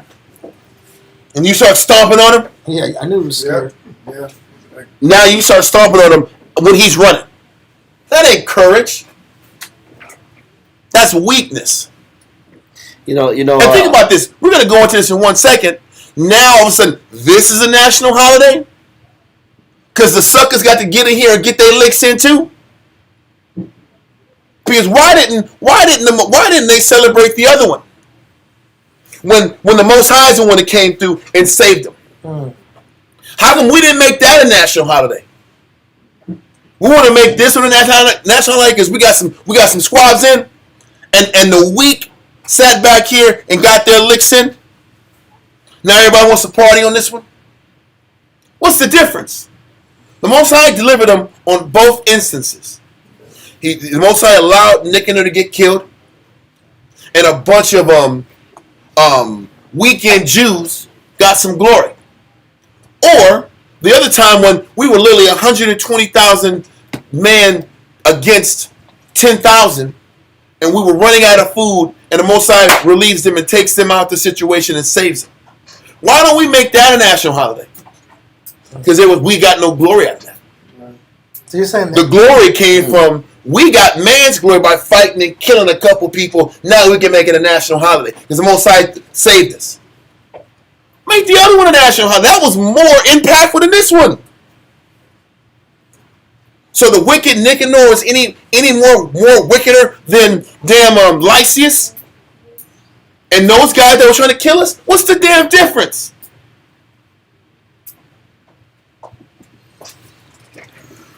That's something to really think about. Why is the victory of Nicanor so important and the other one wasn't important? Because a bunch of front-running Jews who didn't put the dirty work in got a couple kills and everybody can sit back and high-five and feel good about it? This is not a sanctioned holiday from the time of Moses. This is what made the Jews want to say make this one hot. Because everybody got a part in it. Because we got a piece of it. Yeah. And all the weak ones got a piece of it too. They got a piece of it. That's weak. If we're gonna just get to the specifics of it, I'm not saying what Judas did was weak. I'm not saying what those 3,000 men did was weak. They were great. But everybody wants to get a part when we want to sit back here and be afraid and live in fear. And then when we know we got to win, then we fight. And when everybody wants to celebrate. When you damn well knew you didn't have no heart from the beginning and you didn't want to do no real work. That's what you like. And you want to sit back here and align yourself with real men who actually did real sacrifices? That's laughable. But that's another day in Israel life when people that have no courage want to take credit with the men who have the real courage and put it on the line. You can't get away from that either. You can't get away with that, and that's the reality. You can't get away from that scenario. It happened David's time too, but the point I want to establish, because it happened David's time too. Yep. But the real issue is there's men that can't get past their excuses, and there's men that can't. And I'm not. This ain't no grandstanding moment in speech. It's not. But it's just accepting. Let's see this for what it is. That's all. Let's see it for what it is. One. And then why was this man a national holiday? When the other one, when the Most High, everybody in the building knew God did that. How did they not know in Jerusalem? Man, the Most High just saved our you know what. It's still about the spirit of course, I want glory. I want personal glory. But there's a part of us that only wants to bet the sure bet. When it comes to the spirit. Well, yeah, that. But I'm saying that why would this be the national holiday and the other one, the other one in chapter 6, not be the national holiday? Because in this one, there's the feeling that we did something about it. We did. Yeah. There's that little ego. Yeah, we fought. We killed Nicanor. We beat these guys. They were running for 22 miles. We was killing them as they was running. It's like this thing that we did it. Versus everybody knows the Most High saved our bacon over here. Let's give the Most High His total glory. That's my point. On top of calling out the weekend Jews that want to come in and fight when the war was already settled. That was only part of it. It was that. And damn, man, we're going to make this a national holiday? Because everybody got some licks in? Well, you know, when everybody in the building knew they were scared to death, and they only rose up at the absolute last when everybody knew the game was secure. Yep. That means there's efforts within us that we could give, but we just save our effort for us until we have a sure thing. Bro. God. And we weren't, and we're really not giving the Most High all the glory, because the other one was Most High getting all the glory out of it. And we don't like that. That's the point. It's really about not wanting to accept that, hey, it really wasn't you at all. I choose the war where I could see we got a little bit, a couple licks in, versus choosing when the Most High sat back here and you knew for sure it wasn't you at all. You're sitting back here on your last piece of bread, and the Most High comes through. Your last slice. Your last slice, and then God comes through for you. That should be the day that should be commemorated. Yep.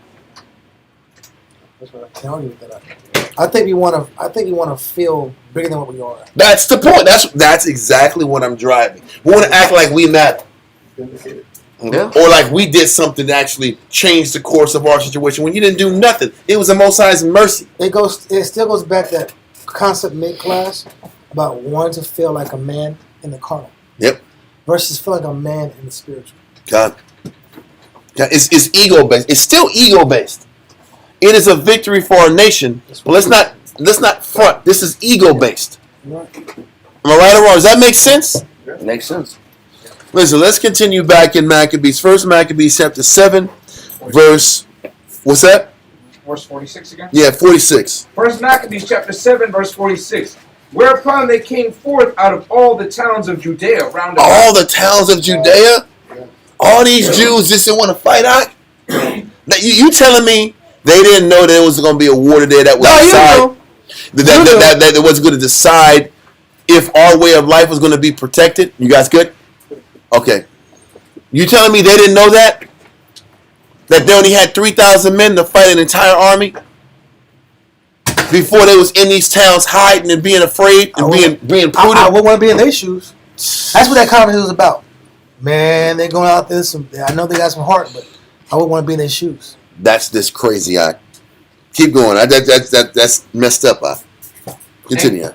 And close them in, so that they, turning back upon them that pursued them, were all slain with the sword, and not one of them was left. Afterwards, they took the spoil. And that's what the vexing thing is. Everybody that was hiding in their house, cowardly, afraid to stand up when it didn't look good, now they want the spoils. I want to benefit. Now I want to benefit. That's my point. Listen, they shouldn't have took nothing. They should have gave all those spoils to those 3,000 men that put it on the line. Let them get wealthy. But no.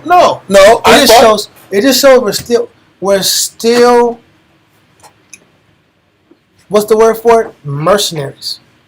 We still have a mercenary nature to us. And that mercenary nature is that soldier for hire. We're like prize fighters in the ring. We'll get in the ring and fight. It is a big prize. If it's a benefit. If there's a big prize, I'll fight Tyson. All they got to last is for 3 minutes. I'm out of here. One round, I might be in the hospital for 6 months. While I got M's in the bank. Now you're going to be Sugar Ray Leonard moving around. You can be doing that. You can be running like this. There was one guy that fought Tyson and he got hit one time and just laid down. He wasn't trying to. He wasn't That's really how you trying know it's weak. Like, okay, he knocked me out. You wasn't knocked out. Bro. He knocked me out. I know. I got paid. We only do things. We have to purge the part of us that only does things for a win, for a personal win. That's the part of us that's holding back our righteousness. I'll make the sacrifice if I have a guaranteed win. Like I said, I'll serve. And it's not even fair. I know. Yeah. You want to read this real quick? 2 Timothy chapter 2, verse 6.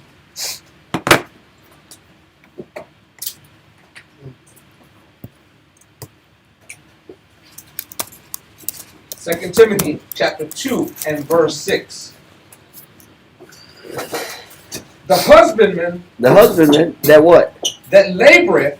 Another word for husbandman is worker. As a worker. As somebody that puts in work. He says the husbandman or the worker should what? That laboreth. The worker that's working, that's laboring, go ahead. Must be first partakers of the fruits. Why does he get to be the first partakers of the fruit? Because he's the one doing the work. Mm-hmm. But people come out of the woodwork Left field, in left field when they didn't put the work in, but they want to receive the benefits. I know. That's why it's not fair it's only fair when the husbandman that laboreth, he gets to be the first partakers of the fruit because he's the one that's been doing all the grinding to produce the fruit. Right. He's grinding his butt off to try to establish yielding something, and now the hands come out. Yep. I don't know if y'all remember that. Cousins pop up. Right? That little child, that kid story.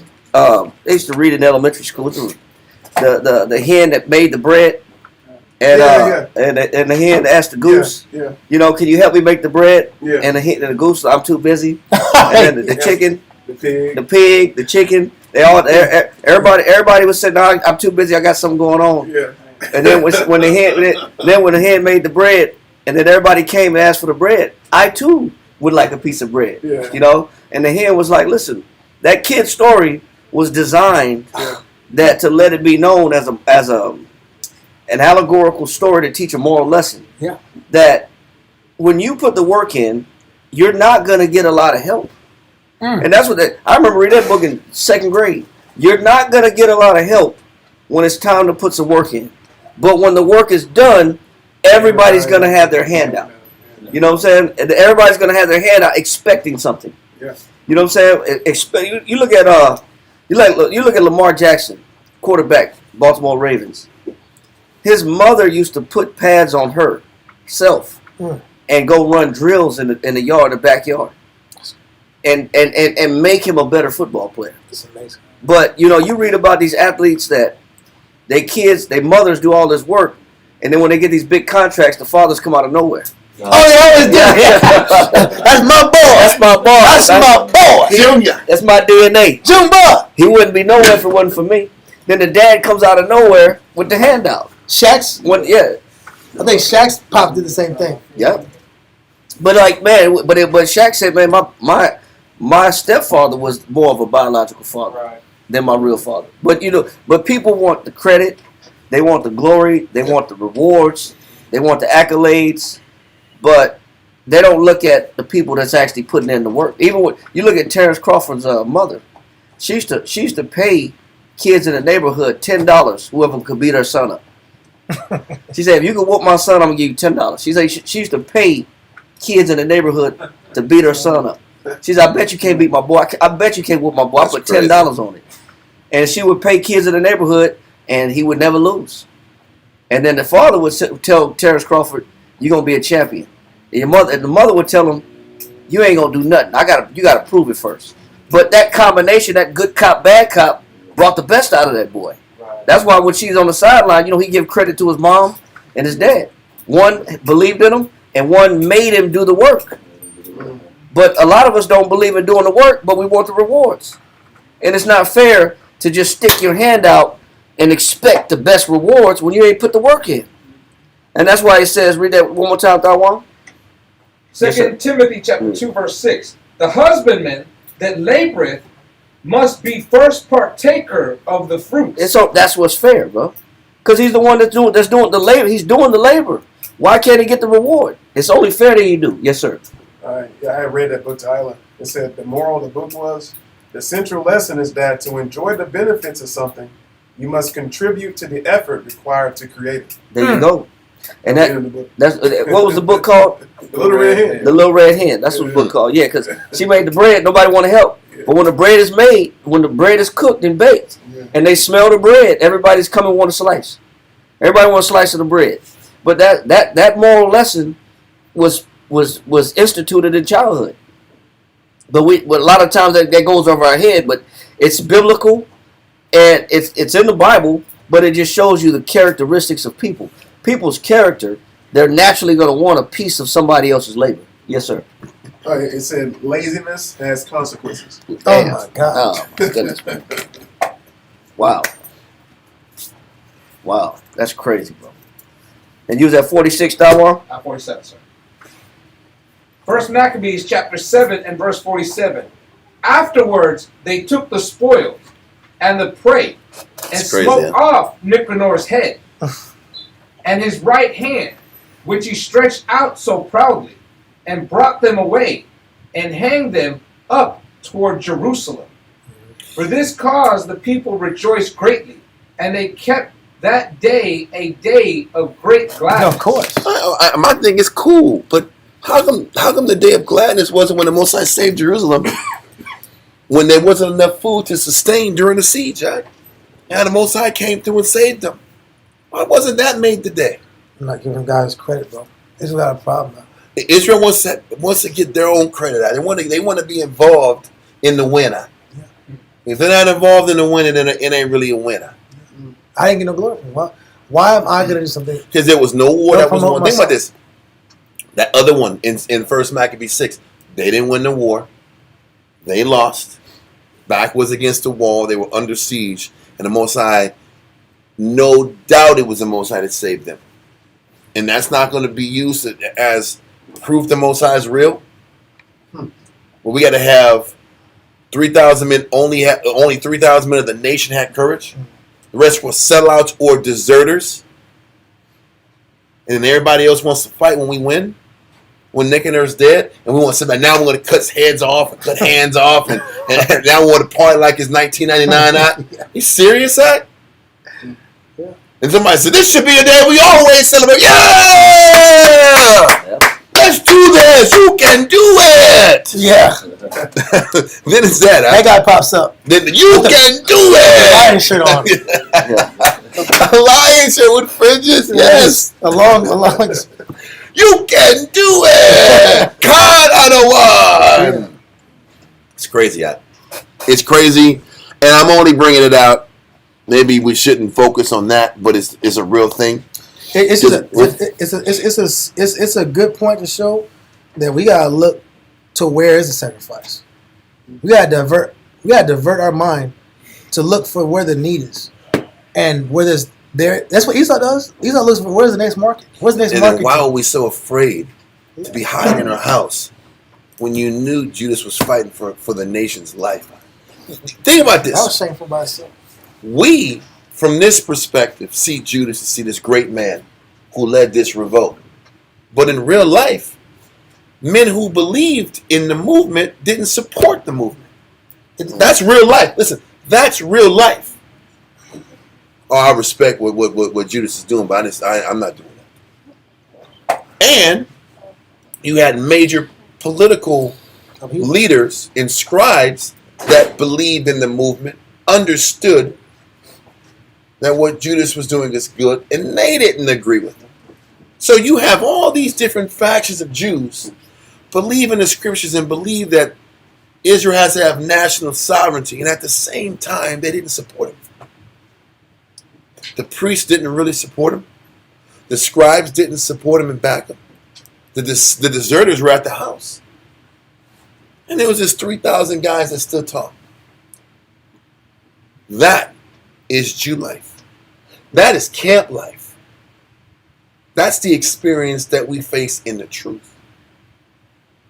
You got a handful of guys doing all this work, and everybody on the outside saying, I wish it works out for them.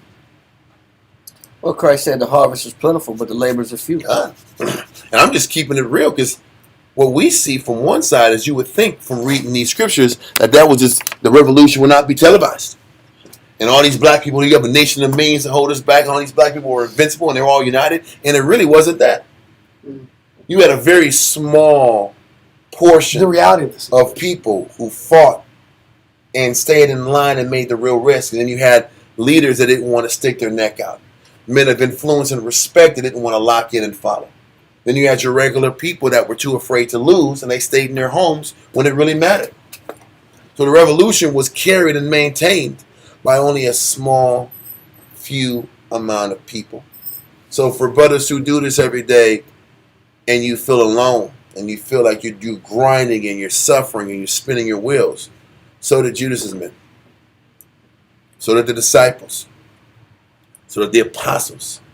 This is a lonely existence when you're going to be underappreciated, undermanned, not supported, scrutinized from the outside, being told it could be done a different way.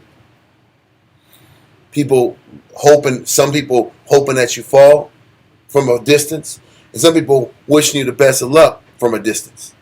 The two realities of it is they're both from a distance. Yeah. Whether they're hating on you or they support you, they're from a distance. And this was Judas's reality. This is going to be his brother Simon's reality. And most of these other brothers' reality. So when it happens to you, don't trip in your head, because this is what the movement looks like in real time. Now, when Christ comes back and the stories are about everything that we did to try to get to the kingdom, don't forget, this is still the dynamic. You're going to read about Judas and all the great things he did, or the great things that the men who make it did. And just know this dynamic always is the same. You have the handful of people that take the real risk, and everybody else that reaps the benefits from it. And if you can accept that, you can learn not to take everyone else personally, and accept this is par for the course. Par for the course means what? I mean, this is just the damn game. This is what it is, man.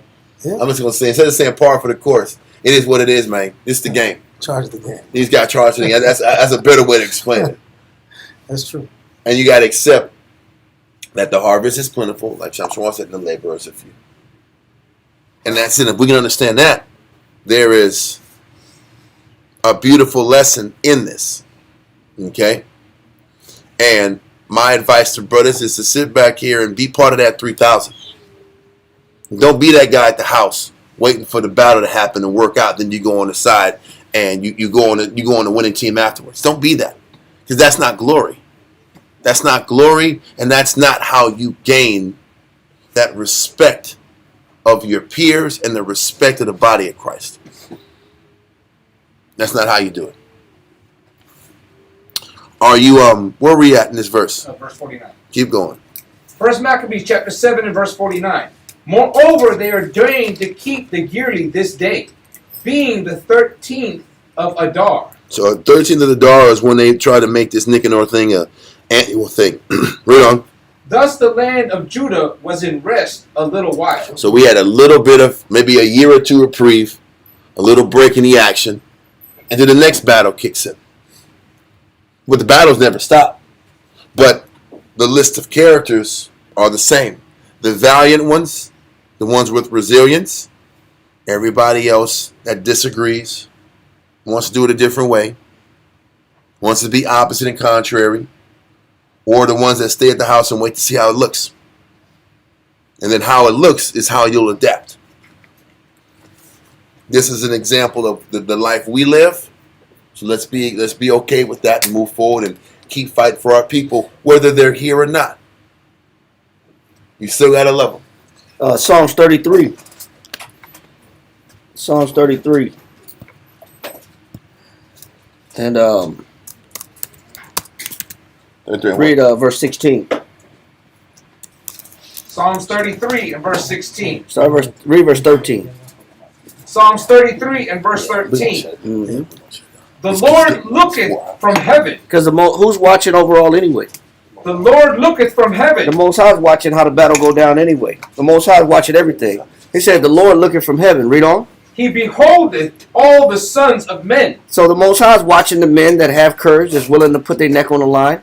And the Most High is also watching the ones that are waiting in the background to see if this is worth the risk, if this is worth the investment, or if I really want to encounter danger or make myself vulnerable to danger. Then the Most High is also looking at the coward running and fleeing and tucking his tail. The Most High is looking at everybody. So that's why it's important that we bringing this point out. But we also got to know the Most High is watching everybody's position. And he's watching everybody's and how they play their position. Read on.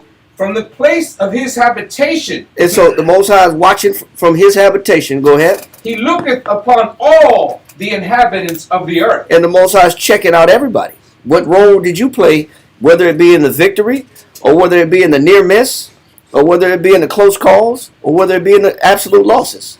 The Most High is watching from every angle, from his perspective. Jump down to verse 16. Verse 16.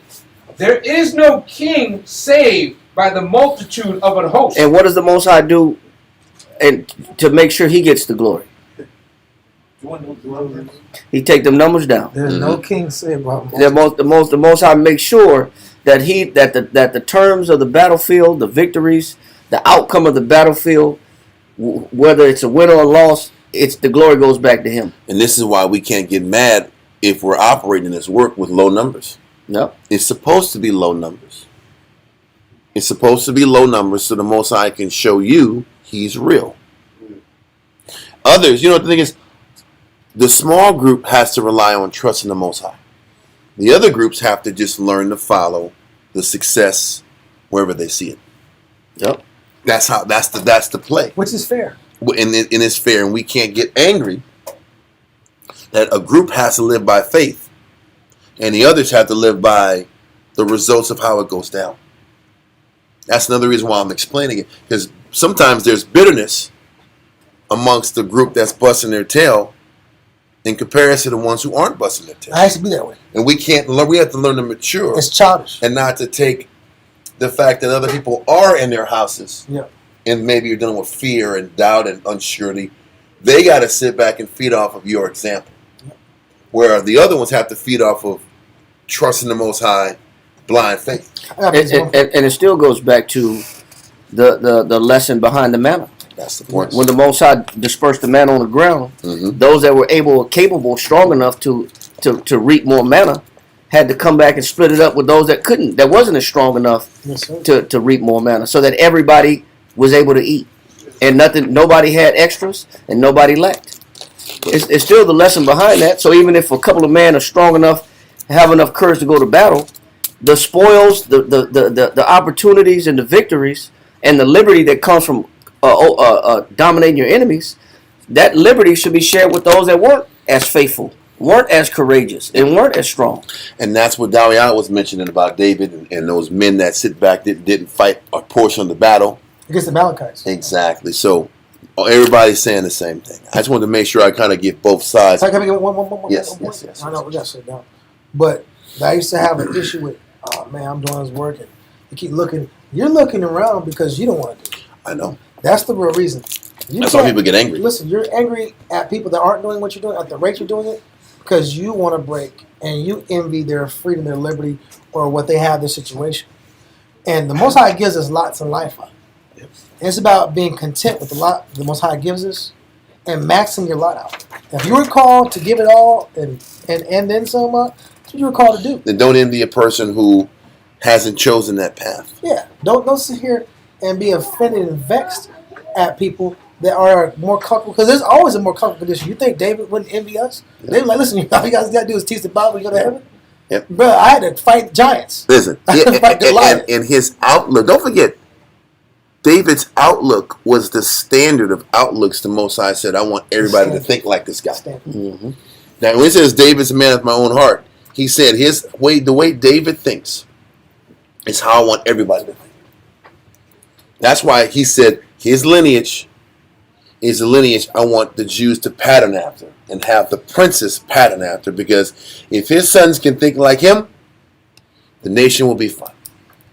But he had to sit back here and create all these outlooks from just his experiences and put them on paper so we can learn how to follow how he processes things until Christ came and perfected that. Anyway. I just want to finish this. Yeah, I'm sorry. I don't even know why I went there. Yeah, just finish that up. No, just finish it up. A mighty man is not delivered by much strength. It said a mighty man is not delivered by what? Much strength. Because it's not his strength. The Most High will make sure that the numbers are down so that you don't ever think it's you. Mm-hmm. It's not your power that you got delivered. It wasn't your strength that made the event successful. Exactly. That's why the Most High got to keep the odds stacked against us at all times. He keeps us needy. Yep. Read on. A horse is a vain thing And for safety. if you got a weapon, if you got some utility, if you got a resource, don't trust in that resource. Read on. Neither shall he deliver any by his great strength. So the Most High is not looking at your resources that you've accumulated won't deliver you either. Yep. The Most High makes sure that there's only one way that you know that you either made it out of victory or you succumbed to victory or death or defeat. Read on. Behold, the eyes of the Lord is upon them that fear him. What is the Most High looking for? Those that fear him. He's looking to give the victory to those that fear him. Some men fear the Lord, some men don't. Some men more, some men the less. Read on. Upon them that hope in his mercy. And he's also looking at them that what? Hope in his mercy. So we're down to 3,000 men that still have what? Hope. There's only 3,000 men left that still got hope. And that's why Judas had to bring out that scenario about how the event was turned for Israel's side, and he had to remind them of the victory that the Most High had previously given them. Yep. Because he's still inspiring them. There's only so that what he's showing you is in every generation, there's only going to be a couple of men that still got hope. And the funny thing is this: just because those 3,000 men still doubted, they had the courage to face their fear and their doubt. In comparison to the other ones, had doubt and didn't have the courage to face their doubt. Those 3,000 men weren't extra special and extra perfect men. You think they weren't afraid to die? You think they want to just lose their families and not give a damn? They loved their families too. They wanted to live too. But they had the capacity to push past that and to despise adversities. I'm not going to worry about what I'm going to lose. That's what to despise adversities means. I'm not worried about my loss. I'm focusing on what needs to get done for our nation's survival. And there's only a handful of guys that are wanting to do that. The others, they focus too much about the adversities they have to face. And because they're so concerned with their adversities, this is why they fade back. And they stay at home. That's really the difference. I'm sorry. Finish that? That was it. Yeah, he said that the Most High, no, that's not it. It says to deliver their soul from death. Verse 19. So Yeah. To deliver their soul from death. But finish that verse 18. He says upon them that what? Upon them that hope in his mercy. So that means that the hope is that the Most High, even when our back is against the wall, the Most High is still capable of giving us what? Mercy. We're still asking for mercy, begging for mercy, pleading for mercy, because that's the hope. That's what your hope is in. That at any time, even though we're short numbered, we're short manned, the Most High at any time could give us mercy. I'm hoping in His mercy that He'll give us some kindness. Yep. He'll give us some favor and show us favor because we didn't give up, we didn't quit. Yep. And if I know that the Most High can extend mercy at any point in time, I'm going to keep on having hope. I'm going to keep on having faith. Read on. To deliver their soul from death and to keep them alive in famine. And that's all that these men had to hold on to. And that's the only reason why they didn't quit and tuck tail and run like the rest of their brethren. Because they believed that the Most High at any point in time could dispense some mercy down to us and keep us alive, or if He want to keep us alive and feed us, He'll make sure that if He could rain manna from heaven, then the Most High could feed us in the middle of a siege. We don't have to quit because the food is getting short. And we experienced that during COVID. We experienced a little bit of that when the toilet papers was off the shelf. When there was only a 2 meat maximum. When you could only get 2 pieces of meat, and that was it per person. We experienced a little bit of that when there was a shortage. We experienced a little bit of that when, man, you know what? My household is a little short. What did we do? Some men that had food that was short, we did this in our camp. Had to go to other men's houses that had a little extra food. Mm-hmm. And we survived like that when there was a little bit of a panic on the shelves and all the food was off the shelf. So the Most High gave us a little sample of that and a little taste of that before. But in a time like this, all you have left is hope. All you got left is your fear of the Lord, and that alone should keep you fighting. It should keep you in a fighting spirit. I'm not going to give up. I'm not going to quit. The Most High can help us at any time, and we can't look at those that don't have that kind of fear or don't have that kind of faith. We can't judge them either. God. Listen, I think that sets the tone of the class and caps it off pretty clear, man. Are there any questions? There's a lot of meat here. There's a lot of lessons here. Like I said, I apologize that we're not running through the topics, running through these chapters, but it will be foolish to run through these topics and not extract everything we can from these lessons. Yeah. All right? Amajim, Muponya, Yerushalayim. Stand and face Jerusalem.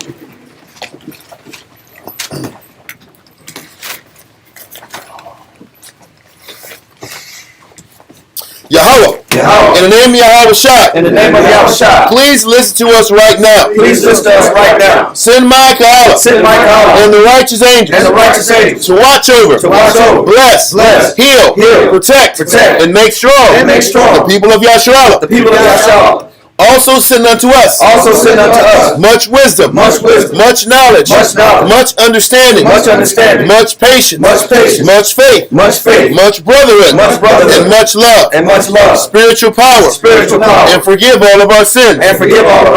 Yahweh Shai, come quickly, for indeed is our hope, always, and forever. Amen.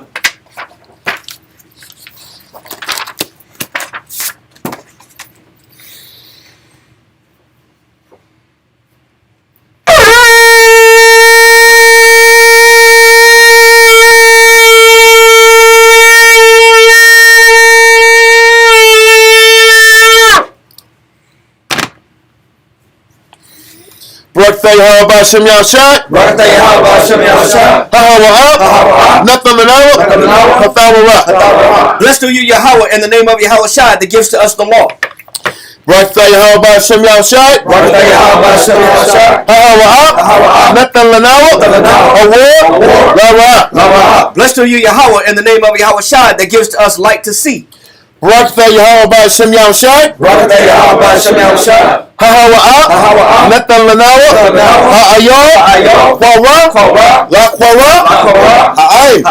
Blessed are you, Yahweh, in the name of Yahushua that gives to us the ram's horn to call the people. Barakatah Yahweh B'Hashem Yahushai.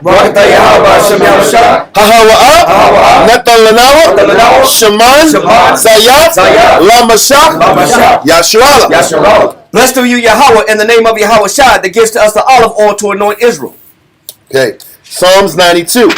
It is a good thing to give thanks unto the Lord. It is a good thing to give thanks unto the Lord. And to sing praises unto thy name. And to sing praises unto thy name. O Yahweh. O Yahweh. To show forth thy loving kindness in the morning. To show forth thy loving kindness in the morning. And thy faithfulness every night. And thy faithfulness every night. Upon an instrument of 10 strings. Upon an instrument of 10 strings. And upon the psaltery. And upon the psaltery. Upon the harp. Upon the harp. With the solemn sound. With the solemn sound. For thou Yahweh. For thou Yahweh. Hast made me glad through thy work. Has made me glad through thy work. I will triumph in the works of thy hand. I will triumph in the works of thy hands. O Yahweh. O Yahweh. How great are thy works. How great are thy works. And thy thoughts are very deep. And thy thoughts are very deep. A brutish man knoweth not. A brutish man knoweth not. Neither doth the fool understand this. Neither doth the fool understand it. When the wicked spring is the grass. When the wicked spring is the grass. And when all the workers of iniquity do flourish. And when all the workers of iniquity do flourish. It is that they should be destroyed forever. It is that they should be destroyed forever. But thou Yahweh. But thou Yahweh. Art most high forevermore. Art most high forevermore. For lo thy enemies. For lo thy enemies. O Yahweh. O Yahweh. For lo thy enemies. For lo thine enemies. Shall perish. Shall perish. All the workers of iniquity. All the works of iniquity. Shall be scattered. Shall be scattered. But my horn shalt thou exalt. But my horn shall thou exalt. Like the horn of a unicorn. Like the horn of a unicorn. I should be anointed with fresh oil. I shall be anointed with fresh oil. Mine eye also shall see. My eye also shall see. My desire. My desire. On my enemies. On mine enemies. And my ears shall hear. And my ears shall hear. My desire. My desire. Of the wicked. Of the wicked. That rise up against me. That rise up against me. The righteous shall flourish like the palm tree. The righteous shall flourish like the palm tree. He shall grow like a cedar in Lebanon. He shall grow like a cedar in Lebanon. Those that be planted in the house of the Lord. Those that be planted in the house of the Lord. Shall flourish in the courts of our power. Shall flourish in the courts of our power. They shall still bring forth fruit in old age. They shall still bring forth fruit in old age. They shall be fat and flourishing. They shall be fat and flourishing. To show that the Lord is upright. To show that the Lord is upright. He is my rock. He is my rock. And there is no unrighteousness in him. And there is no unrighteousness in him. Ba'ashem Yahushai. Ba'ashem Yahushai. Psalms 133. Shayar. Shayar. Hama'ayawa. Hama'ayawa. Laduad. Laduad. Hana. Hana. Ma. Ma. Tawab. Tawab. Wama. Wama. Na'ayam. Na'ayam. Shabbat. Shabbat. Akim, Gum, Yachad, Kashaman, Hatawad, Ayel, Hara'ash, Yerad, Ayel, Hazakwan, Zakwan, Aharan, Shayarad, Ayel, Payah, Manawafiwa, Kator, Haramwan, Shayarad, Ayel, Aroria, Tazayawan, Kaya, Sham, Tazawa, Yahweh, Habaraka, Chayayim, Habalom, Ba'ashem Yahshua. Psalms 133 in English. Behold, how good and how pleasant it is for brethren to dwell together in unity. It is like the precious ointment upon the head that ran down upon the beard, even Aaron's beard, that went down to the skirts of his garments, as the dew of Hermon, and as the dew that descended upon the mountains of Zion. For there the Lord commanded the blessing, even life evermore. Amen. Amen. Yahweh Ba'ashem Yahshua. Yahweh Ba'ashem Yahshua. Rakanao. Rashualim. Rabiat. Support. Yahweh Ba'ashem Yahshua. Rakanao. Rashualim. Rabiat. Support. Yahweh Ba'ashem Yahshua. Rakanao. Rashualim. Rabiat. Support. Yahweh Ba'ashem Yahshua. Rakanao. Rashualim. Rabiat. Support. Barak Thay How. Barak Thay How Shot. Barak Thay How Shot. Barak Thay How. Barak Thay How Shot. Barak Thay How Shot. Barak Thay How. Barak Thay How Shot. Barak Thay How. Barak Thay How Shot. All knowledge. All wisdom. All understanding. All mercy. All peace. All love. All power from Yahweh. All power from Yahweh. All power from Yahweh. Ba'ashem Yahshua, the water, the yat, Aman, circle up.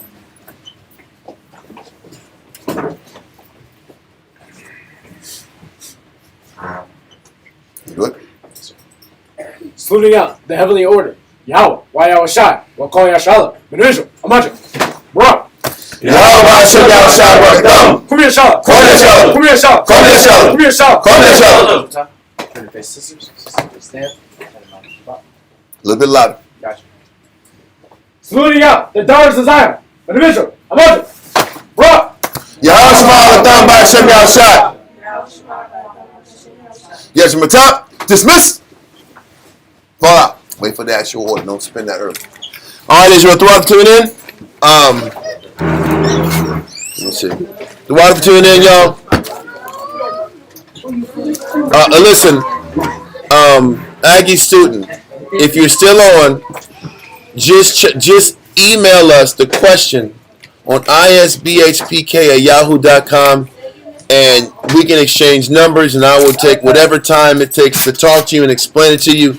This is new information for a lot of us that get in the book. We have no problems with explaining things, and there's no bad question. There's no bad question. There's no negative question. And we have no problems explaining and taking our time explaining anything. The water for tuning in. And just send us an email. We can exchange information. We'll talk. It's all good, brother. You ought to text them too. The Aggie student hit us up. Okay, well, I'll put it on. I don't know what. And somebody sent a picture. Somebody drew a picture. They did a really good job. I'm going to.